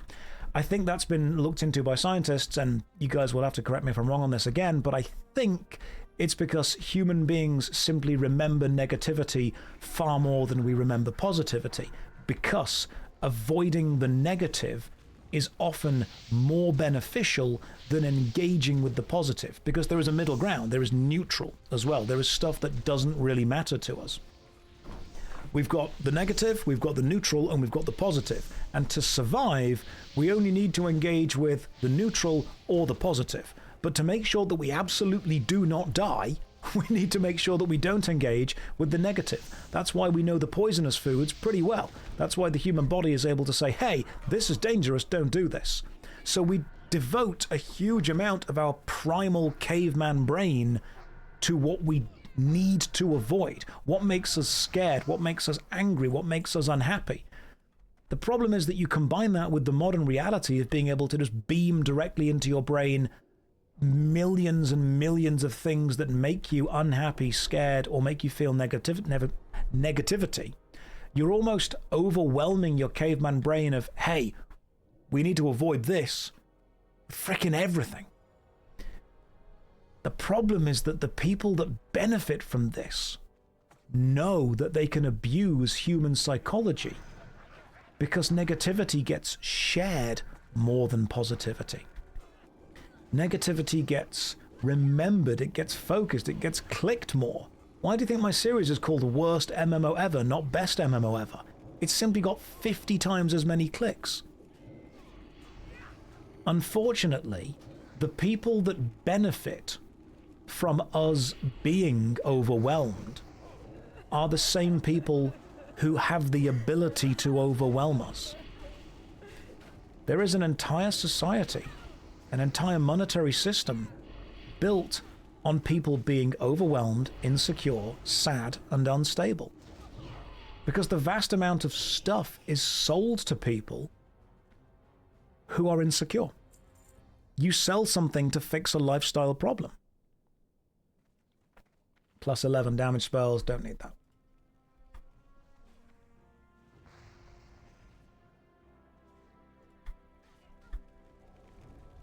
So there are so many systems that benefit from you being unhappy. There are systems that benefit from you being overwhelmed. There are systems that benefit from you being insecure. And those systems will continue to make you unhappy and insecure. The news knows that it's overwhelming you.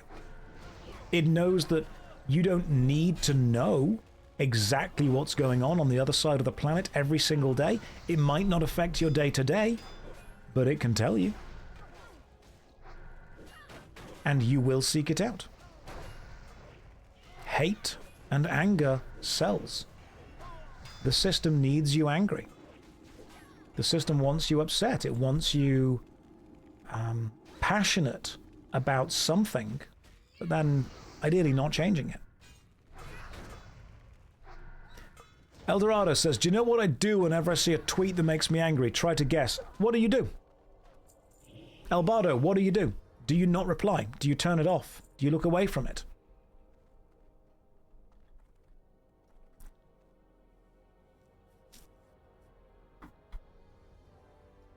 You blocked the account. Well done, you.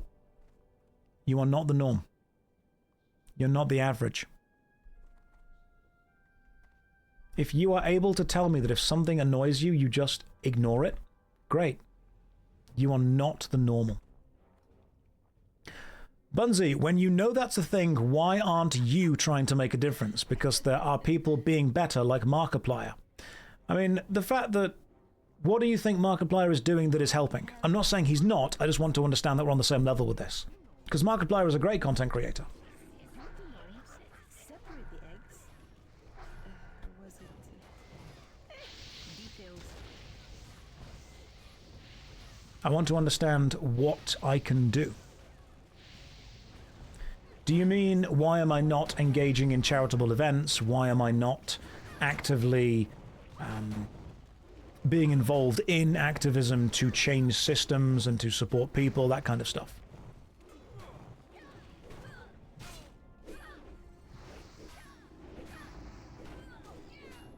Because that's a fair question. He tries to be positive and has made, and I believe still makes videos saying people need to follow their dream. But I mean, like calling it the best MMO ever.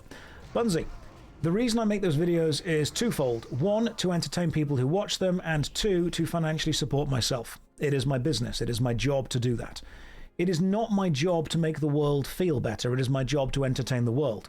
If I can entertain the world and make people feel better, fantastic. But I also need to balance what benefits me with what benefits society. And to say that I don't need to do that would be disingenuous of me. So I need to exploit human psychology to the degree that allows me to do my job, while also trying to, within those videos, be positive. Because if you watch the Worst MMO Ever series, I believe you'll find that I am actually very positive about a lot of the games that I review and I get involved with. And even if I don't like the game, I will try and find something within the game that I like to praise. I will also say to always attack the systems and not the people. Attack the design, not the designers. That's an important thing to do. Markiplier is also much, much richer than me. Like, to orders of magnitude richer. We're talking millions and millions of pounds. What about people who feel relaxed in these streams? Yeah, is that helping? Absolutely. Now, of course, I am wealthier than other people. Mark is wealthier than me. Other people will be wealthier than him. It goes on to this suffering Olympics of who suffers the most.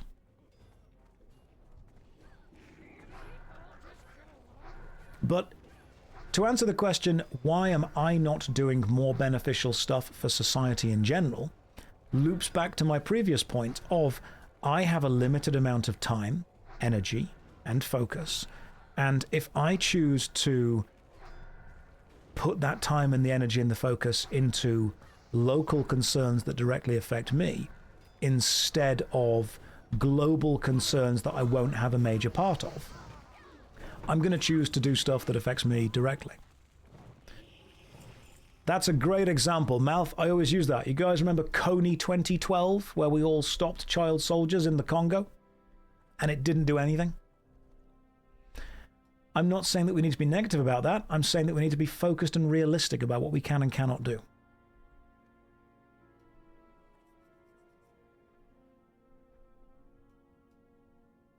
I assume we go with this one just there.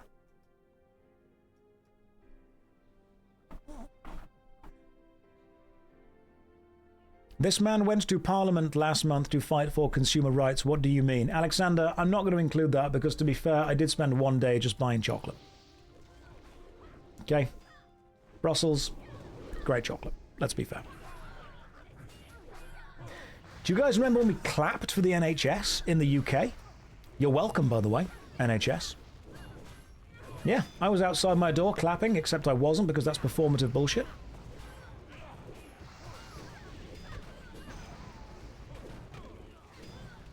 Now that's the exact example of being naive that I mean. That was pretentious and performative.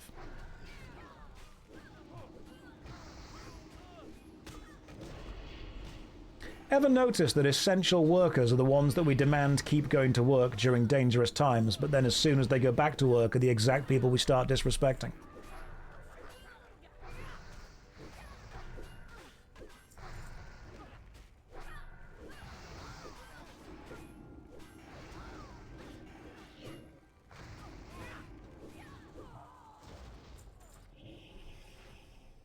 Bro, I was working for shops back when you got called out by a random NPC for not clap. Yeah.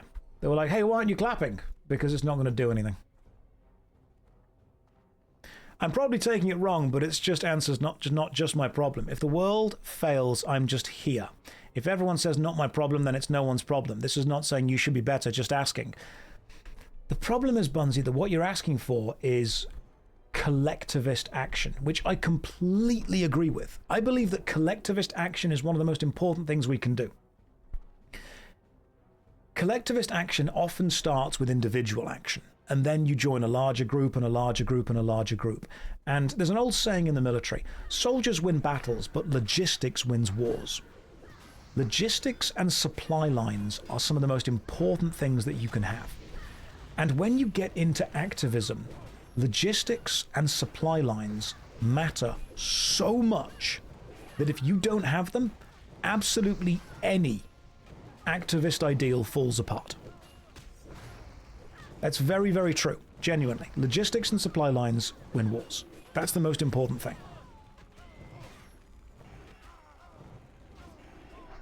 So the problem is that when you have a bunch of activists who want to change something, who all agree that something should be changed, you have a load of soldiers willing to fight in a battle and not many people willing to do the boring logistical stuff that will be required to fix that. A protest is a great thing to have if you want to change something. Organizing a protest is a very boring thing to do. You need someone who is willing to organize. You need someone who is willing to do supply runs. You need someone who is willing to keep the supply lines open. People want to do the stuff that gets seen, because to a degree, that's the sexy thing that you get to do. Not many people want to do the boring stuff. Like in a PvP game, especially in Capture the Points, people want to go and kill the enemy. Not as many people want to stand on and capture the points, despite the fact that will normally be the most beneficial thing to do, because it isn't the thing that looks fun.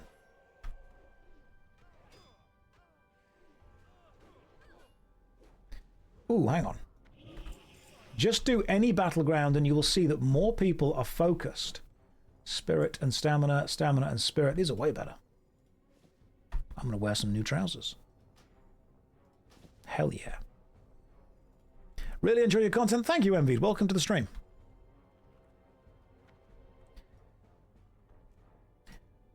I try to keep these chats as balanced and as fair as possible. But whenever I've spoken to anyone who really, really, really wants to change any system into a different system, they often don't seem willing to do the boring, dull work that's required after the change. Big Fuzzy Yak, thank you very much. Welcome to the stream. Love to have you with us.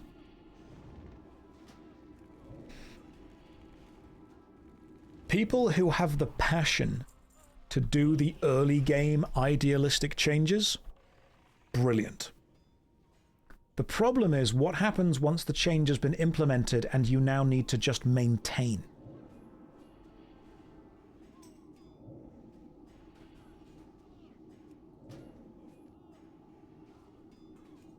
Because not that many people want to do the boring after stuff.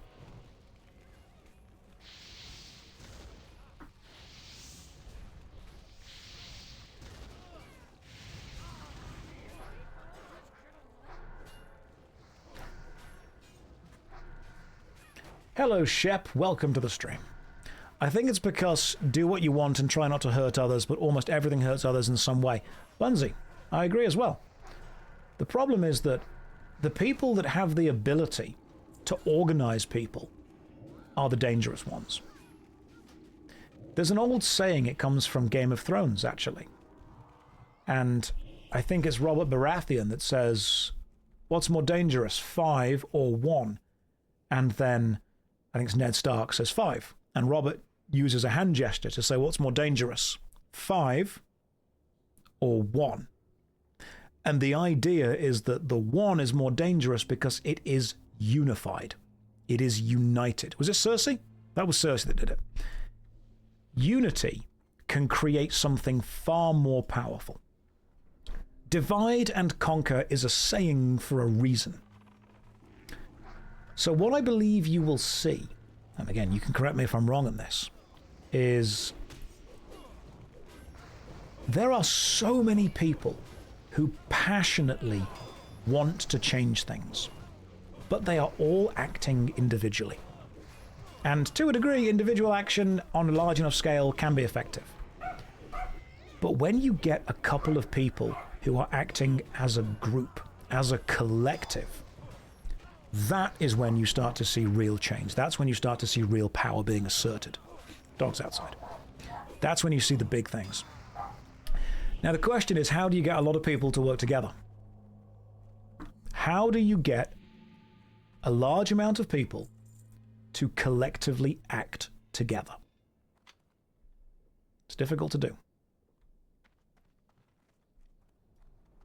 You have to unite them with 2 ways. Carrot and stick. Artogus, I actually don't think it's enough to have a common target or a common enemy. I think that is helpful, don't get me wrong, but I fear that you also need the carrot and the stick. You need the incentives to do something, and you need to disincentivize the behavior you don't want to see. If you want people to be somewhere at a certain place, reward them for being there, but then also punish them for not. And as horrible as that sounds, that's part of control. Here's something that I used to explain to people. And people didn't understand this when I explained it to them. I have worked with editors and I have worked with various people in theatre for a long time. I had a load of people, back when I was doing full-time theatre, I had a load of people ask to volunteer at the theatre that I was working at. And I would say to them, no, we don't take on volunteers. And they would always say, why?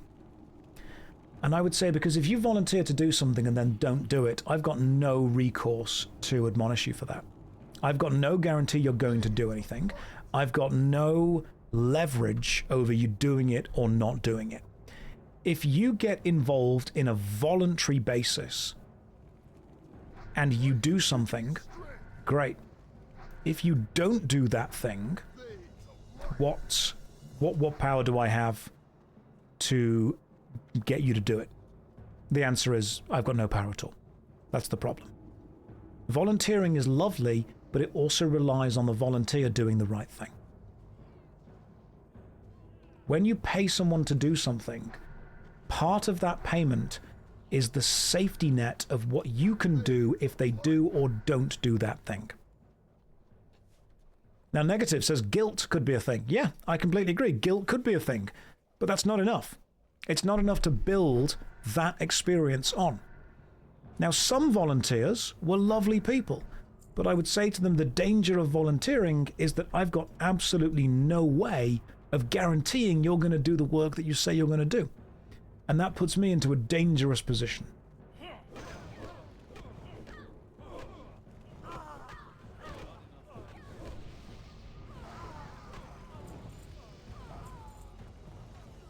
That's a rather pessimistic look on volunteer work. I'm sad that's how you see things. Voltar, is it pessimistic or is it realistic? Because what I would then do is I would pay people to do the things that I need them to do.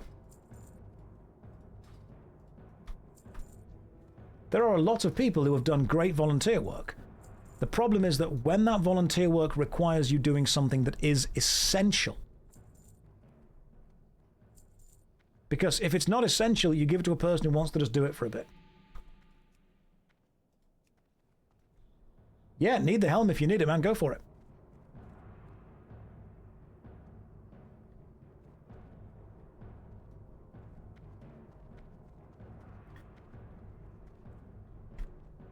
Add in the middle of explanation. I can say it again. Loot the trainees for the tabard. Let me just loot. I think they've all been looted anyway. Hang on, give me a sec. Let's see what's at the tabard.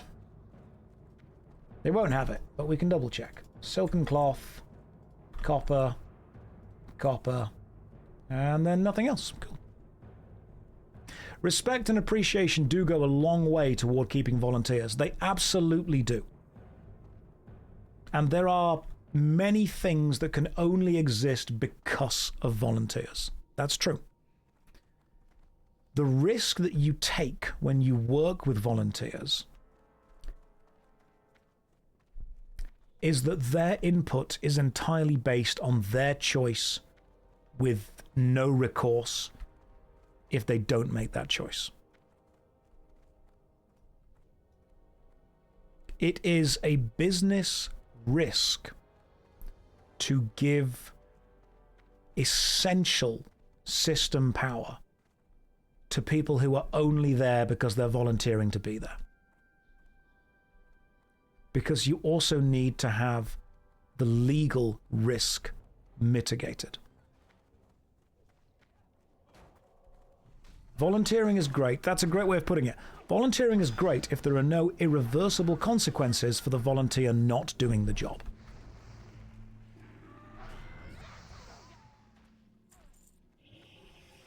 Guys, that was, I think, a pretty good run. Good job.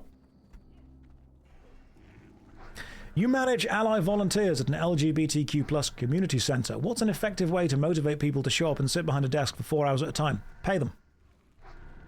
Works really well. You are asking them to give a limited resource of their own, which is time. In return, you can give them a limited resource, which is money.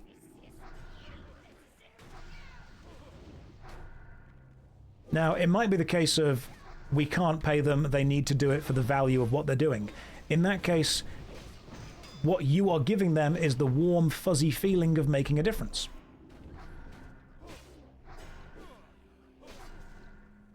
And how would you punish them for ghosting? Stop paying them.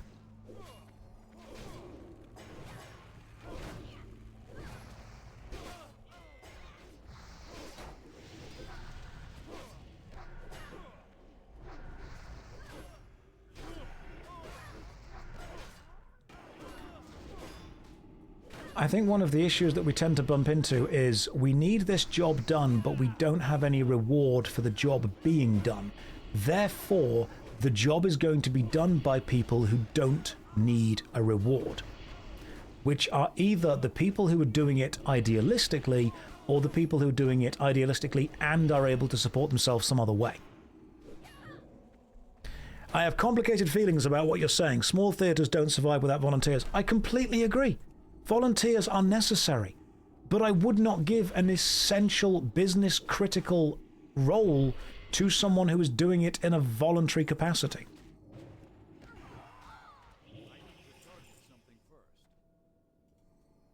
Volunteers are great, but you have to understand what you are gaining in free labor, you are taking on in business risk.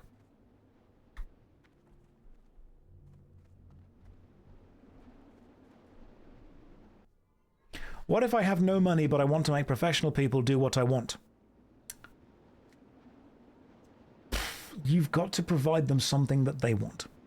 This is just I'm explaining the basics of barter and commerce. It doesn't necessarily need to be currency, but it does need to be a level of benefit to them. If you need someone to provide time and labor and energy and input, you need to give them something that is going to make them want to do that. And some of it could be you do it for connections. Some of it could be you do it for a good feeling. You do it for a good vibe. Some of it could be you do it because you're telling the person it's the right thing to do. And if they want to do that, that's absolutely fine. But what you will eventually discover is that the people that have the skills and the acumen to be able to be exceptionally effective in that role start to realize that their skills are in demand. Because lots of people want them for their skills. And when lots of people want you for your skills, you're going to normally go to the place that will provide you with the best resource that you don't have. If you don't have something and someone offers to give you that thing that's valuable to you, you'll go to it. If what they're offering you is the chance to make a difference and that's value to you, you'll go and do that. But if someone else offers you the chance to make a difference and a big paycheck, you're going to go and do that.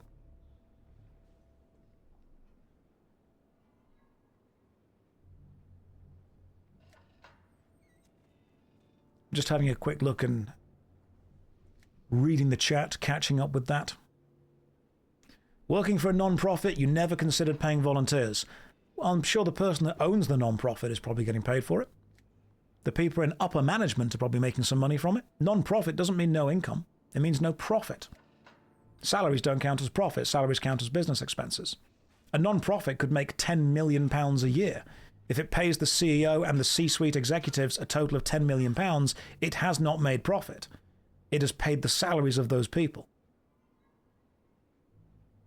Profit has to go back into the company. That's true. But profit must also be the income left over after business expenses. And the business expenses can be as big or as small as the business needs them to be.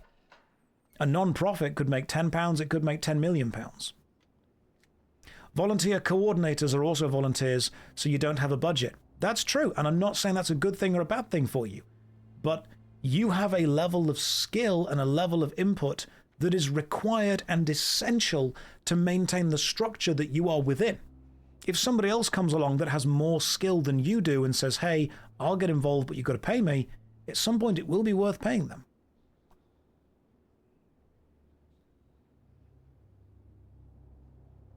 Josh, why are there so many unending breath on your hotbar? Don't want to drown. Right, happy going again? You guys want to go again? That's Sig and Davy Cakes. Sure.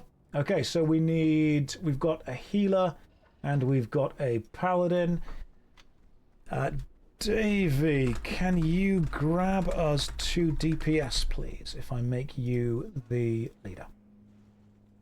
And I'm going to take 5-min AFK.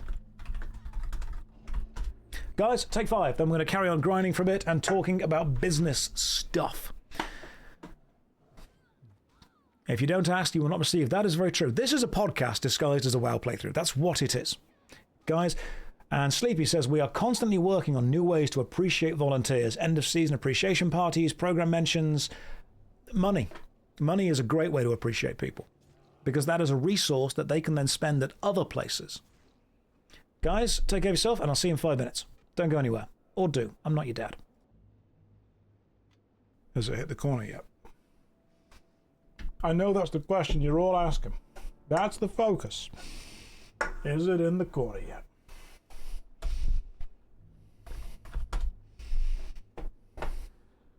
Okie dokie. No more DVD logo. Get over it. It's lost. It's gone. Now, we be here. Let me just... Oh. Let me reset everything. Back into the old armory. Let's go.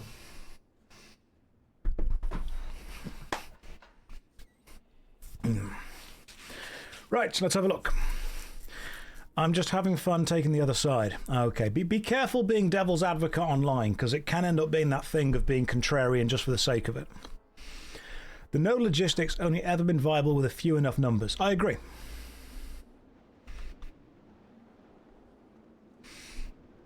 So, oh, I am in the instance and it has not been reset.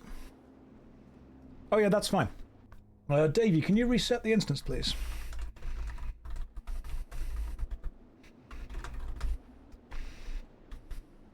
All right, cool. Right, what are we chatting about? Ah, logistics again. Belk, thank you for the gifted subs. That is incredibly kind of you.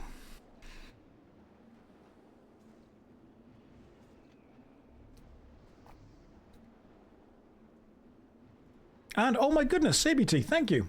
10 ad blockers gifted out to the community. Right, so what do you guys want to chat about for a bit? Josh, did you just eat off the camera? I may have had a baklava. You cannot prove one way or another that I did or did not, but I may have had a baklava. Or a baklava, depending on how you want to pronounce it.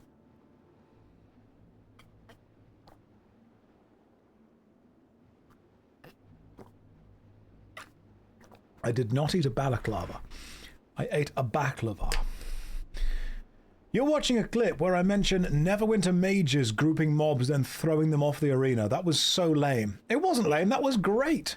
I loved it when Neverwinter mages could do that. It was super fun. I enjoyed how the mages used to work.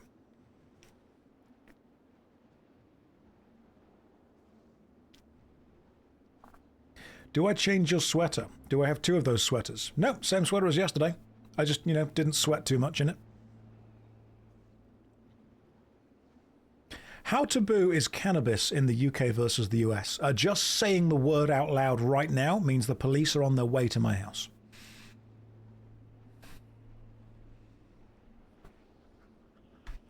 That's how crazy it is. Ah, there you are. Welcome. Welcome in, Karasi, whom is a shaman, who will not be stealing my stuff.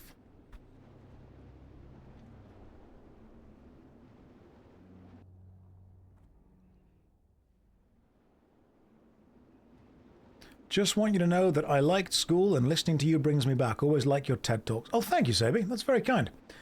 I try to... obviously what we're talking about is often a very negative thing.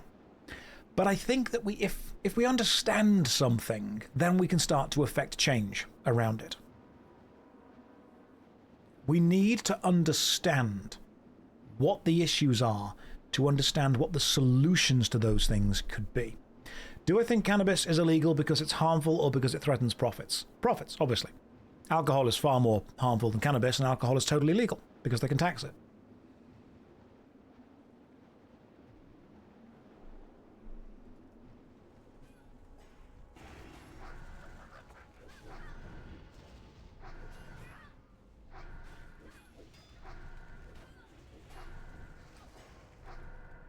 The alcohol industry does far more damage, and yet that's fine in the UK. That's okay.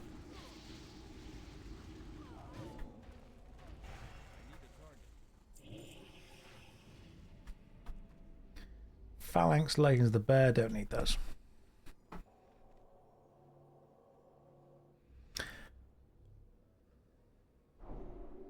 Yeah, nicotine's worse as well. However, guys, scat. First of all, weird name.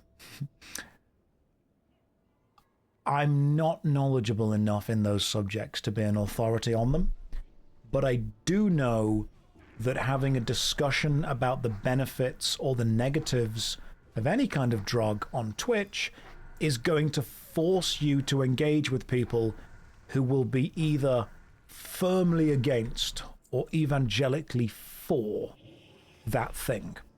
And that's not going to be a productive conversation in any way. So I think sometimes whenever something comes up on Twitch that people get passionate about, one of the best things to say is, this is not the most productive place to have that conversation. That's a bit judgmental, Mill2 Sugars. Yes, I'm judging Twitch based on evidence of Twitch chat over many years. Do you believe it's wrong?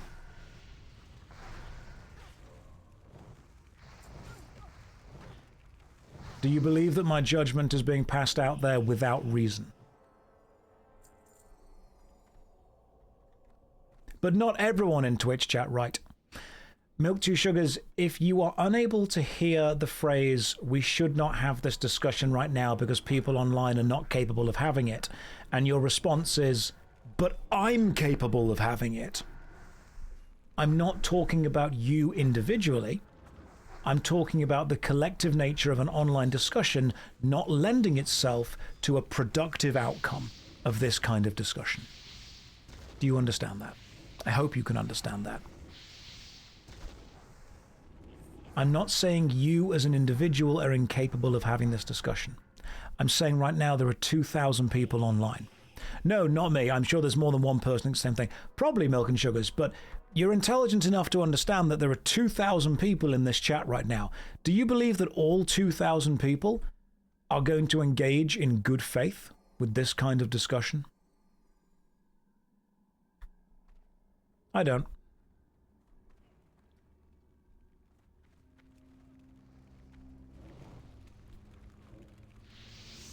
I don't think they are.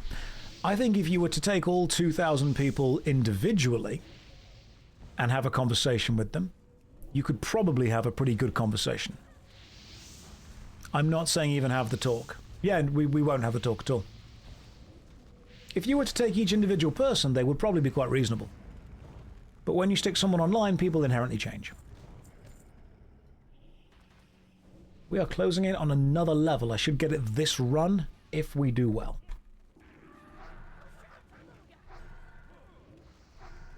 It only takes one bad actor to make everything real awkward real fast, because unfortunately people are driven very much by emotion. So who are you, Josh? How so? In the context of streaming, or what I do, or... Because I want to understand. I do genuinely want to understand. Is it who am I to police what people do and don't talk about? Within the context of this individual stream, I'm the person who is responsible for the stream. Being a personality online, yeah, I mean, it's not a societally important position, but I would say that within this conversation, it is partly my responsibility to curate the discussions that go on within this Twitch chat before they devolve into a baseless emotional argument. And I think that there are certain topics and certain elements that have historically been shown to not be conductive to the best online discussion. And I think that if we can navigate, if we can walk that knife edge of a good faith discussion that is not going to devolve into people effectively throwing talking points back and forth at each other, and instead is approached with the desire to actually understand, then yeah, we can have some absolute, phenomenally deep, interesting discussions. But there are certain topics that I know people will never approach with the desire to understand. And it's the avoiding of those topics that is essential. That was a good control of the tank there, well done. You've never understood why people behave differently online. I'm kind of the same everywhere, other than the obvious lack of consequences. That's what it is, it's the lack of consequence. I'm asking, who are you? When people see the stream, are you okay? Are you a streamed personality? I mean, there is a level of performance to any discussion. There's a level of performance to any Twitch chat, but I like to think that I'm not playing a character so much as I am potentially embellishing characteristics and traits that I already have, which is fake. I suppose it's fake to the element of it being hyper-real. If you go to a party and you have a drink and you meet some people for the first time and you're cracking some jokes, you're having a good time, you're telling some stories, you're hanging out with some people, is that a fake version of you? Or is that simply the hyper-real, energetic version that you've chosen to push forward? Can any of us be truly, genuinely real online? That's an interesting question. And if the difference is you are either real or fake, that's an extreme kind of black and white shift between this is you and this is not you. When what it could be, and what I think it more likely is this is who you are and this is how you choose to present who you are.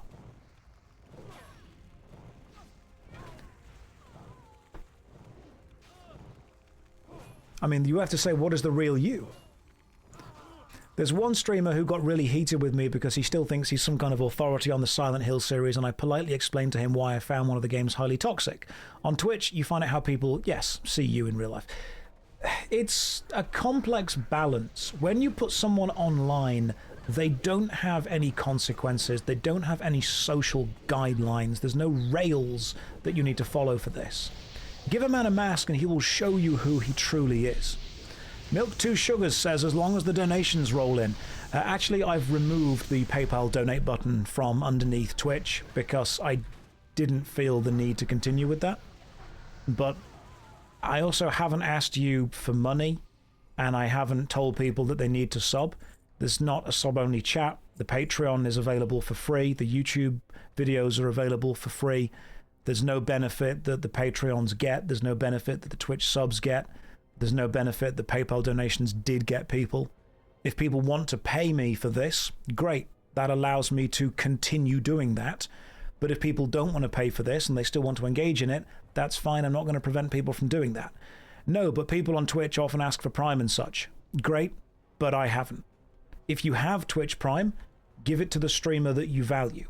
If you have spare money, give it to the entertainment that you want to continue. But I've always said, and I will always say, support yourself and your own family first. Well, you're rich enough then. I am not struggling in life. I'm not a multimillionaire yet. I'd love to be one day. I'm not going to pretend that I wouldn't. That'd be great. To be able to phone my mum up and say, Mum, I made it, I'm a millionaire, would be incredible. That's one thing that I've always said to her since I was a kid. I said, Mum, I'm going to become an actor, I'm going to make £1 million. And she supported that. She absolutely supported that. And the ability to phone her up and say that I'd succeeded, that would be a really proud thing that I could do. But I want to do it the right way, and I want to do it a way that is being supported for the work that I create, and we supply that to people who... I want to give the entertainment work to people who value it. If I wanted to make more money, I would just push into gacha games instead.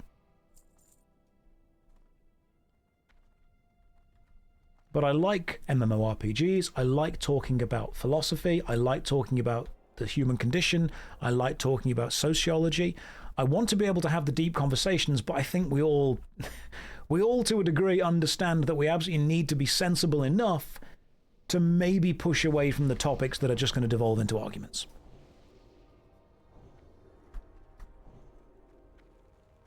Because those are the dangerous ones. Hey Josh, do you think Blizzard will ever get rid of the submodel for WoW? It would be a major moment if they ever do. I don't think they will.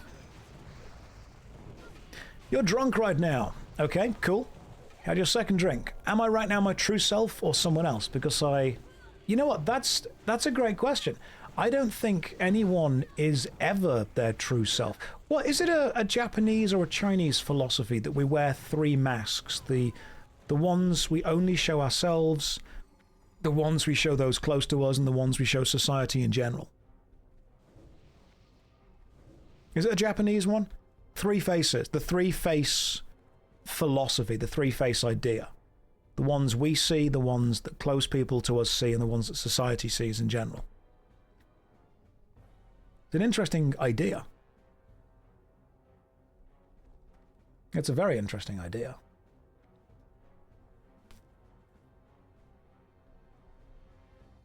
It's why we enjoy being alone. I mean, when I'm alone, I'm obviously different to how I'm with people.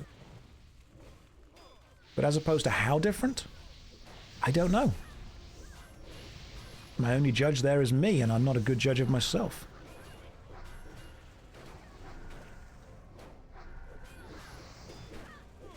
You've been watching for a week, and what I've learned is you don't like coffee. Pretty much. Like, I'm fine with it now. Alan Wake genuinely changed that. When I was reviewing Alan Wake, I'm like, I've got to try this, because he just keeps drinking coffee constantly. And I'm like, it's fine. It's totally okay. Right, we were discussing the idea of why do people act differently online. Some people view online interaction as real. They view the people that they are talking to as real people. This is normally the kind of adults and grown-ups in the chat. Some people don't understand that the people online are real, and they engage with them in a way where they are the main character and everyone else is simply taking part in their story. And some people like to engage in online conversation as a form of therapy, but what they want to get from it is the ability to be someone that they aren't. As in, if they're weak in real life, they're strong online. If they're strong in real life, they're weak online. If they're kind in real life, they can be insulting online. There is a divide where you can be you can engage with an element of life that you wouldn't normally engage with. Hey, the Scarlet Belt, fantastic. Increase attack power when fighting undead, increase hit rating. That is not for me. Too many dots. For a moment I thought Josh was going to do a plot twist and say he isn't real. I mean, that'd be great. Making AI do this would be... You know what, I don't want to react to videos on YouTube, but I did find a YouTube channel yesterday that makes AI videos about MMORPGs, and I watched about 5 minutes of it until I realized it was an AI voice and an AI script. And you know the problem was? The problem was it was really good.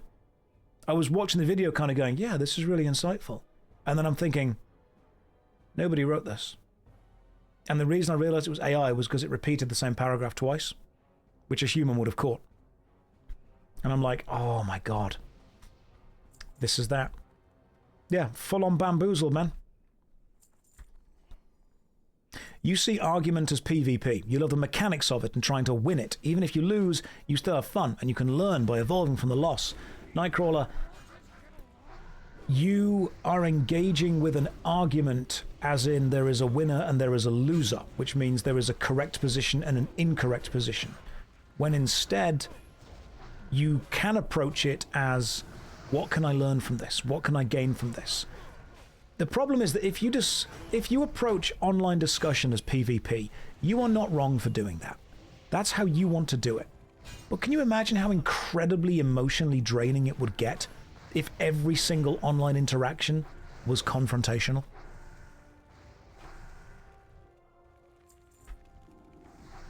Because so many people see online discussions, they see the value that they have as argumentative. That's why you put people online, you give them a mask, you give them anonymity, you let them argue, and people will show you the things they disagree with. People will show you what they hate.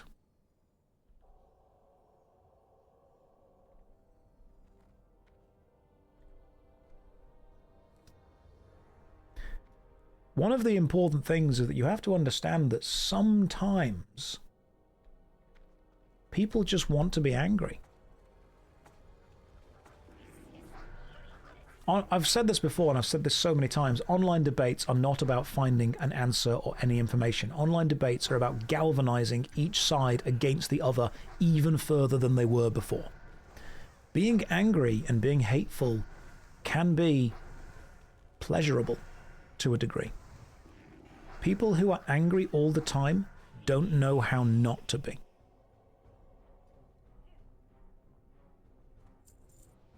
Do I think I've lost part of myself in my internet rise to fame, or has it increased the character? God, that's an interesting question. I think that I have become much more, almost like a pebble rolling down a river.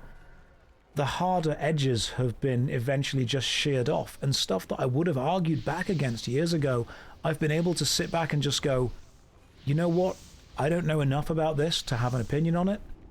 Someone else far more knowledgeable needs to know. Or if I do have information, I've said, well, in my experience or the people that I've met, this is what tends to happen. And I think that has probably allowed me to be much more chilled out with stuff. Maybe because I'm used to it. People can't understand people who are good intentioned and they think they're acting badly. Merle, does this relate back to earlier when I said that I think people that care about everything are naive? I believe that the word naive was the insulting one in that sentence. I think people that are idealistic and care are great people. But I don't think just caring is enough. What we were speaking about earlier, and this is something that I've noticed far more of, as I've... Oh, that's a nil. Do I think that's due to career or age? As I've got older, I think I've realized that as other people get older, they have less free time and less free energy to care about things outside of their world. I think there is a reason that activisms or activist collectives and ideologies recruit from universities. Not because the people in uni are easy to manipulate. I don't believe that's true at all. But because they've simply got more energy. You don't gather a motivated, energetic, focused, ideological fighting force from a group of people who are working 2 jobs, 9 to 5, 6 to 10. More energy. They're hungry for a cause. They're hungry for meaning. If you find someone who has energy and does not feel like they have meaning, you give them a meaning, you give them a direction, and they will go in that direction. You will give them a purpose. I think you will notice that any ideological group wants, and I know this because I've studied this for a long time, the ideal person to join an ideological group is someone with a lot of energy, a decent amount of free time, and less direction in life. You give an ideological group someone that wants to do the right thing but doesn't know what they're doing, and they will give you a purpose. Content, happy people are not the people who are going to push into an ideological revolution. PM, that's a great thing. As you get older, you do pick your battles way more carefully. Way more carefully.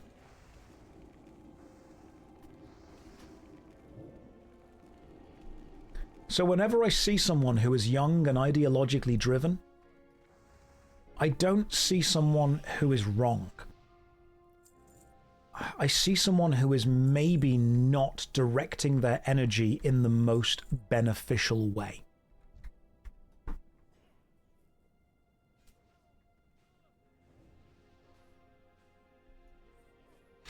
Nightcrawler says, you're hard-coded not to buy into shit. Try to sell you something, makes it less and less excited about the prospect of trying to have it.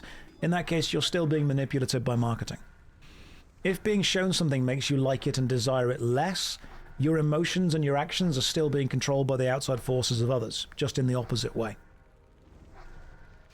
If you don't do something because somebody's told you to do it, that person still has power over you.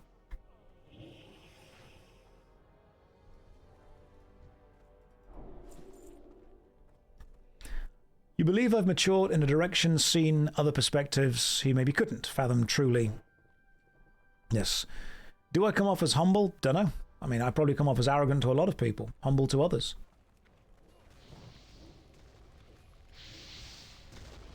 Us contrarians get marketed to differently. Absolutely. But there's still a way to market. There is still a market there. I feel that people that have the energy and the ideological inclination want a purpose. And when they don't have a purpose, they feel lost and directionless.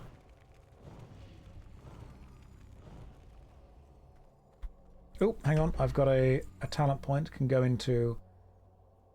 Reduces the mana cost of your destruction spells. Cool! Oh, hang on. I've got 2. Actually, let's go straight into Frostbolt. Increases the damage of Frostbolt by quite a bit. Nice.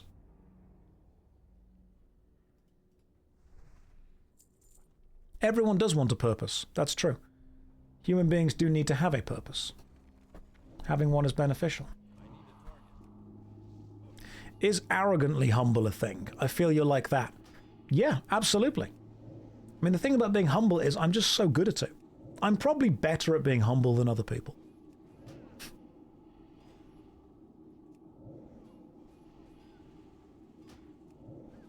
The question then is, at what point is that also an element of marketing, but for me?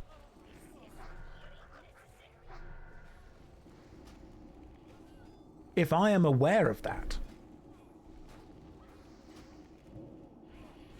that is, you know what, Mordius, that is true. That is how people are radicalized. They want a purpose, they want direction. There we go. Lovely stuff, guys.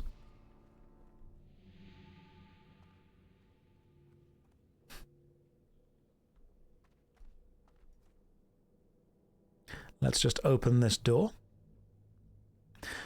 But Hooked on a Feeding put something great up there. If you are able to think about what purpose your life needs, then you are to some degree living a privileged life. If we look at Maslow's hierarchy of needs, the psychological ideal that there will be certain things that need to be fulfilled before they can be built on top of and more things fulfilled, the capstone of that pyramid is self-actualization. The idea that you can search through the life that you are living to find a level of meaning within it. Not many people are able to do that while they're also struggling day to day. Sitting and thinking about thinking is a privilege. It is relatively rare. Not many people are able to live a carefree life. People have lots of issues, people have lots of problems that they will have to prioritize over wondering, what is my meaning here? What is my purpose? Hey, the Ravager dropped. Do we have a warrior? We've got 2 paladins. The Ravager can drop for those guys. Good luck.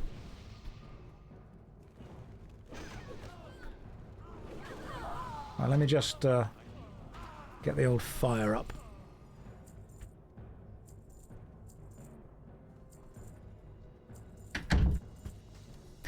You were privileged with a free degree and everyone should have that. It wasn't free, it was simply paid for by other people. The same way that a lot of my free school meals were not free. They were paid for by taxes that other people paid.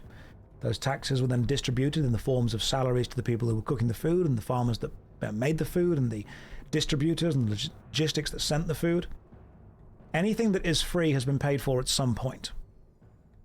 It has simply been found a way to effectively socialize it. And that's nice, and I agree with that. That's great. I had free school meals when I was a kid. I believe other people should have free school meals. If the taxes I pay go to provide free school meals for kids I will never meet, excellent. Fantastic.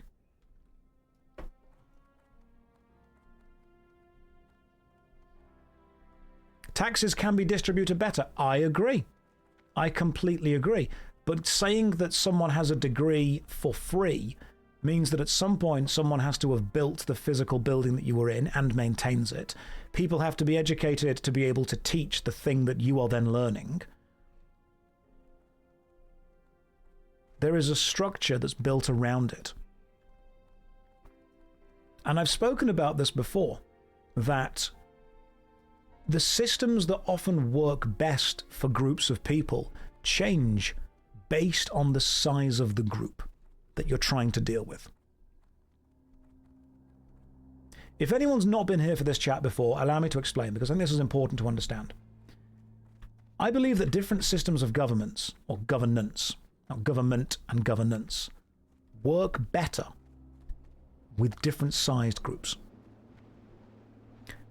Now, the definition of communism, I believe, is from each according to their ability, to each according to their needs.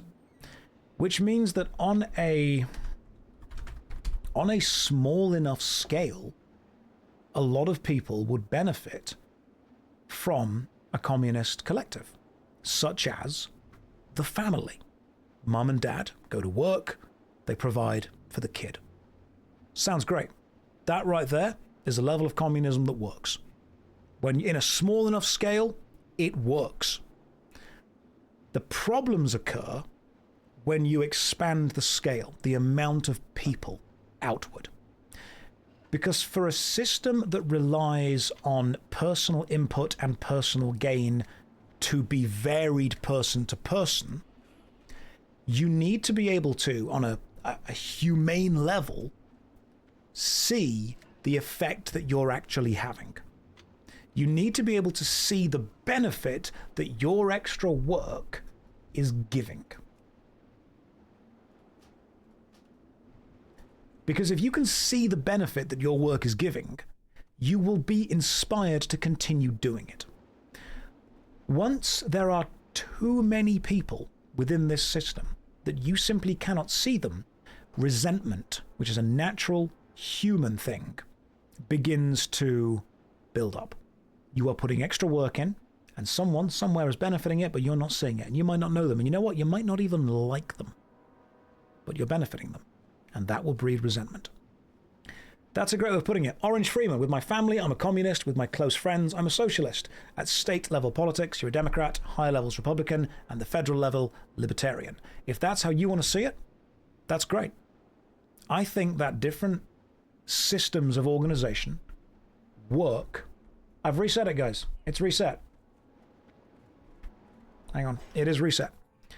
Different levels of systems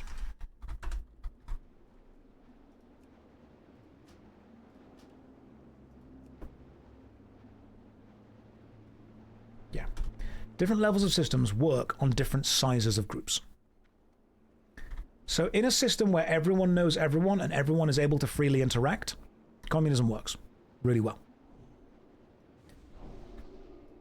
On a system where you might not meet everyone, but you are still going to engage and enjoy the same infrastructure, socialism can work quite well. The problem is always the humans.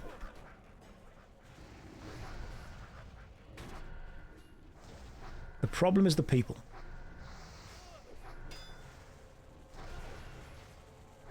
Merle says, China prosecutes rich people who commit crimes, but other countries don't. I don't know anywhere near enough to have a valid discussion on the Chinese Communist Party. I don't believe that it is the utopia that the internet will make it look like, and I don't believe that there are no problems in that country. I also believe, Merle, and I hope you're intelligent enough to understand this, that blanket praise or blanket criticism of any large enough group is going to get you immediate pushback from any discussion online. I hope that everyone is able to understand that. If you say, this is better because of this, no.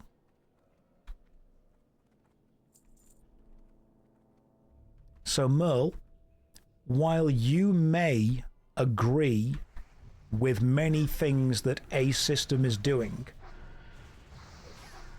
if you are consistently praising that system for being better, people will see it as endorsement of everything the system does. It is very important that you understand that you need to be able to be critical of these systems. Would you agree and would you understand that you need to be able to be critical of these systems?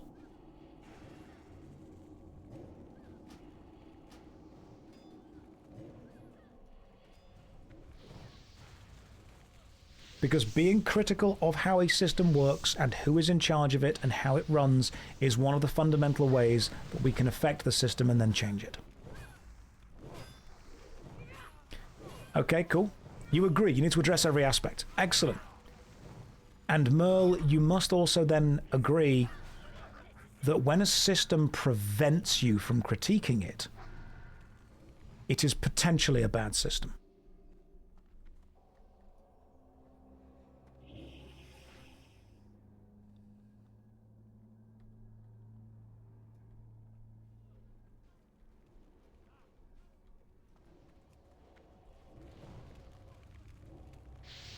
Now, I'm sure that everyone in this Twitch chat is suddenly going to turn into a geopolitical expert, because that's just what seems to happen whenever we have a discussion about anything. People suddenly are an expert on that thing. But it's totally okay. I need you guys to understand that it's totally okay to say, I don't know about that.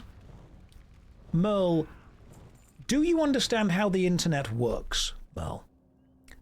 Do you understand that yes, you can absolutely be those things? I think you're going to the extremes. You're absolutely going to the extremes. Which is a dangerous place to have a conversation from.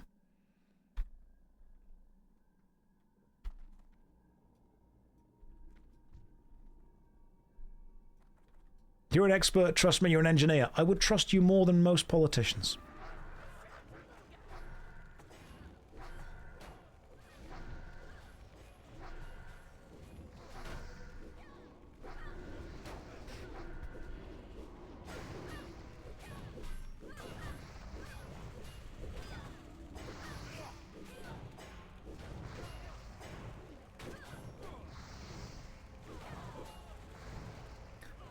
Merle, I understand that you have your problems with capitalism.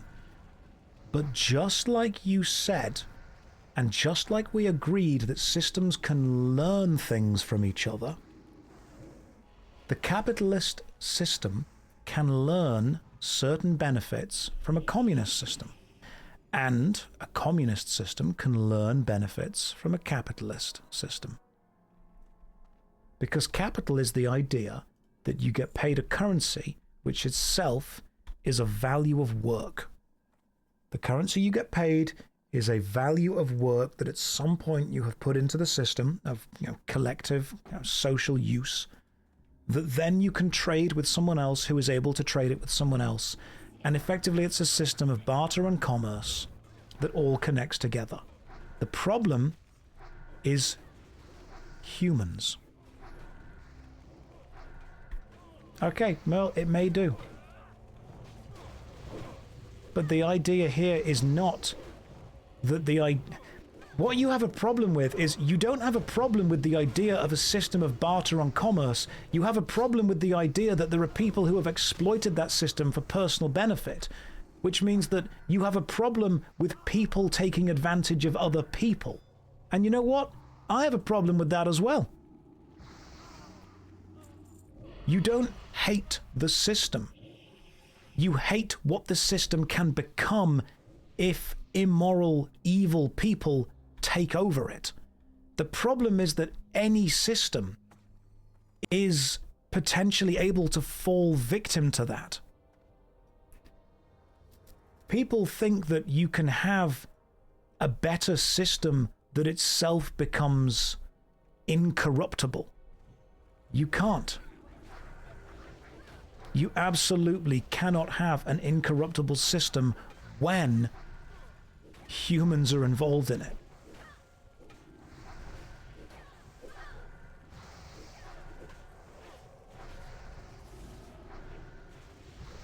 Every large system needs checks and balances against itself becoming corrupt. The irony is that the people who are able to put in the checks and balances will simply put in checks and balances that they themselves control.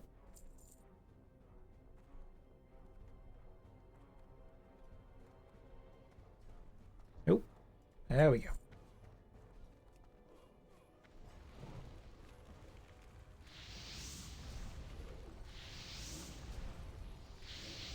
People have been exploited ever since someone realized they could do something and make somebody else do something for them. And I think one of the biggest problems is that we exist in societies and collectives that are just far too big for humans.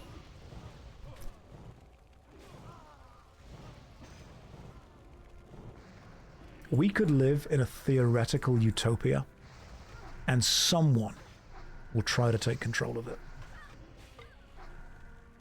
Check in with the people that are close to you, that are local to you, that you can actually talk to and affect. Check in with the people that you want to support.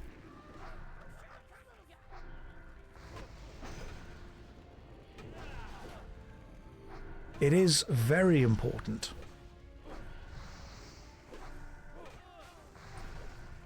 that we give our energy and our time, limited energy and limited time, to the people that we want to support. Josh, what is my take on the universe of Star Trek and their approach to life and how they live in the system? That would be ideal. That would be absolutely ideal.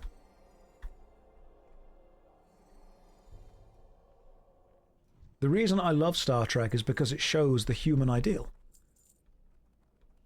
And it puts people in an aptitude position.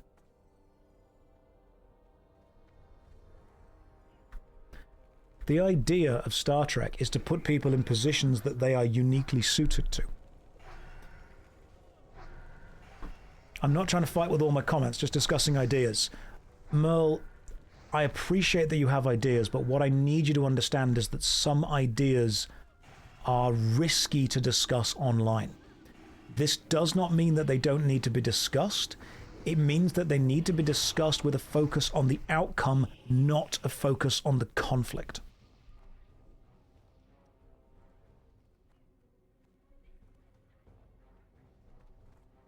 The reason I love Star Trek so much is because they exist in a post-scarcity society, where anything that anyone needs, they are able to get.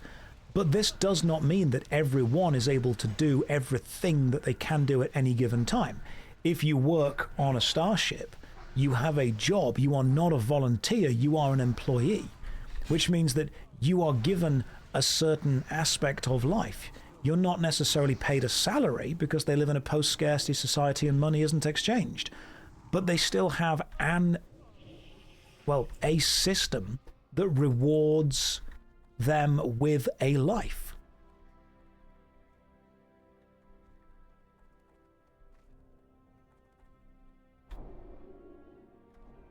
You get people that do things for the enjoyment of it, but you will get people that are starship captains, but you will also get people that work in the engine room, that want to do that. The question is, will someone who is working in the engine room and only getting 1 day off a week eventually start to resent someone who works as a waiter in 10 Forward, who is simply working 4 days a week and effectively having a similar life? Well, at some point you have to realize the people who are working the harder jobs are doing it because they want to.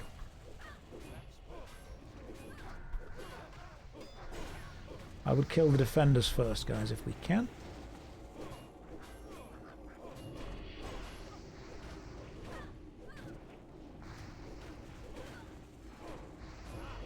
So there is a famous moment where someone said to... It was either to Patrick Stewart or to the writers, why doesn't Picard wear a wig? And their answer was, I don't think they would care about baldness at that point. So it was this idea that Picard was a bald captain, but nobody cared. Nobody in that society would either covet or mock that, because the idea was that there were more important things. Star Trek The Next Generation is an entire show about human self-actualization and discovery, which is why I love that. I also think the Borg were far scarier when they didn't have a queen.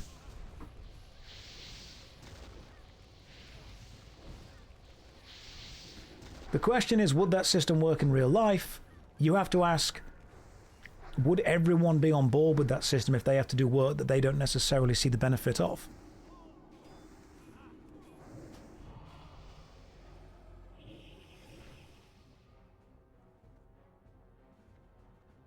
Congratulations. Would you work extra hard if you knew that it benefited a society that you would never be a part of? Which Star Trek film to start watching Star Trek? Start with The Next Generation. Season 1 is rough. I think you can honestly just start with Season 2. Season 1 is good if you want to have a foundation of who the characters are and you want to see Tasha Yar. But if you just want to see what kind of Star Trek was about, you can start with Season 2.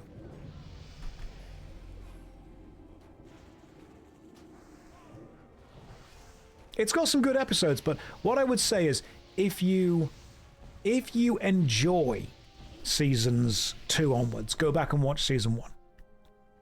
Merle says, under capitalism, you work for the profits of someone richer than you. That depends unless you are in control of the capital. Because if you're the owner of the company, the person benefiting most is you.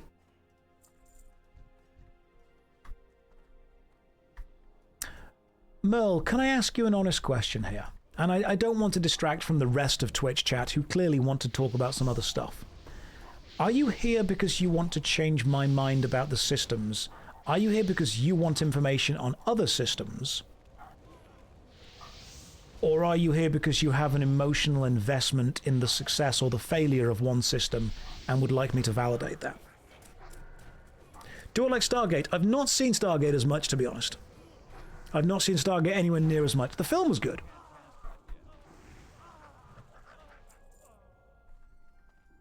The original film was great.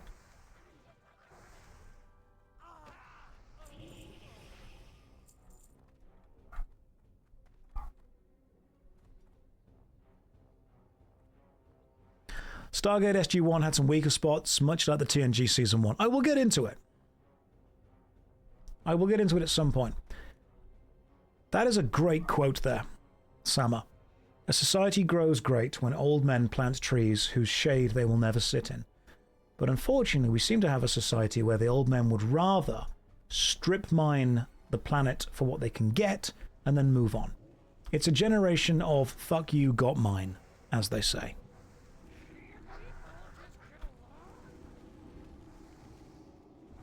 What you are asking for is for everyone to be collectively focused. And I agree that if everyone can be collectively focused, brilliant. That'd be fantastic.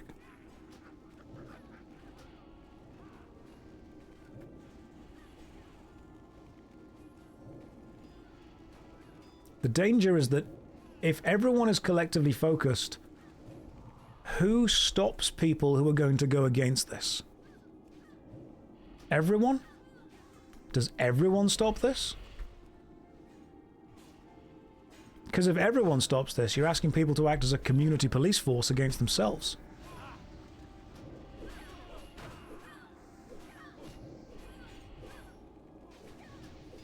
That's where the danger comes in. Okay, we're killing the Myrmidon first. I might be able to actually just do this for a bit. Josh, how does one work on general cynicism? Are you saying that you are cynical and you would like to not be?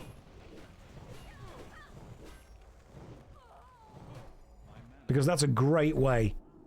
Genuinely, that's the first of all, self-reflection is the important thing. In that case, let me ask a genuine question. And if the answer is yes, we've actually got something to work on here. Do you actually feel a level of pleasure from being cynical? Because it can be addictive. Have you guys ever found that? Anger, cynicism, disliking things, hatred, annoyance? You ever met those old men that are never happy? Some old man in a British pub somewhere will complain about literally everything. Comfort. Cynicism is addictive. It's comfortable. You feel good while doing it. And that is dangerous. Because if you feel good while doing it, you're going to keep doing it. It is, on some degree, a drug.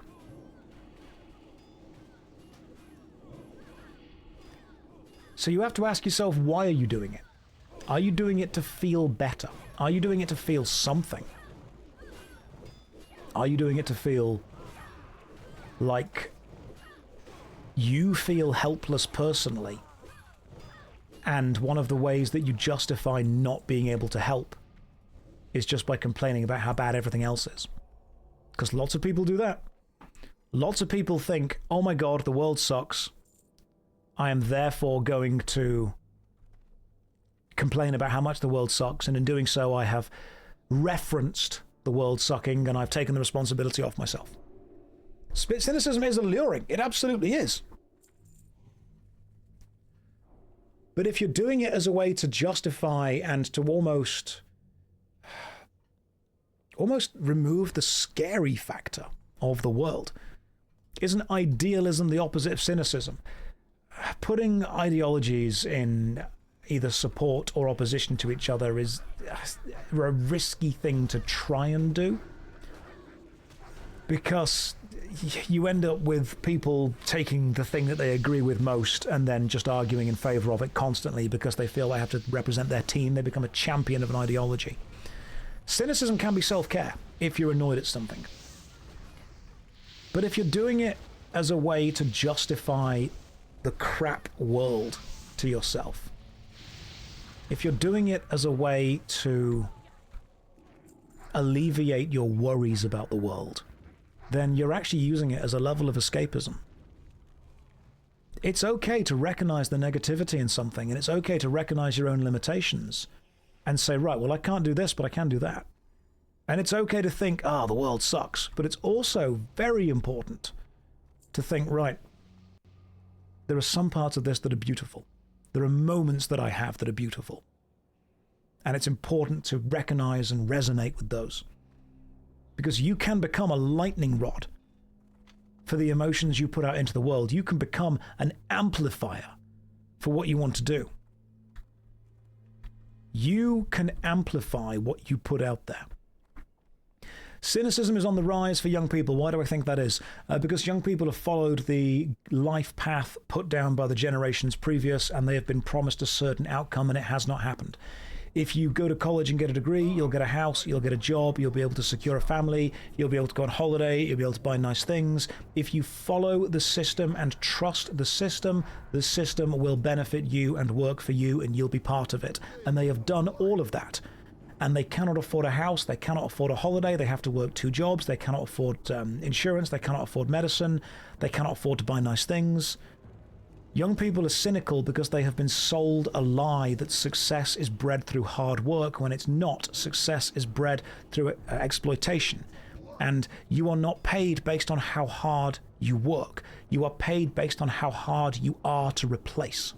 And unfortunately, because there are simply far more people out there than there are jobs going for them, everyone is becoming easier and easier and easier to replace. So people are cynical because the routes that they have been given to go through life are not getting to the destinations that they have been promised they would get to. And I can completely empathize and understand about why they are so bloody annoyed with it. We do not live in a meritocracy. There is a huge amount of nepotism that will benefit lots of people, and unfortunately those people are often not you. Raging Berserker's Helm, sweet. Don't need it, not for me.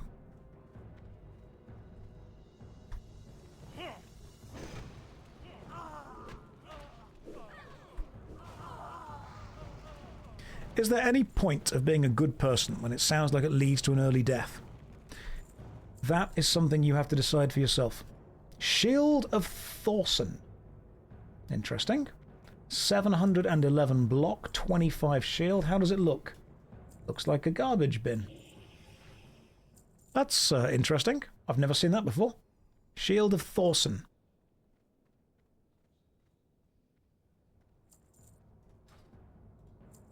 That's fine, I don't need it.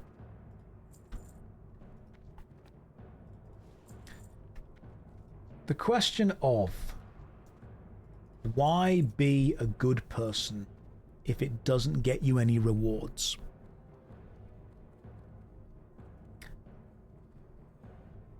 Were you being a good person for the rewards, or were you being a good person because you can't not be?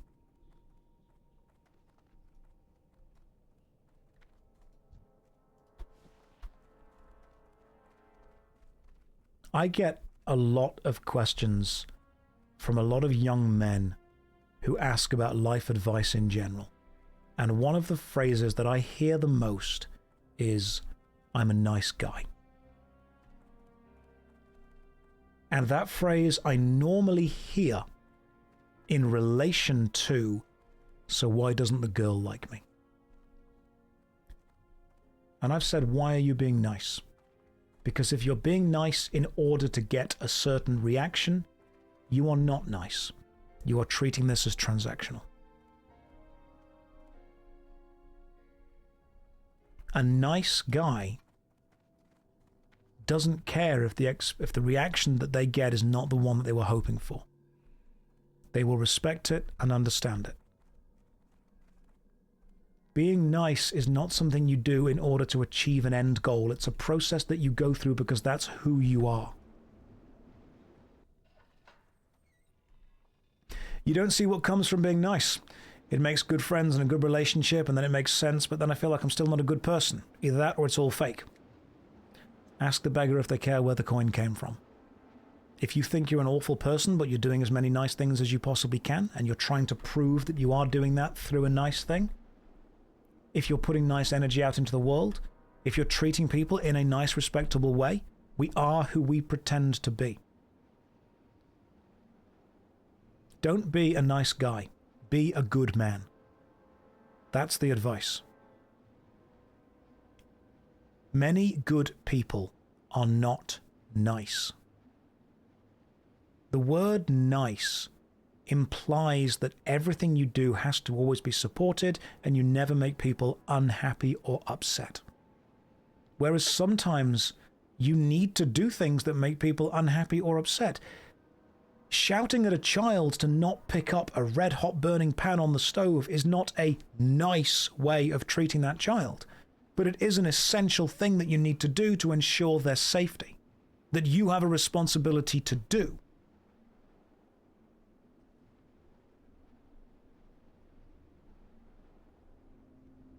You never mean to make people upset or annoyed. If you aren't willing to make people upset or annoyed, then you aren't willing to stand up against people doing things that you don't like. You need to upset and annoy people doing things that you cannot agree with.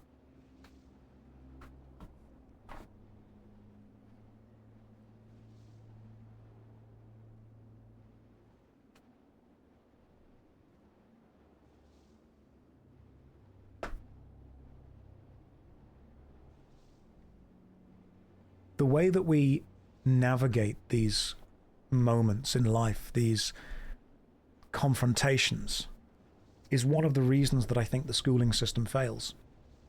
Is because learning to do that is far more valuable than learning how to find X and Y. Right, again.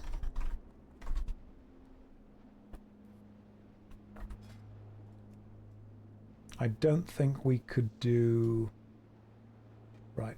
What's the next one? We've done the graveyard, the library. We're at the armory. Sure, need 1 DPS. Sweet. 1 DPS needed for armory.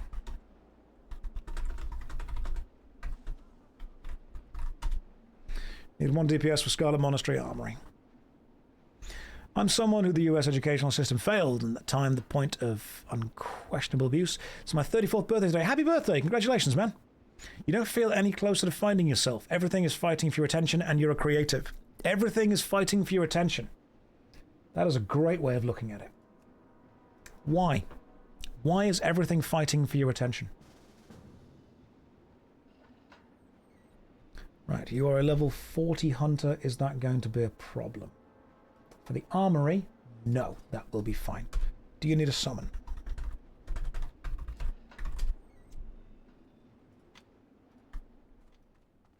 Right, let's go and summon them. Why do you think everything is fighting for your attention?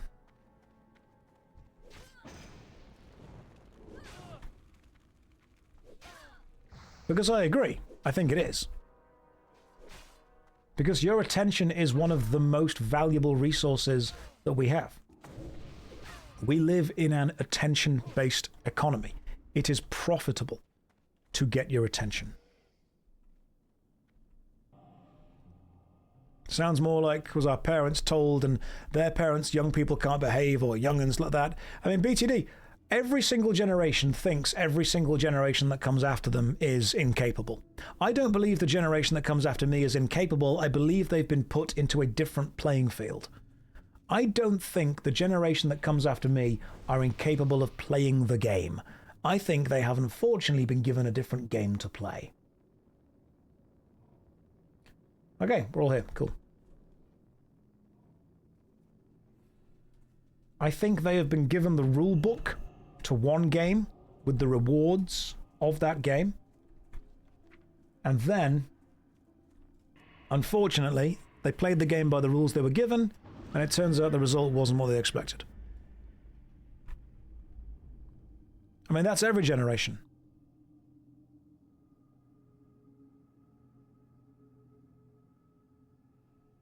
I don't think that the younger generation are incapable. I do think that they have been given a much more difficult game to play. I mean, if you consider this guy's Look at the very first season of The Simpsons. The very first season of The Simpsons was meant to be a joke about what society could be. And it still showed a father and mother on a single salary supporting a car and 2 children and a nice house in the suburbs. That was, at the time, considered achievable. Now, how many people do you know that work one job with enough security? Oh, hang on. Out for me to reset. 2 cars and 3 children, sorry.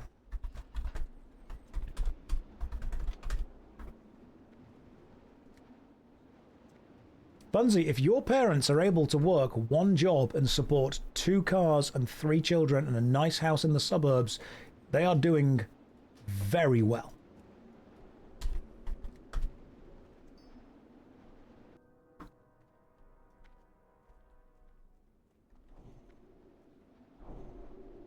You hazard a guess that it could be done if you made it as a nuclear power plant engineer. Probably could.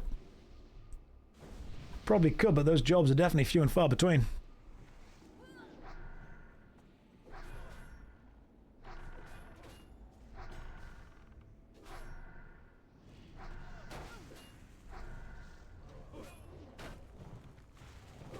You have a genuine question about MMORPGs. Go for it.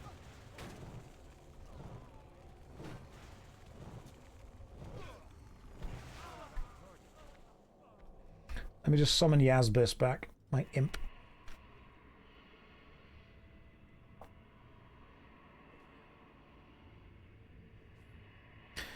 Still in the game, yes, people do leverage debt in order to achieve the lifestyle they want instead of having the capital to do it. I understand that. But the cost of things has gone up and the wages have not. I believe that would be a fair thing to say.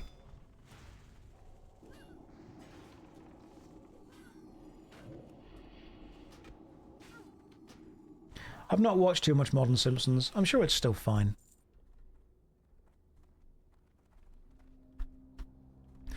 I think there's a moment when you realise the inequality and stuff, when you watch Friends and you realise, how do they afford a massive open plan apartment and always have free time to go to a nice coffee bar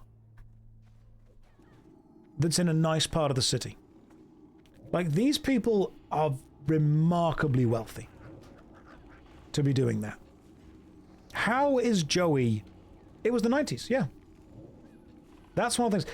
I think you realise that you've grown up when you watch the very first Home Alone movie and ask, what the hell did Kevin's dad do to afford that house?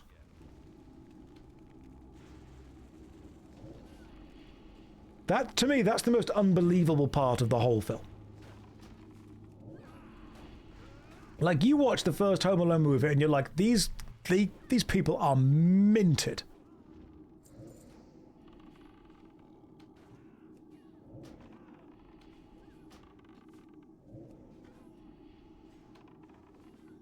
Yeah, huge house. Huge trip.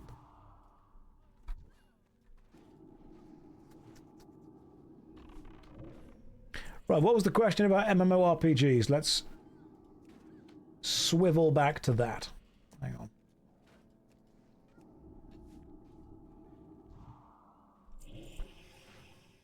You are making me feel like I live in a privileged bubble.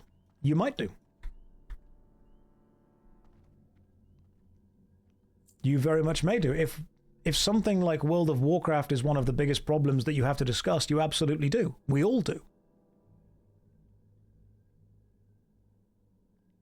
Am I aware of Guild Wars 1 Reforged? Yes. Haven't played it yet, but I'm aware of it.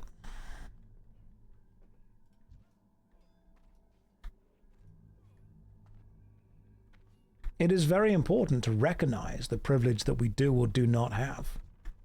Now, that's not important. It's not needed to be able to say, and therefore you have no problems.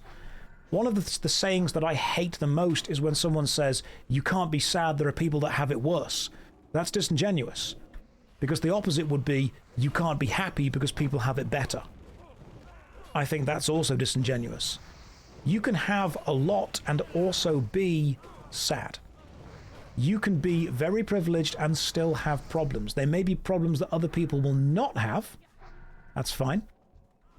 But you do not need to feel bad about still having human problems. About still having issues. About still, you know, facing challenges.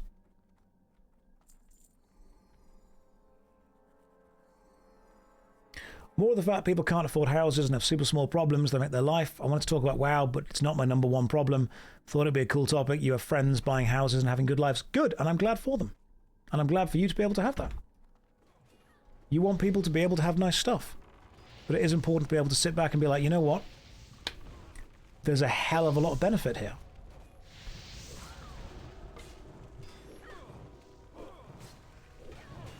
And I don't want to feel that it's very difficult to engage in any kind of us versus them discussion. Because you do run the risk of at some point becoming them. So instead, I think it's much more beneficial to talk about systemic changes and safeguards that we are able to put into place, instead of simply demonizing people.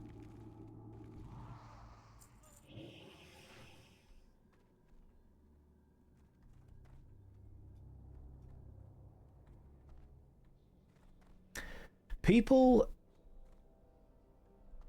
find problems with whatever they don't have. I'm going to post your question again. Wild Salts. What, in my opinion, a negative aspect about OSRS? I enjoy it too much and loving the nostalgia for me to make completely objective. Old school RuneScape's biggest problem would be its price increase, because it is now having to compete on what effectively is a level playing field with the same price as Elder Scrolls Online or Guild Wars 2 or World of Warcraft. And RuneScape's biggest benefit, biggest strength, was the fact that it was cheaper. RuneScape never had to compete on this playing field because it wasn't pricing itself to be on this playing field.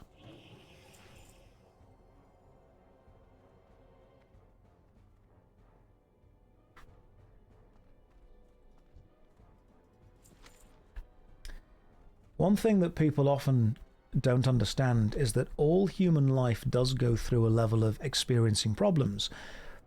The thing is, they only become problems when you can't solve them with the resources that you have. If the problem that you encounter can be solved with money, and you have money, it's not really a problem. It's just a thing that you deal with. Why can't we just give everybody 5 times the money? Solved immediately. Straight away solved. If you have money and you come up against a problem that can be solved with money, it's not a problem to you. It's simply a thing that can be purchased.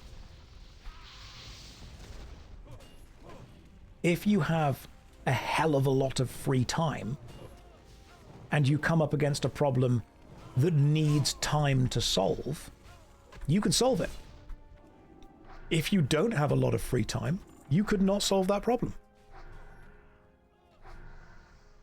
And sometimes people that have a huge amount of money don't have a huge amount of free time. So what they do is they trade their money for time. Let's say that you need to clean your house and you have a day free. Cool, spend the day cleaning your house, if you're lucky enough to have a house. Let's say your apartment, your room, wherever you live.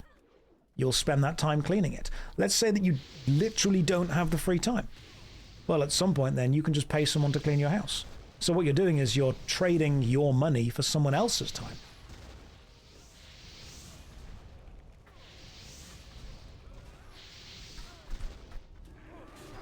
Problems are about using the resources you have to solve them. And so when people say, oh, I don't have any sympathy for that person, they are incredibly wealthy. while I absolutely understand that there is a level of dehumanization that goes on when someone acquires a certain amount of wealth, and again, I think there is no ethical way to become a billionaire, there will still be problems that millionaires or multimillionaires face they are simply unable to solve with money. And when people turn around and go, well, you're rich, you shouldn't care about it, and I'm not defending exploitative practices here, I'm addressing the idea that there are problems that cannot be solved with money and there are problems that can. And there are a lot of problems that can. And what I think we tend to see is that people with money are spending a huge amount of it to try and solve problems that money can't solve. Which is why it's terrifying to people that have money that there will be problems they can't buy their way out of.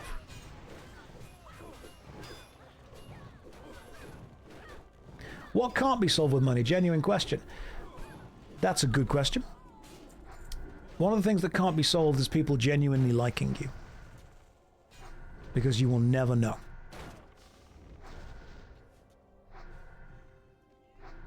Now that is a very small problem.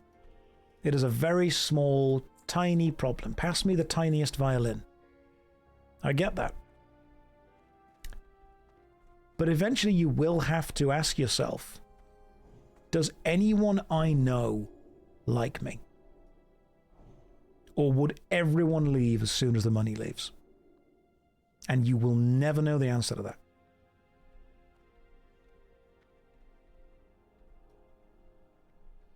Now, it's a small problem, but it does exist.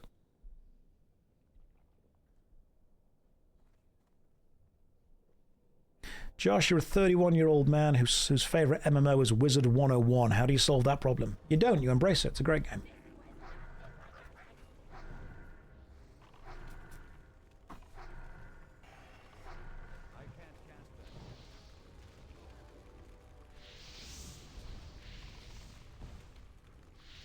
A narcissist doesn't ask such questions. I mean, yeah, they wouldn't. And unfortunately, part of the reality is there are many people in this world who are remarkably rich, remarkably powerful, remarkably successful, and also just arseholes.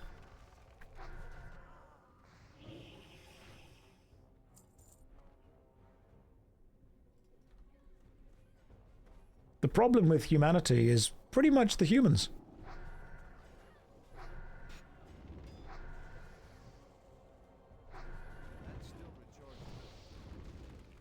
Here's a genuine MMO question.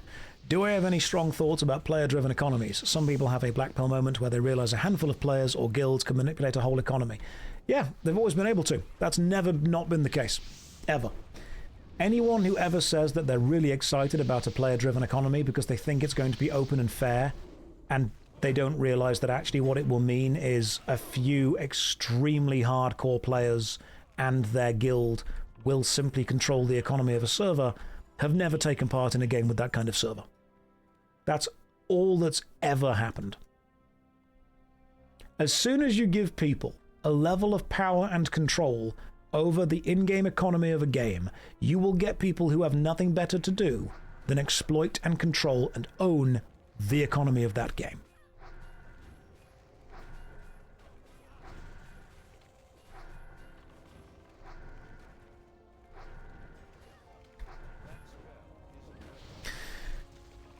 Cyber says, not sure that's true. My understanding of narcissists is they're very concerned about whether people genuinely like them because that feeds their ego. They're only concerned about the right people liking them, the people they believe have value. A narcissist doesn't necessarily care if someone that is beneath them or cannot benefit them or does not mean anything to them likes them. They want people in positions of power to like them, because that is the validation.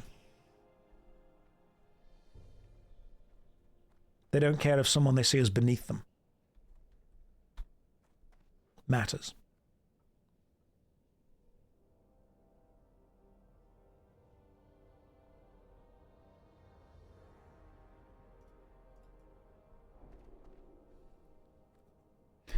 Empathetic people are often concerned about others, but there is also a dangerous level of empathy where people will care about others to the detriment of themselves. And that is also a dangerous thing to be able to do. Setting yourself on fire to keep somebody else warm does not work long term.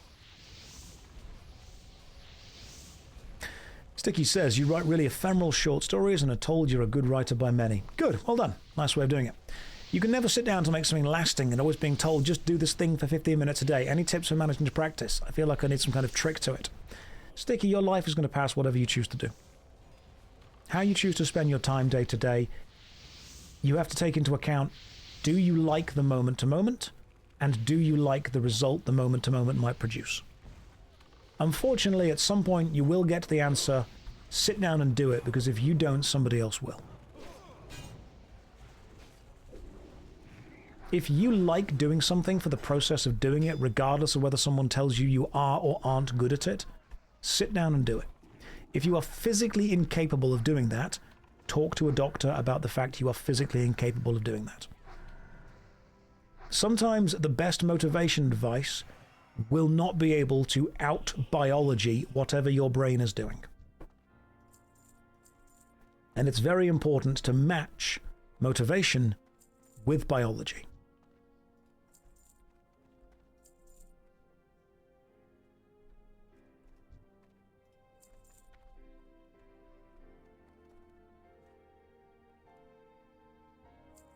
You use your Was It Any Good series when you work out. Watch them all. Any new ones being made? Yes, I'm working on...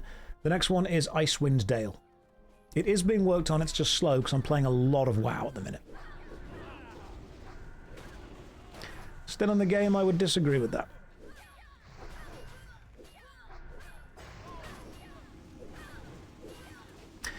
Still in the game, can I ask you an honest question? Are you being edgy with that, or do you genuinely believe that a woman's place is to be seen and not heard?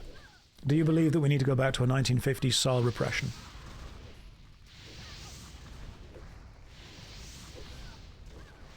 I need to understand whether you're trying to be edgy with this, or whether this is like a genuine, actual feeling that you've got. Because to me, the idea of feminism is the equality of the sexes. The idea of extremism, either misogyny or misandry, is the elevation of one to a position of complete authority. Which I would also disagree with on both counts. I think people dislike the word feminism because the word itself is gendered, which means that as soon as you take a gendered word, it almost comes across as if you are trying to elevate the gender of that word to the dominant power. Women were statistically happiest in the 1950s. You haven't researched the origins and the real intention of feminism then. Okay, cool. Can I ask you another question? Just straight up question. Still in the game. Are you a woman? I think I know the answer, but I need to check.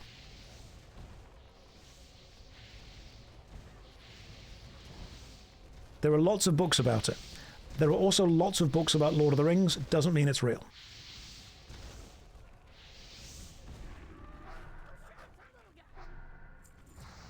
I'm going to assume you are not a woman.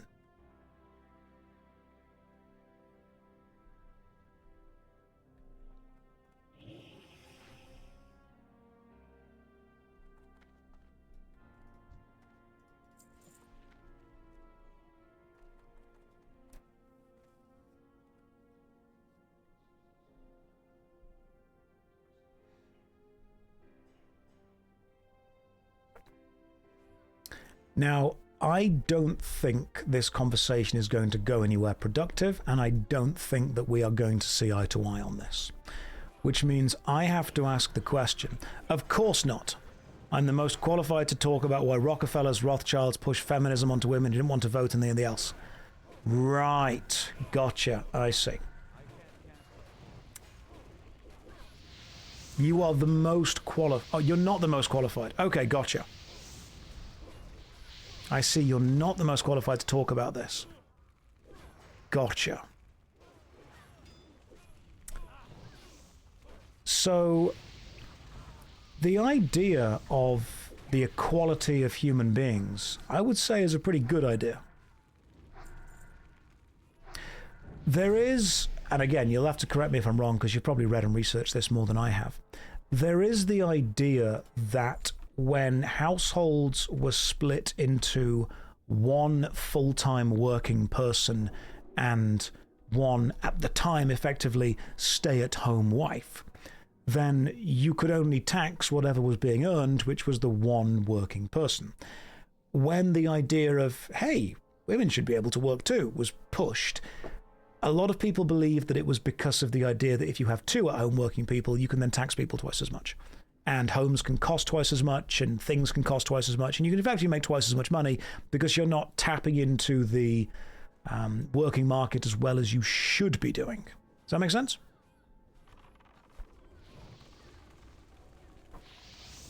Now, yeah, many things can be true at the same time.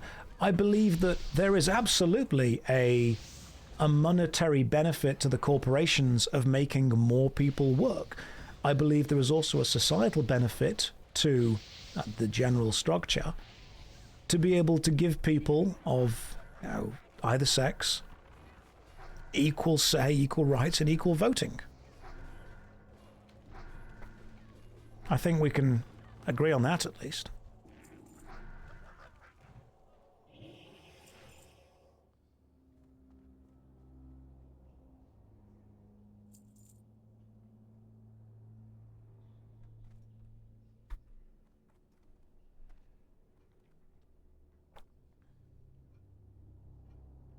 Ashuvax, first time chat. Where is the equality when men are drafted?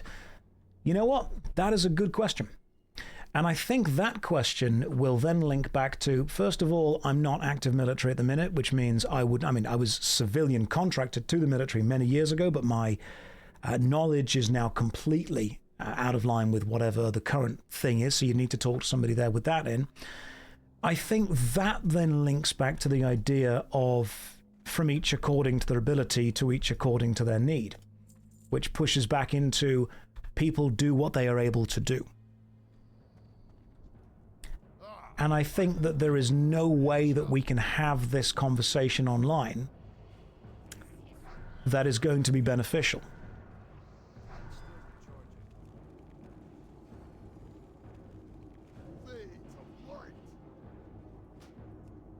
Nightcrawler, where is the equality when 90% of garbage removal people are men? Are women not able to sign up for that job? I mean, if women aren't able to sign up for that job, let me know. Okay. We seem to have a lot of edgelords that have immediately made themselves known.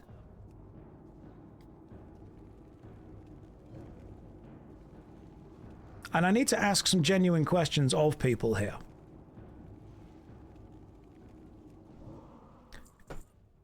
Scarlet leggings, sweet. That's going to be good for someone.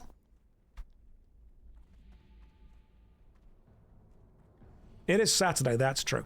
I forgot that it was Saturday. It's a late Saturday stream. No, that school's over.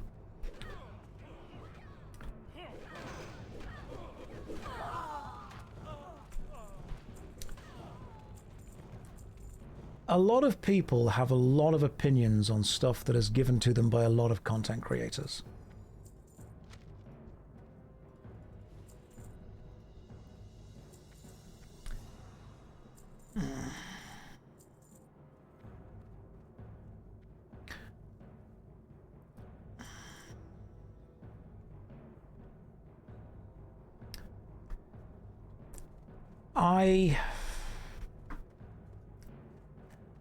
I don't think I've ever met someone who has actively been against equality that I would like hanging out with. And you know what, Demonic, you are right. I am giving a lot of people here who have a lot of what I would consider, to be honestly, quite abhorrent opinions, a lot of grace. The problem is the internet in general. Which means, again, I shouldn't need to feel responsible for this, and you shouldn't be responsible for this either. If there are people who have remarkably archaic views, and I say, hey, I disagree with you, you know what they will do? They will search for a community that do agree with those views, and they will simply perpetuate them.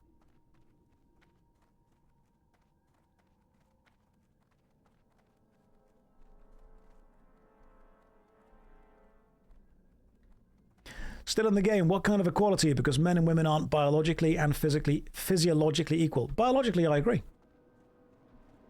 But I believe there is also a point where people are using that instead of a way to work out the aptitude for the best choices, they're using it as a way of repression. And I think that the important thing is that we have equality of input into the society that we are belonging to, and we have equality of input and equality of attempt, if you will.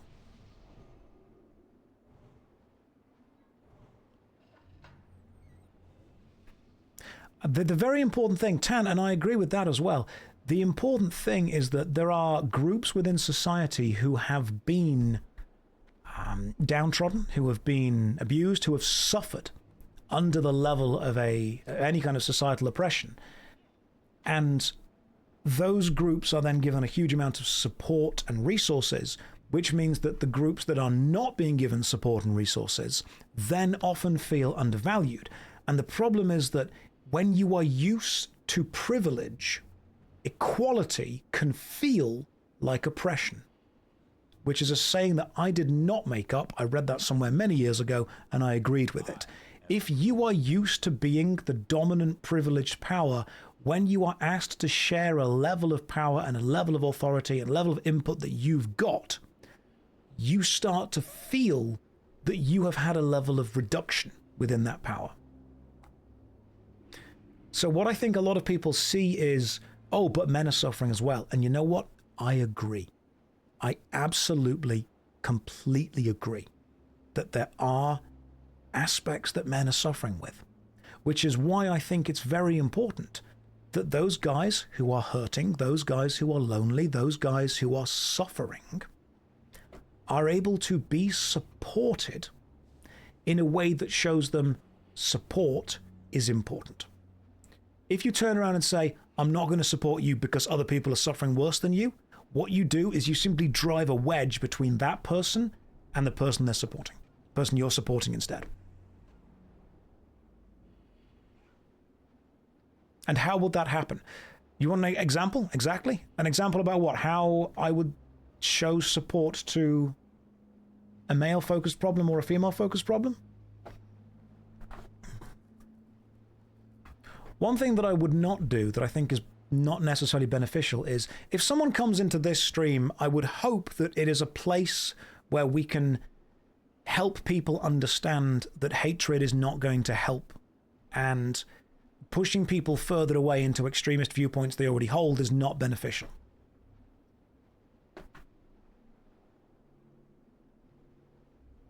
Suffering isn't a competition. That's true. So one thing that I think happens is when someone says, hey, we should support these people, people straight away, okay, but who's coming here for that? A lot of people, Milk. People straight away push back with people and say, oh, but this group of people suffer in this way, and this group of people suffer in this way. Milk Two Sugars, you're the MMO guy. Milk, is this your first time in the stream? Because if this is your first time in the stream, you may not be familiar with the fact that before focusing on MMORPGs, I was a teacher. And one of the most important things to me is being able to connect with people and talk about issues that they face in their day-to-day life. We cannot start grading the suffering, and we cannot simply start saying that you can't support this person or this team or this demographic or this ideology because these people are suffering as well. What kind of teacher? I was a drama teacher. This is just like a podcast with an MMORPG in the background. Finding common ground and bringing people together does help people, team up. Unfortunately, a lot of people that benefit from you being unhappy will do whatever they can to keep you from connecting with people. People that want you to hate a certain demographic benefit from telling you why you should hate them. They absolutely benefit from keeping you from finding common ground, from keeping you connecting with them. Echo chambers become groups of people screaming into the void. And when you are doing that for recognition, the only way to be recognized is to scream the loudest. Which means an echo chamber becomes a self-sustaining prophecy of people being angry and having to be angrier and angrier and angrier to be recognized as being the angriest, which itself is validating everyone else's anger.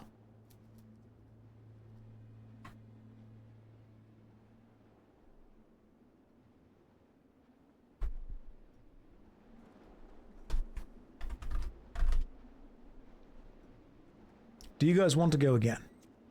Let me just double check. If you do want to do, we can get some more people. We're going to need some people. Yes, we are. We have got the priest and the shaman. So we need a tank and the DPS. Cool. First of all, let me reset the instances and grab people.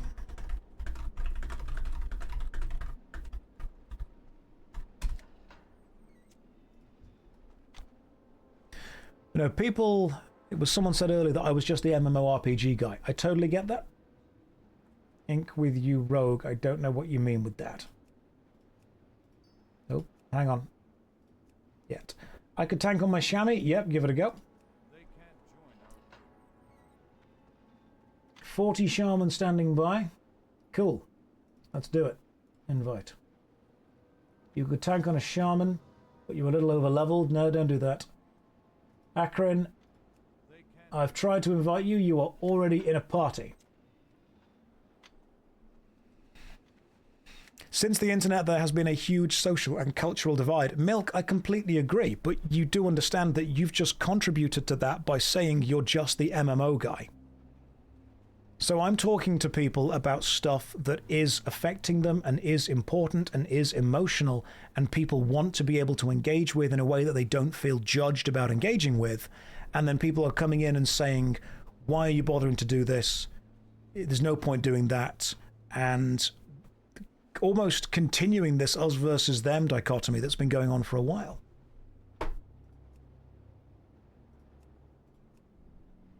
Okay, so who can tank?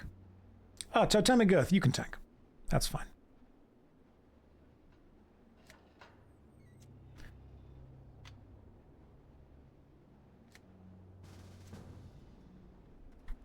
Cool. Right, Tote, you okay tanking?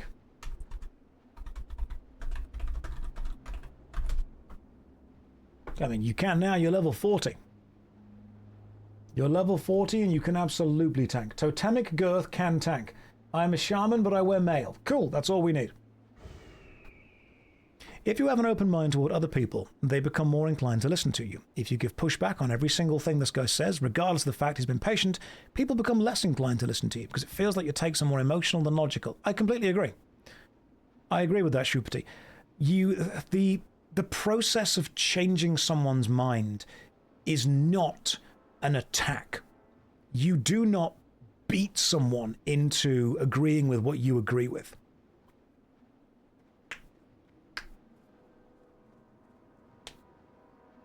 It is very difficult because what if someone doesn't like you as a person, then they will disagree with any stance that you have on principle of not liking you.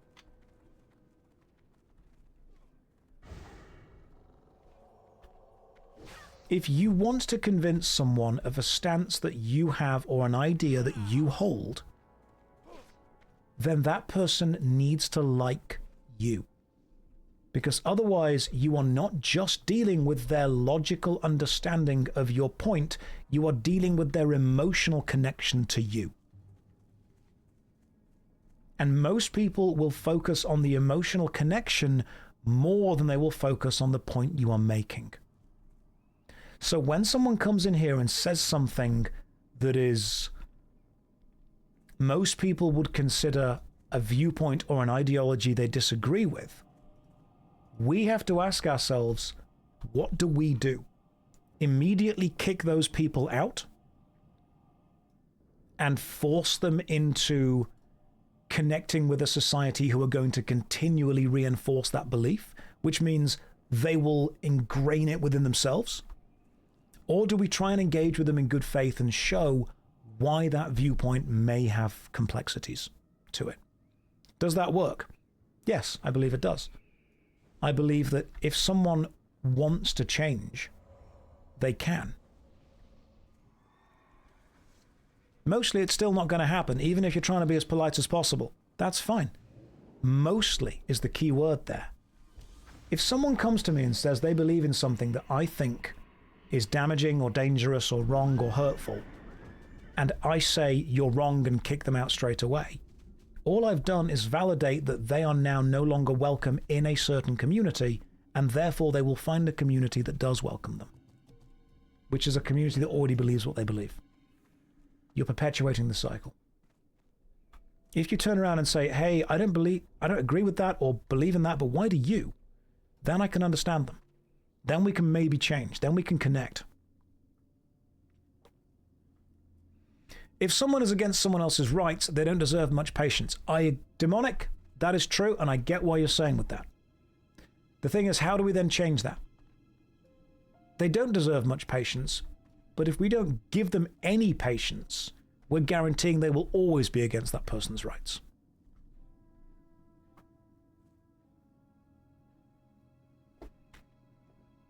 People need to be willing to listen to you first and feel not attacked.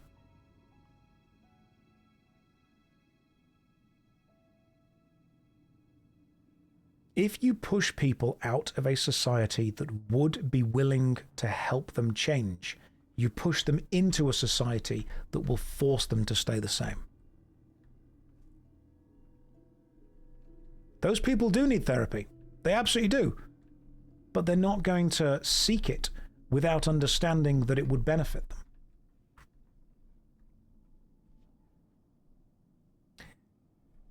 Hang on, we don't need a level 65 Warlock gnome.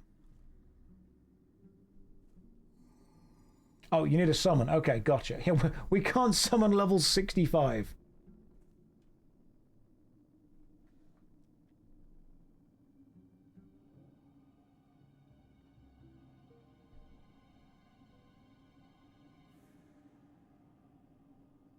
Is it because they're a gnome? Yeah, that's pretty much it.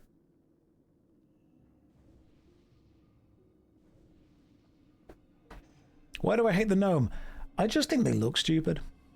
That's pretty much it. What happens to the Giga Chad DPS gear only warrior? He's in Outland, just hanging out.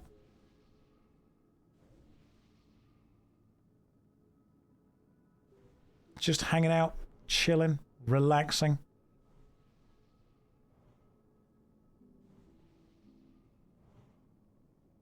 What about the women who currently feel unsafe in the chat? Fictional, that is also a really good point. Which means that at some point I do have the responsibility of making sure this is a place that people feel safe to be and safe to chat and safe to express themselves and safe to talk about things that are, relevant and important to them. And if other people are going to say, well, I don't agree with your right to exist or your right to have equality, I don't agree with your right to have a voice, then at some point I need to kick those people out of the chat, because why would I prioritize someone who is actively trying to subjugate someone else over someone who is just trying to exist? I think it's very, very unfair. This links back to the whole, why do you reward the bad kids in school more than you reward the people who are good constantly? As much as I want to be able to engage in conversation with people who have either outdated or honestly just quite abusive ideas, I also need to understand that there's a huge amount of people in the chat who don't like knowing that those ideas are even entertained in a chat.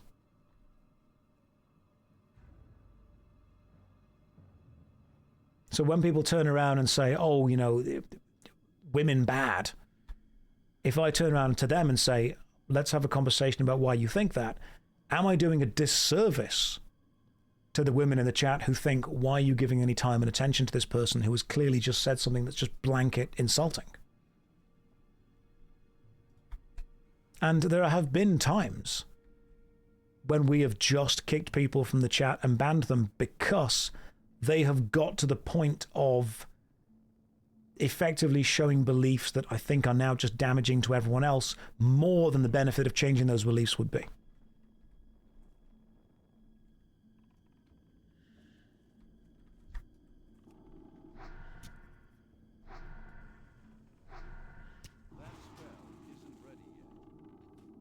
And the answer is, it's a balance you've just got to try and find.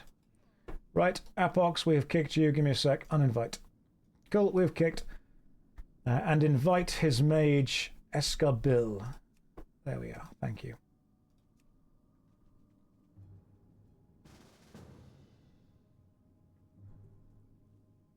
Cool. Right, there we go. Now we can get you summoned over. Thank you for being patient with me on this. But how can you change my belief that the world is flat? You see, I don't even know if you're joking about that because some people do genuinely believe it. But at some point as well, okay, let's imagine you're joking about that. But let's take that as a really interesting point, actually. At some point, somebody can hold a belief that I disagree with that I just don't want to bother spending the energy to change. That can work, you know, that can just be the way it goes. But how do you know? I think I would trust the scientists that don't seem to have a reason to lie to me on it. And maybe I'm wrong, but I am willing to engage with the people whose job it is to research these kind of things.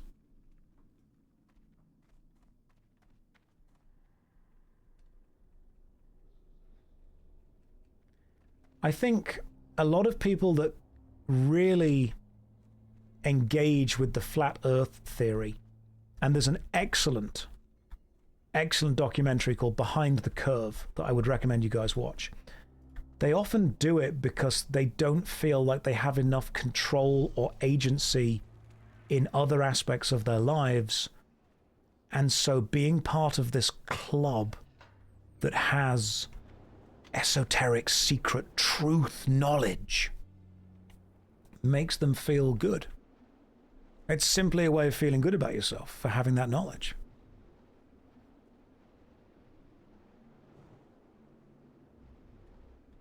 But there's also a choice where somebody can turn around and say, oh, hang on. Okay. There are passport bros who get burnt out because they only flee to countries like the Philippines for the more humble women, but many other men are able to marry and have children in those countries. Still in the game, if you are being rejected by multiple women, you have to maybe look at the one consistent between those things and ask if the problem is you.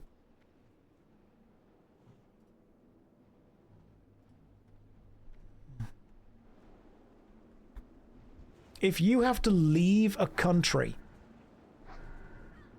and remember that women are not a monolith.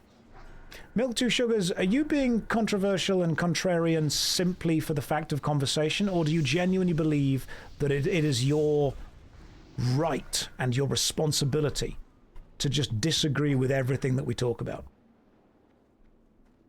Because so far I've not seen you agree with a single thing. 51 million Justin Bieber fans doesn't mean his music is good, doesn't mean it's shit either. Just means it's not for you. Women are not a monolith.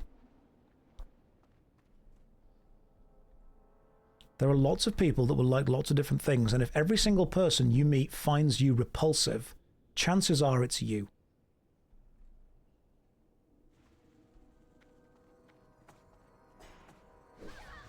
Inju, you can head off. You do not need to be here.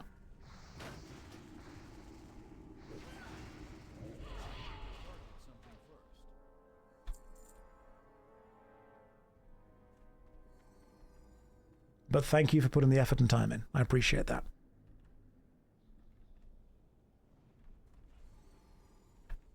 I think the idea of the passport bro is basically the idea of saying, hey, if women lower their standards, maybe I'll be good enough for them.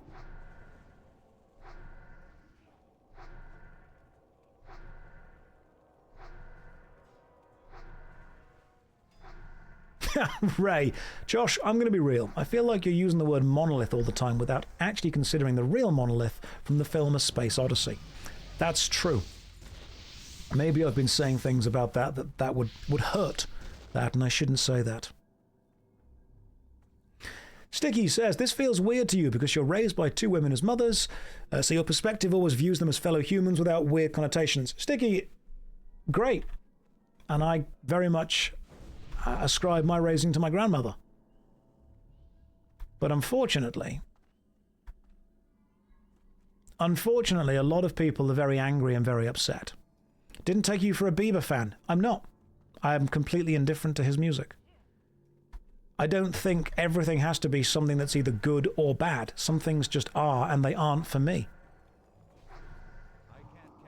It's totally possible for me to listen to music and go, I get who this would appeal to. This is not me.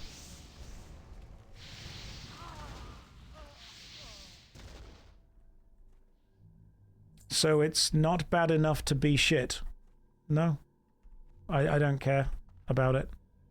I'm indifferent to the music. Do you need it to be shit? Do you need everything to either be good or bad? Because that to me would show a relatively minimal understanding. You're a cyborg. What, the fact that I don't like something? What kind of music do I like? That's a good question. So my favourite band is a band called Abney Park. Abney Park are a steampunk rock band with a lot of... They kind of go through like an industrial phase, they had a techno phase, they had a weird country phase, but it's mostly steampunk. I've been listening to a lot of Miracle of Sound lately. Love Miracle of Sound. Nerdcore stuff from Shaudo, Rustage, Connor, Schwabity. Those guys are great. Fan of... You know what? Fan of classic dad rock.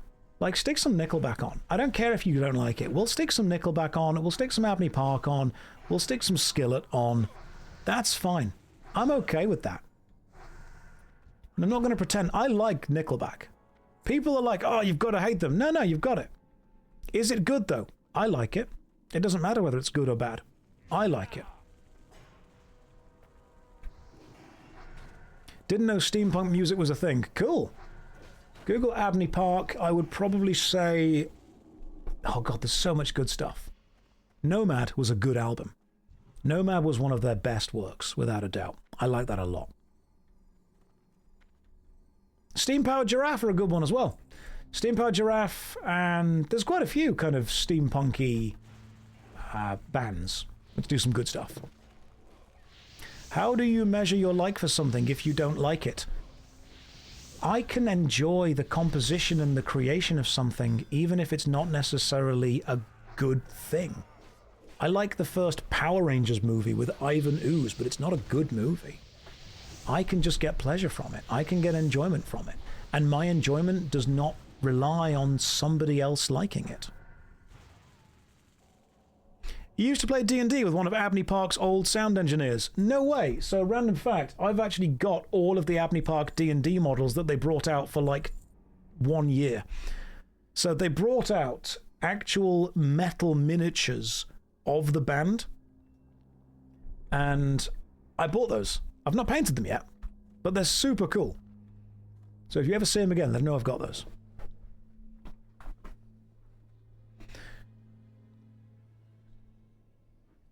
Milk Two Sugars has once again said, you like Justin Bieber. Are you trying to troll or are you trying to have a conversation? Because I'm starting to think I'm talking to someone who's a tad younger.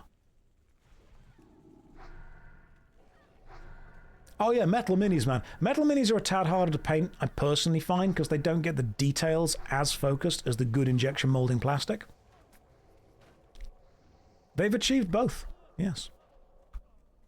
But hey, it's given us something to talk to for a while.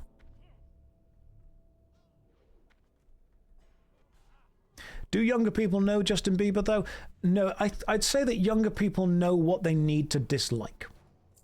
Whether they are familiar with the music or not, it's mostly about they need to dislike something. Now, let's just consider the alternative. The alternative is that they genuinely have meant everything they've said up until this point.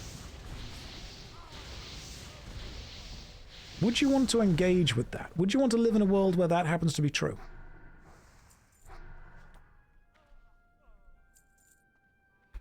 Because when people message me and say, oh, they're just trolling, I don't think those people understand that there's actually a huge amount of people who do genuinely believe all this stuff.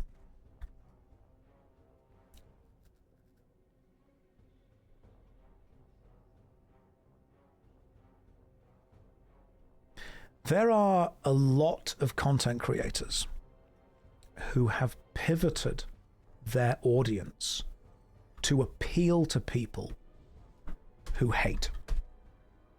And the reason they've done that is because when you have an emotionally isolated, an emotionally vulnerable audience who want validation and who often have a lot of insecurities, when you turn around and say to them, hey, I will validate you, I will reinforce those insecurities with reason, I will tell you that you are not the problem, everyone else is the problem. Society is the problem. Yeah, demographics are the problem. Unfortunately, that becomes a very lucrative fan base to have.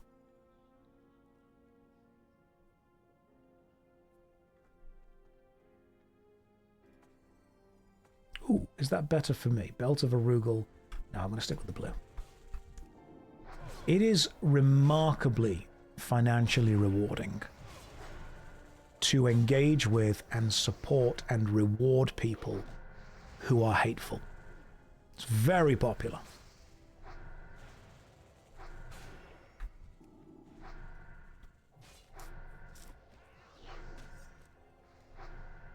What's my stream goal? Engage with people, chat, talk, hopefully convince some people to be more rounded, open, genuine human beings. Also play World of Warcraft, see what goes on.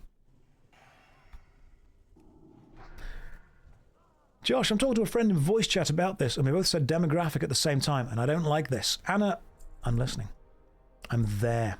I'm making sure I'm paying attention to what's going on. But yeah, it is. Don't you sometimes just want to talk about nonsense instead of super deep topics all the time? What makes you think we talk about super deep topics all the time? Or is this just the topics that you've had while you've been here?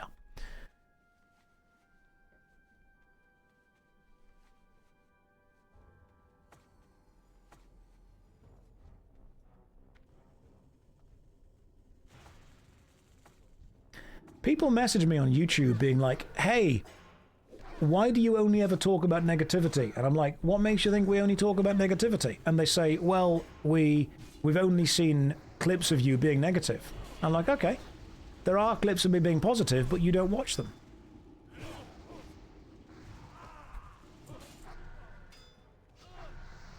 Maybe they watch the clips channel. Maybe they'd come here and they go like, you're always negative. Nope, the clips are because they get shared more.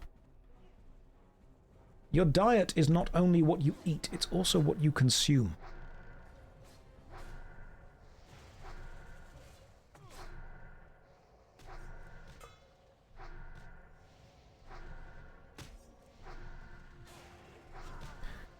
There are a lot of people in the world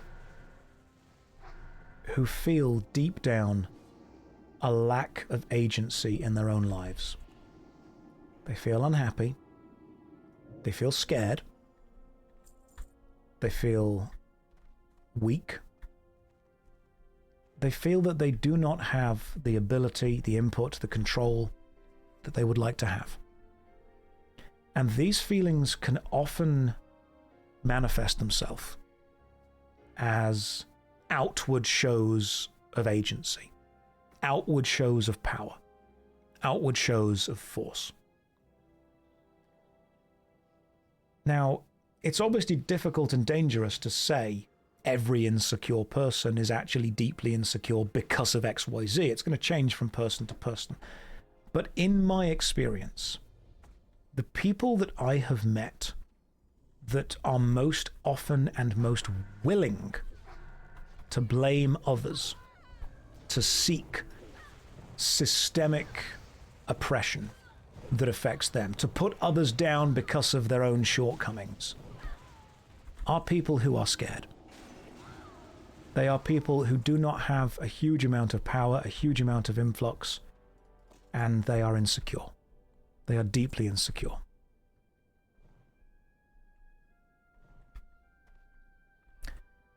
And then you have a lot of content creators, a lot of celebrities, a lot of influencers who see this insecurity and they see dollar signs in their eyes.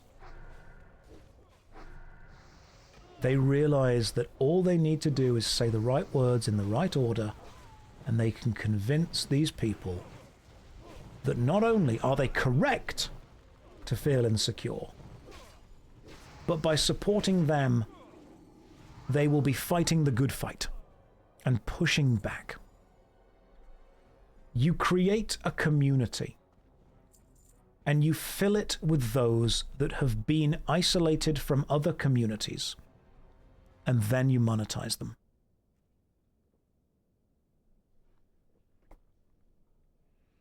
How can you build a career on YouTube judging the worst MMOs if it's just an opinion and it doesn't mean it's bad at all? Because a lot of my videos and a lot of my opinions and a lot of my work, I suppose, now is not about telling people if something is good or bad. It is about telling people what I think the process is constructed from, why I think it's been constructed that way, what benefits, positives and negatives it has, and then what aspects would be worth looking into and changing it. You're ranking it as the worst. I'm not, though. There's a question mark in that title. It's a journey to find the worst. Is this game the worst? The answer, of course, is always no. I am conveying my opinion and then, importantly, explaining to people how I got to that opinion. I would rather people take from my videos how to think about things instead of what they should think about things. Milk, have you watched any of the videos? Just out of wonder.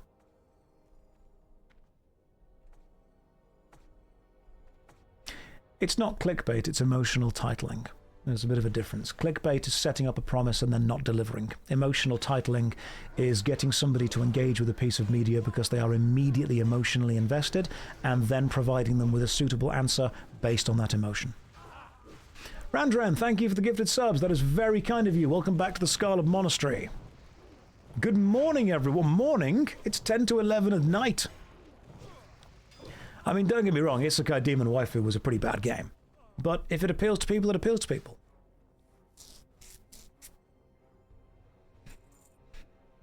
People want to talk about it. Milk says, man, I love your videos. If you love my videos, but you also don't understand that they aren't just telling people that they are not the worst MMO, it is a process of reviewing, then you don't. I love your videos. I ain't ever gonna give your money, though. That's fine. Other people do.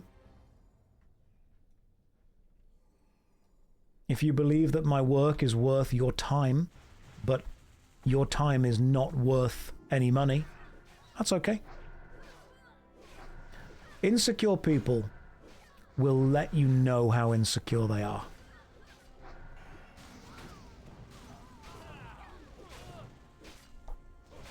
You said, yo, that's fine, but you were shaking your head. I think that a lot of people online just want to be angry at something.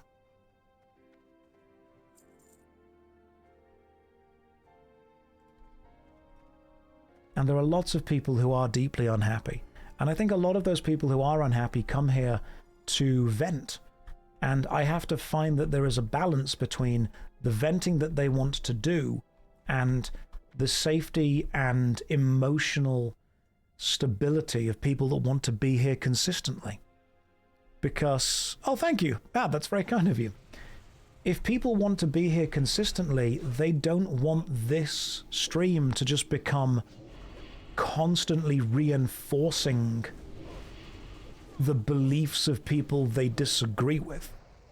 At some point, I do need to turn around and say, I not only disagree with your beliefs, but I disagree with giving you a platform. Now, I know that that will just drive people deeper and deeper and deeper into whatever belief they have, and they'll find a community that supports them. But at some point, I don't have a responsibility to teach everyone. You wonder how many people want to be angry compared to how many have been trained to be angry. I absolutely think that there is a discussion to be had that people are designed to be angry far more. Just don't focus on the trolls. The majority in here is positive. Evie, you're probably right. You're probably spot on. Josh, would you say that you're insecure? I sense a bit of insecurity from you. There are aspects of my life that I know that I am insecure over. And there are things that I work on, and there are things that I ask my friends to support me with, and there are aspects that I ask them to not make jokes about. And I think that understanding that things that I feel insecure about do not define me as a person, and they do not either increase or decrease my value. Why are you all so critical? Highlighting games and small communities, video about Lord of the Rings Online. Oh, Lord of the Rings was great. I actually spoke to some people that designed the original Lord of the Rings Online MMO, and they were really thankful to have that video. Josh, you're not getting bald. Your hair is thick and beautiful. That's the one thing that I am happy with. Both my father and my grandfather still have a thick head of hair, so I'm fine with that.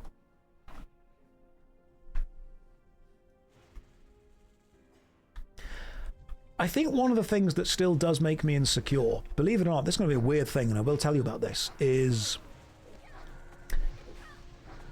spending time around very wealthy people. I grew up in a working class family. Not poor, but working class. And, you know, my mum had a job, my dad had a job, we did fine for ourselves, we had presents at Christmas. But the British kind of working class mentality was very much instilled in me. And there was a nobility to minimum wage. They had jobs. That makes you working class. That's what working class is. You work. The clue is in the name.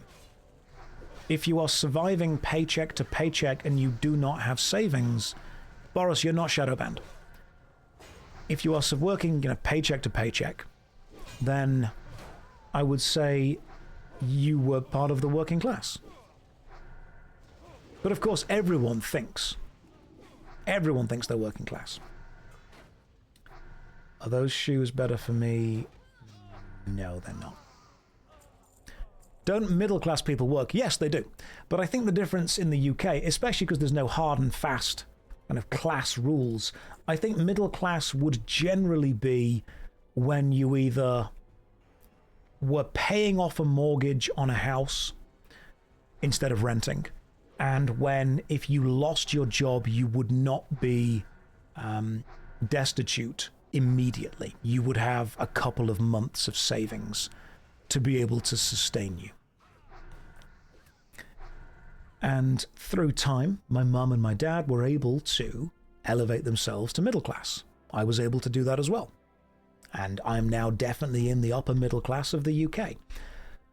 But there is still this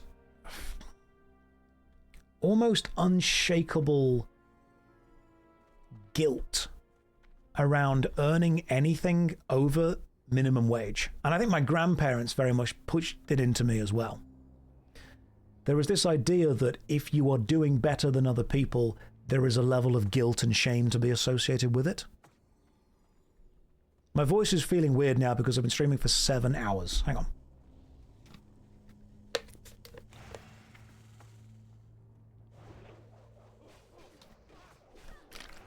That's better.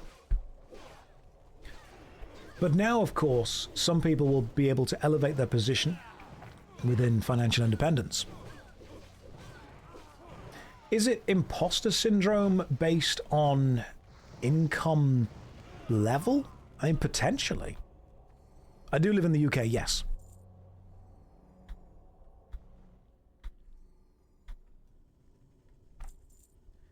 But I think it's definitely had this idea behind me that there is a level of extravagance that I still find gratuitous. Ha ha ha, is he from the UK? Yes.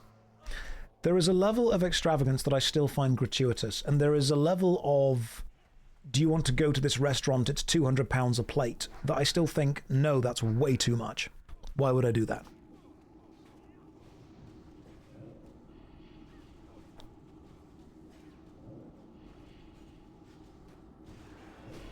Similar to the crab in the bucket or the sense of solidarity. Potentially, yeah. I mean, I would still say that is a lot of money. But you're looking at restaurants with those prices, though. I tend to not. I would rather go to a Greg's. Another scarlet belt. It's normally the people that I end up being around. But you looked... Are you trying to use this as a gotcha moment, or are you trying to bond with me? Because it feels like you're trying to use it as a gotcha moment. It's when a friend of mine says, hey, there's a group of us going to this restaurant, do you want to come? So I look up the restaurant, then I'm like, you know what, I'm not going to do that.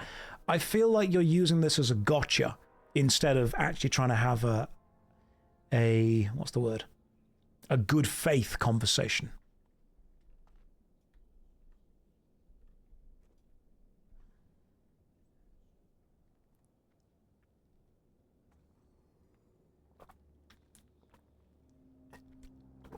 He's trying to gotcha as if you claimed you're poor.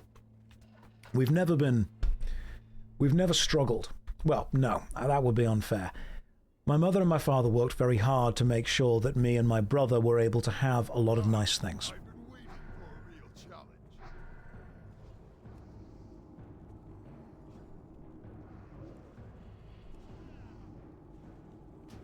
In some countries you could, yeah, exactly, you could do a lot with that.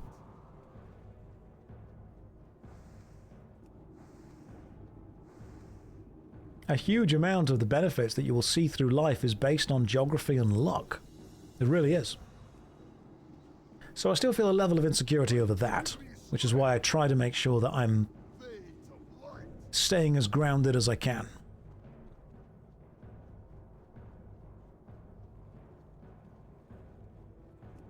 This is a really good armory run, by the way, guys. That was really smooth. I wasn't paying any attention. You guys still got through the dungeon. God damn. Right, give us the Ravager again, Herod. Hey, the Berserker helm. I'll take it.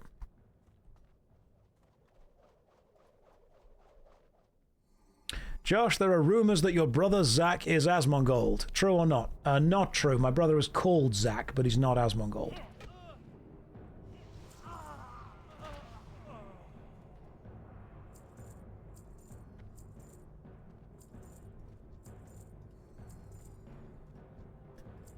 I think as well, and this is something that I'm going to need your opinion on. Probably people in the chat who haven't been typing so far. This is almost focused on you guys. This Twitch stream, the YouTube, the Discord, all that is a digital third space. And the idea that we all hang out together, we all get to chat, we all get to collaborate, it's a social element.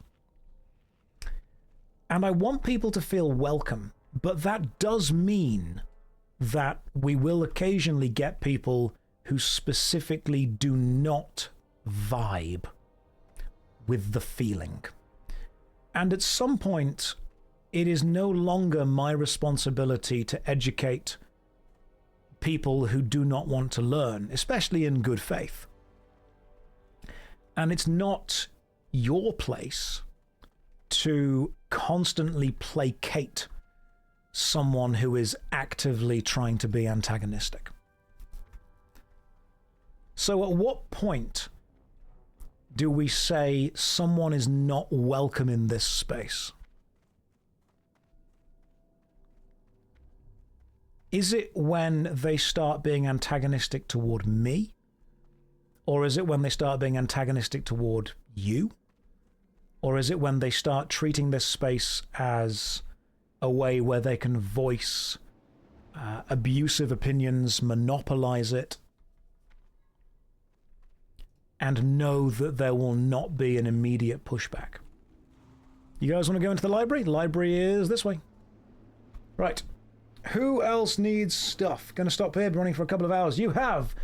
We've got a tank. We've got a healer. We've got a mage. So, you guys okay still? If it is, we can grab ourselves a damage dealer. Need DPS for Scarlet Monastery Library. Tells says whenever it disrupts the stream. That's a good point. That is as good as ever. Let's see if we can get a DPS to join us for this.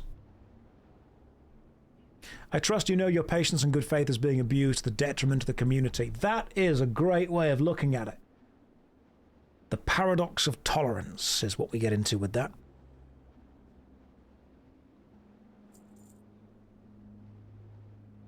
It's your space whenever you feel like it's necessary. I would say it's our space. Genuinely. I would absolutely say it's our space.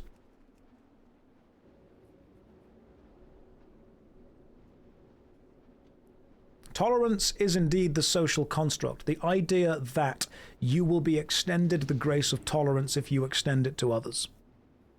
When you stop extending it to others is when you stop benefiting from it as well. That is the balance of that.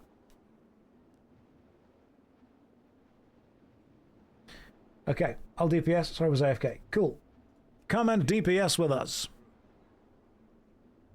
Oh, already in a group. Need DPS for Scarlet Monastery Library. Let's see what we get. You are the one providing a service for us, so it's also your decision if you want to keep certain people around or not. Yeah, absolutely. So I think that I would like to be able to extend the courtesy of understanding to many people who themselves may not be understood. But as soon as it becomes apparent that those people have no desire to connect or understand, but instead simply disrupt and become the focus of attention, that's when we get into the point where we have to say, right, this is now detrimental to everyone else. This is no longer beneficial to me or to everyone. This is now only, in a way, selfishly beneficial to one person. People want to hang around people who believe what they believe. You should always try to ingratiate people. Absolutely. But you've got to send a message by banning people who are specifically against the beliefs, because at some point you have to be able to stand up for that and say, this is no longer gelling, if that makes sense. Right. Elzaroon wishes to join if you desire a priest. Yes, we do. There we go. Cool. We have brought you in. Yeah, when it moves past the question and the answer, when it's more about... Elzie, do you need a summon? Let me grab you. Need a summon? When the conversation is no longer sustainable. Callie and Gray. Josh, you're a commissar. Just shoot someone. Doesn't matter who. That's the attitude. Shoot one, the rest fall in line. That's why I play Imperial Guard now. I just have to believe that's the focus. Whenever you engage with these bad-faced people, we all lose the great topics. That's the truth. And here's the negative aspect, and I agree with it. Is it worth me losing one person's focus? Is it worth me gaining one person's support if it loses 100 people's support? A vocal minority do take up way too much time of this stream. But the opposite is that it just becomes a... Hang on. Escabil, Sigan, Eska, Elzaroon, Totemic. Cool, we're all here. We're all here. At some point, does it just become an echo chamber where people only agree with me? But I don't want that. Is there still a lad culture in the UK? I mean, I think it died with magazines quite a bit, but there's lots of different cultures.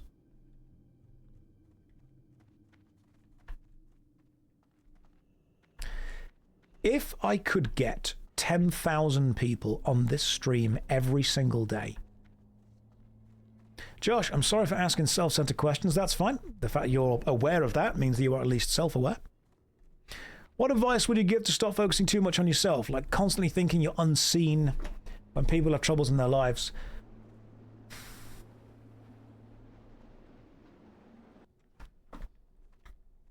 There would be a way... Oh, hang on. Do I need to reset this?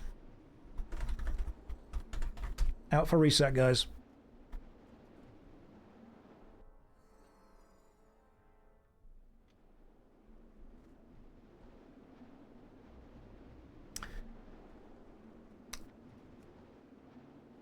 A lot of...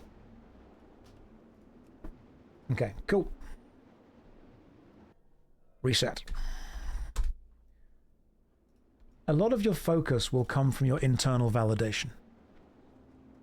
Where do you want the validation to come from? Inside? Outside? Do you need people to say, hey, I recognize what you are doing and support it? Is that important?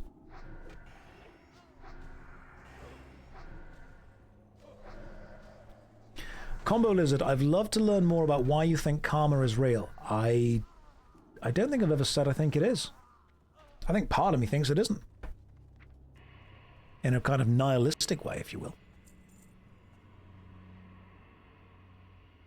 I want to make sure you read this, but you're wrong. It is not about people who disagree with you.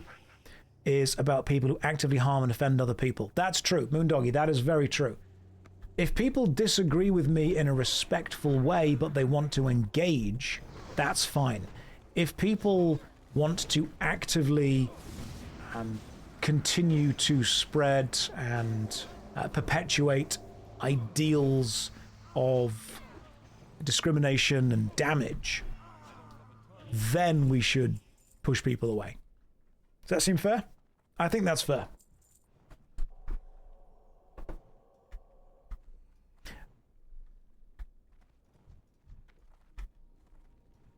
I think that is fair. Who determines the damage? It's a good question. I do, because it is the space that I am curating. If you advertised your own game here, would that be okay? No, please don't do that, Zacharias. If you want to put it on the Discord, that's fine, but not in here, because as soon as we allow that, everyone just starts doing that.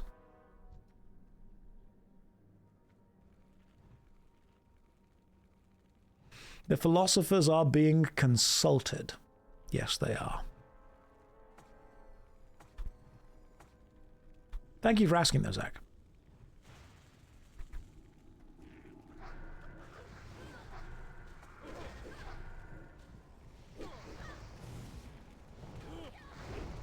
Inju, that is true.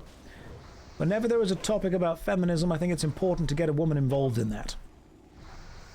Because men would not like it if it was a room full of women discussing men's rights.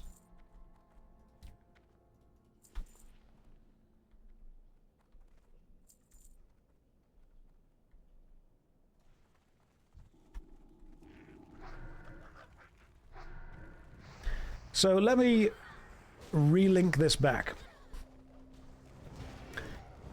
If I was able to get tens of thousands of live Twitch views every day, but I needed to pander to an ideology that I don't agree with, or I need to placate the emotional feelings and validate groups of people that I do not agree with. Would I do that if it meant a huge amount of financial gain?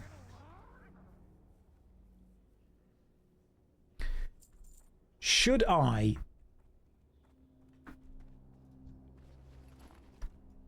push away 100 people to validate one?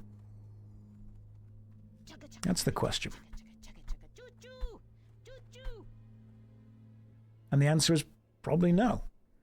If I'm pushing away 100 good, decent people, decent, honest, hard-working people, and I'm trying to validate someone who is being bigoted or someone who is being abusive or offensive. But should I push away the 100 bigoted, offensive, abusive people to validate one person who is being kind and genuine, honest and caring?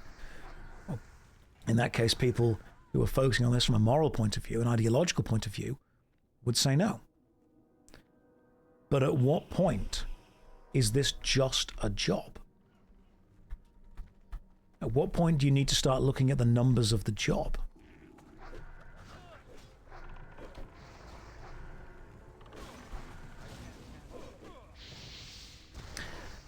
See, Milk, that's going to get you banned. Unfortunately, saying gas them all, that is just too far. So, goodbye.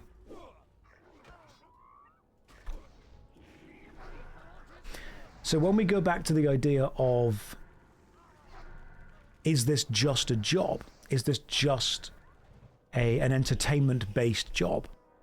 Is it just a character that I need to play?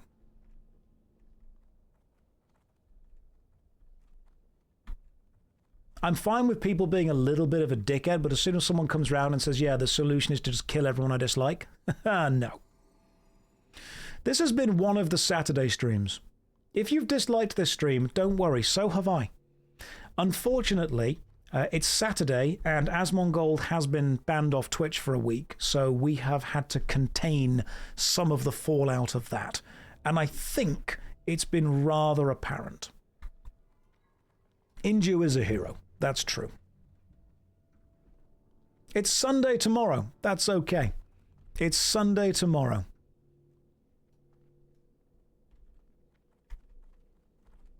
It has definitely been a Saturday.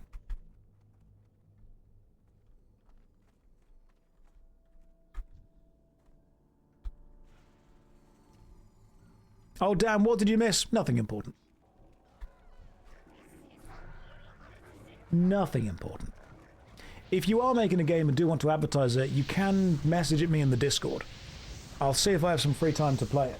I can't guarantee I will, but if you message me in the Discord, I will see what I can do for you.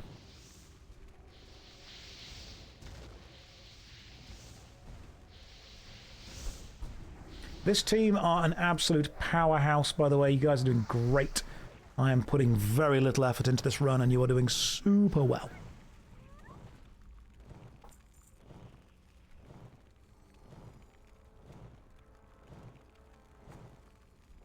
Now you're going to be honest again when Josh asks how I am. Inju, always be honest with that anyway. Otherwise, I don't know how you're doing. Have I ever visited Poland? I have not. That Polish food, that's lovely. Polish neighbours are great too.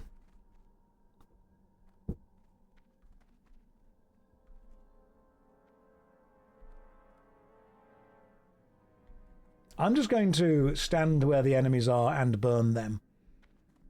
As soon as the tank is able to tank whatever the tank is tanking. Am I excited for the new Strixhaven set coming out? I am still getting through the Teenage Mutant Ninja Turtles set. There is a lot of Magic the Gathering happening recently. And I am still trying to enjoy the previous sets while these ones were coming out.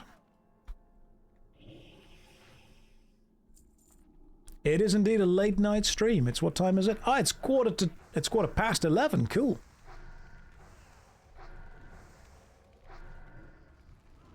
You skipped the Teenage Mutant Ninja Turtles set. You went Rift-bound for the month. That could be a good choice. Oh, we've got the little Diablo in again. I forgot we've got the mini Diablo. Asker's back with us. Ah, yes, the translator. Look at the tiny mini Diablo. Super, super duper rare companion. Look at that. Rare pet, should I say. Little tiny mini Diablo pet. I don't know, Barry. You can just go and research that. You've got to be careful. Old man bones aren't happy. Anything past 9 PM. I am going to hurt tomorrow. Don't worry. I am going to hurt tomorrow.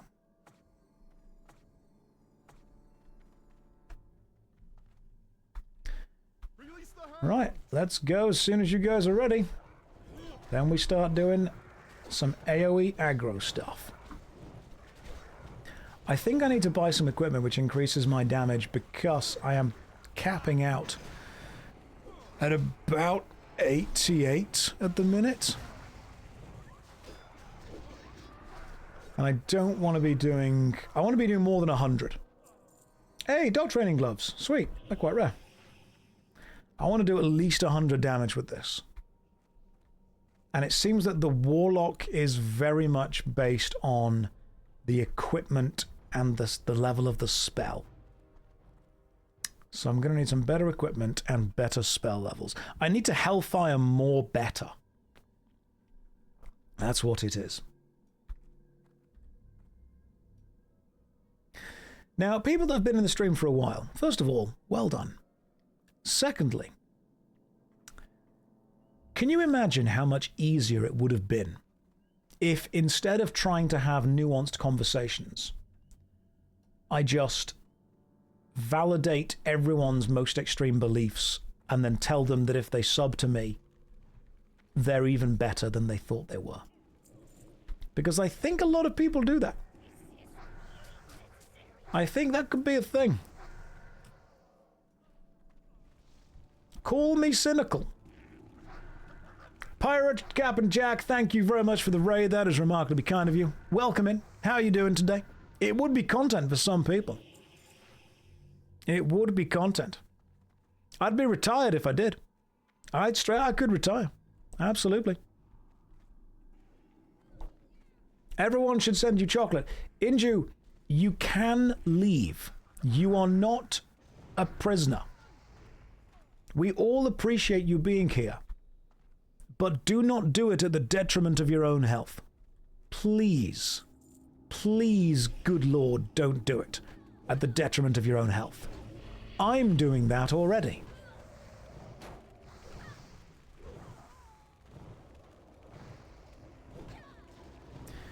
Does increasing spell damage make Hellfire do more damage to both you and the enemies, or just the enemy? That's a good question, actually, because Hellfire does fire damage, doesn't it? If I wear robes that increase fire damage, does that increase Hellfire damage?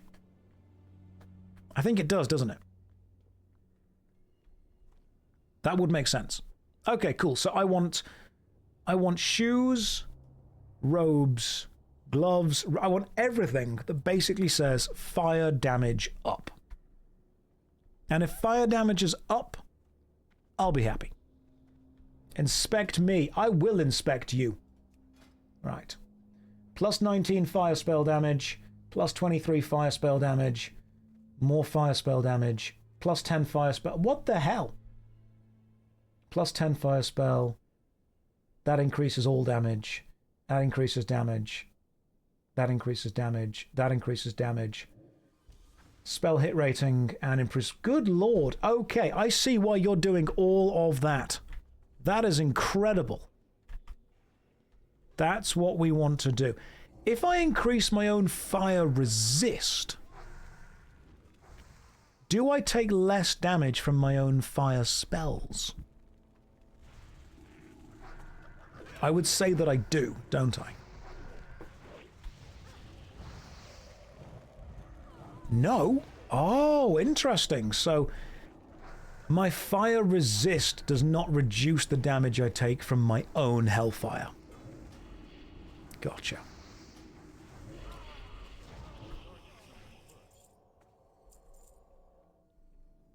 So what's the next video? Don't know. Oh, fire resistance doesn't reduce the damage, it just increases the chance to resist it entirely. I didn't know that. I thought it like reduced an amount of damage.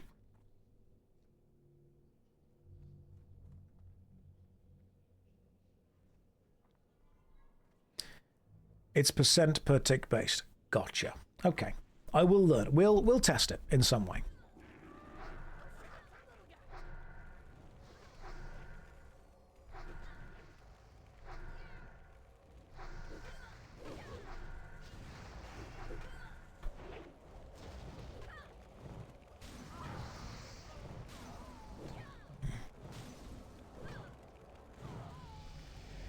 Still in the game, I can see that you have some opinions on some things.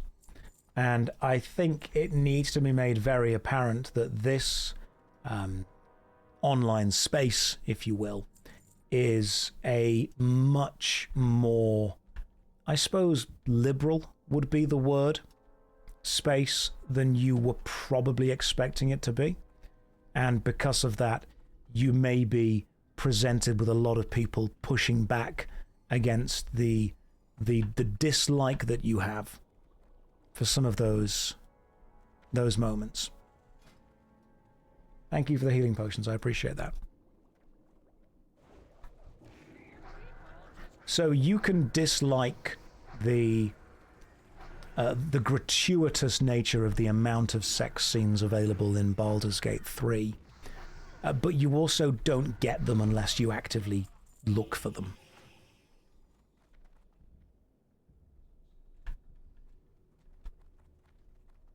Like, you can play the game without sleeping with anyone. You just don't do that. What is my opinion on opinions? I have too many of them and wish I didn't, and would like to just not think for a while. That'd be great. Oh, inventory's full. I see.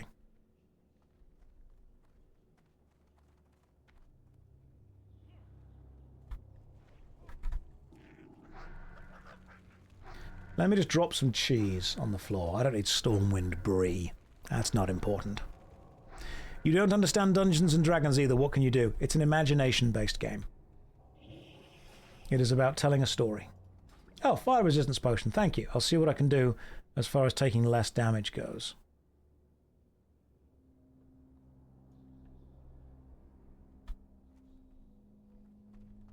Right, so I'm going to see what I can do. Stormwind Brie is a fine way to start the day.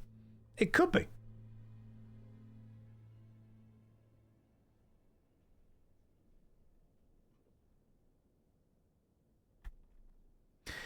We love you arguing with people with different opinions, but it feels sometimes you don't find the line between disagreeing with you and just wanting to harm other people. That is a great thing that we should look into more. That actually was really good. People can disagree with me provided that your disagreement is not actively harming a, I would say, already relatively marginalized group. Is that a fair way of putting it? Okay, so I'm taking between 86 and 87 every time I do that. So if I use my minor magic resistance potion, let's see if I now take less damage. I do not. Okay, cool. So you cannot resist your own hellfire damage, which is very annoying. Do I think we can get Wildstar 2? Probably not. Probably not. How can you harm someone through a Twitch chat? Duck, I would say that the word harm... Are you actually asking? Because if you're actually asking, what it would be is, it wouldn't be physical harm. It would be contribution to a society that is, I would say, confrontational or aggressive to live in for people that are part of communities that are not often supported or powerful. If that is your genuine question.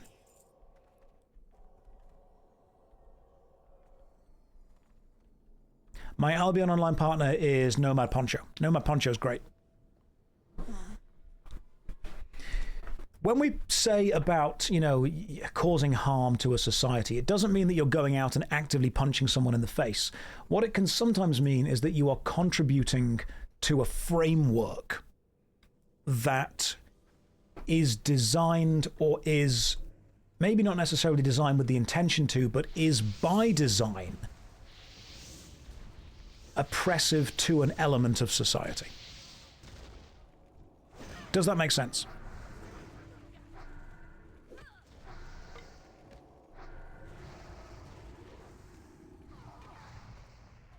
It was a genuine question.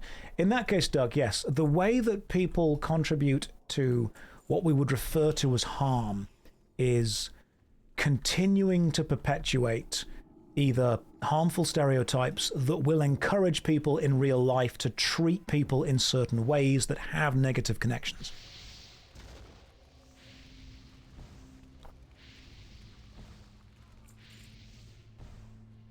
The Warlock is fun to not pay any attention. Why should it be bad to be confrontational? Kama, it isn't necessarily bad to be confrontational because conflict can lead to benefits to both sides, but can you understand that if everything you do is confrontational, if every situation is designed to be confronted, it becomes incredibly draining.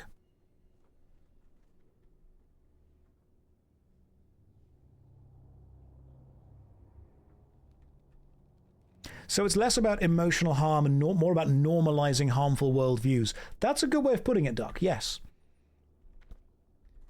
There are many people who do not want to think about what they should do.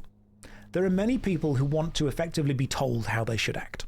And what people do is they see how society is and they act in a way that they believe will get praise from society. So when you start normalizing the dehumanization of one demographic or another, when you start normalizing the jokes that are at the expense of someone or something instead of in kind of collaboration with them, we start normalizing we normalize this lifestyle framework where it's okay and even encouraged to punch down.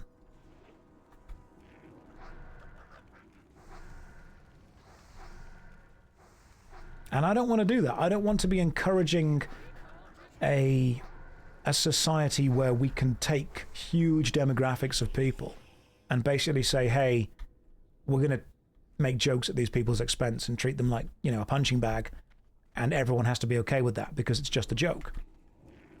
It's a good joke if a lot of people are laughing at it and if there's a level of respect there.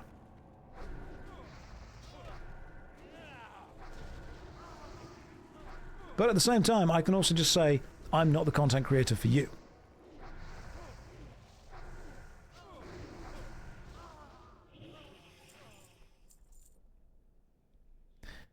Feeling, I agree. People live like this. There are a lot of people on the internet that are unhappy. Do I think these thought processes then fall into a tribalist mindset? If you disagree, it's a personal attack. Yes, Sam. Yes. If people are not confident in themselves, they build their personality around something that is stable, something that is confident, something that is long-lasting. And what people then get is this parasocial attachment to a concept. And when someone questions that concept or that idea, people think that they're being questioned themselves personally.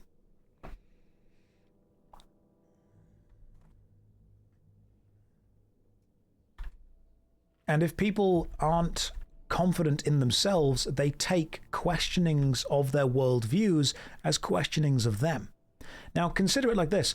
I have said that there are certain video games that I don't like, and people that do like those games have actually contacted me and they've said, how would you feel if I said that I didn't like a game that you like?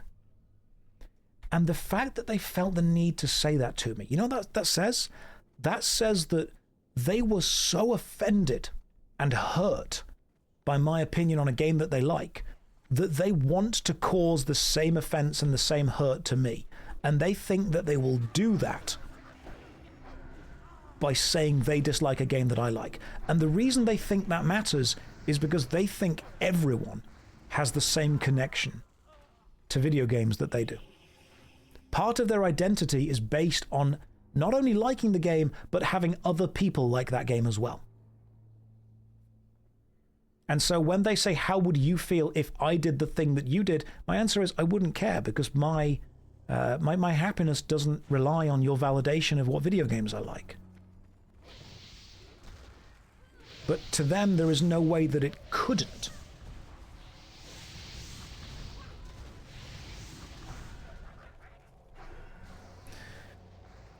Yeah. Renegade, it's... Schrodinger's asshole is someone who was both being serious and just joking based on how the crowd take their joke. You say something that's a little bit edgy, a little bit testing the waters with societal acceptance, and if people around look at you and go, oh man, you're so right, they're like, yeah man, I am, that's how I really feel. And if people turn around and go, that was a bit of an arsehole thing to say, you go, oh, it's just a joke. You got to balance it. That's how they got to find it.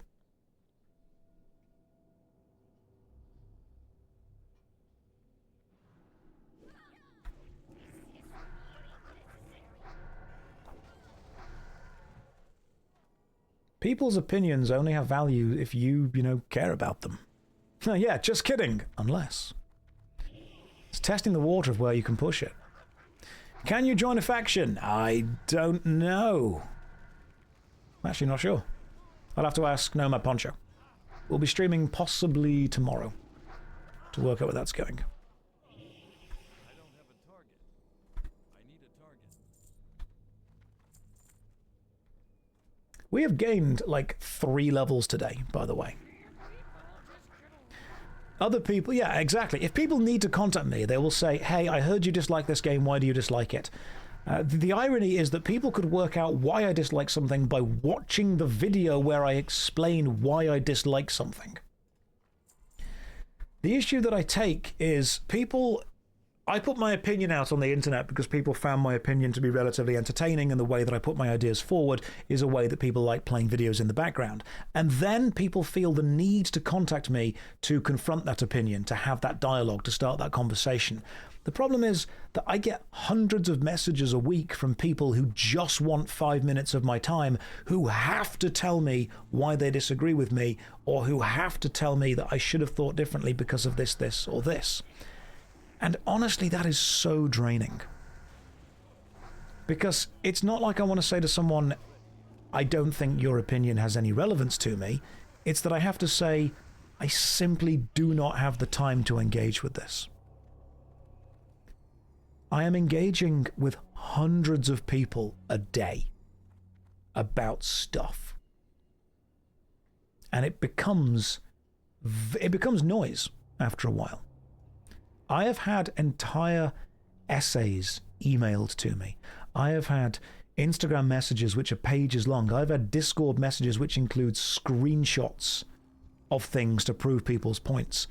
And honestly, I think these people that do that just want to be heard. I think at some point they just feel so isolated that they need to be heard. If 100 people contacted me a week and I just gave them 5 minutes, literally 5 minutes, and then just a hardcore cutoff, that's what, 500 minutes of a week? It's already a hell of a lot of time. Genuine question. Why are the majority of romance stories involving infidelity, and why are we expected to find it romantic?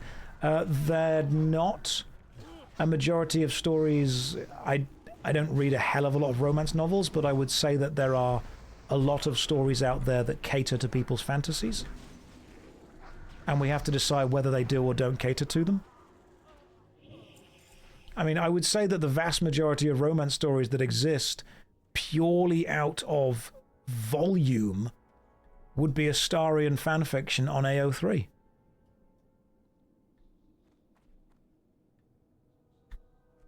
Like, if we just purely go off the amount of written works that exist, probably that.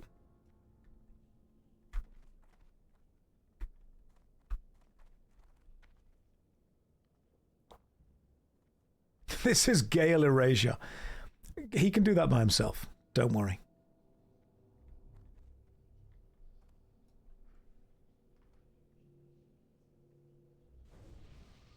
You feel very attacked right now. Look, AO3 is Archive of Our Own. It is a fanfiction repository site where you can write stuff and put it up on the internet.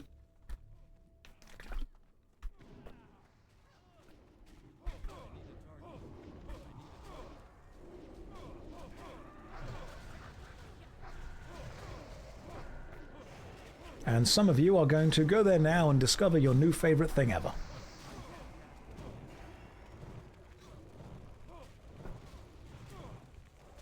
But it is remarkably important that we understand that a huge amount of stories don't get published. They just exist because people wanted to write them for pleasure.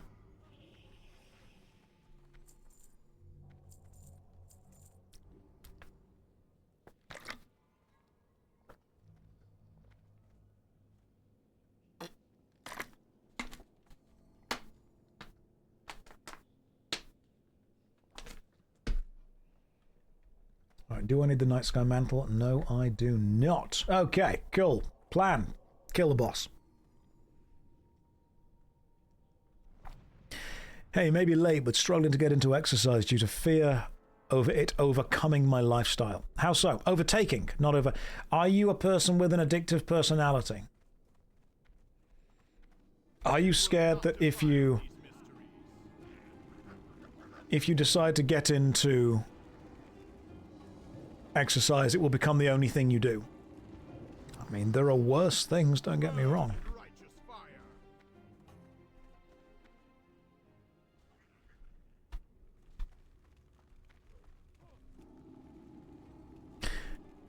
What was the 100% there were nights? Where was that one? You would show up to stuff you had zero interest in because you were the guild leader. Absolutely. Sometimes you've got to just show up. Hey, we got the blade. Fantastic. I need that. That is, I think, the blade that I want to use. That's the dagger I was looking for. Hang on. Who else needed it? Sig, did you need the dagger? Escabil, you... Who needed the dagger? Escabil, did you need this dagger? If you need it, you can have it. Because you carried us through this dungeon. Will you equip it? Sure do. It's yours then. Right. In that case, good run, guys.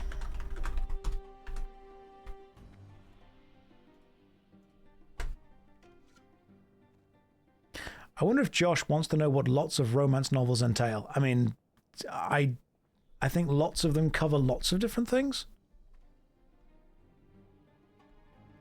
We can run SFK. We will run Shadowfawn Keep. That was good. We got it there. Anyone else needing robe? All yours, bro. All yours. Right. I have the robe. Oh, can I wear the robe now?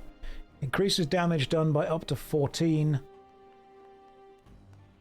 Intellect actually goes down. The Death Speaker robes, I think, are better. But I'm going to equip that just to see how it looks. You know what? The vibes are good. Mantle of Dawn is hit rating by 9. Blood Mage Mantle, keep that equipped. Orb of the Forgotten Seer I can equip, but I haven't got a main hand weapon. Right, for now, guys, I will be off. Thank you for the runs.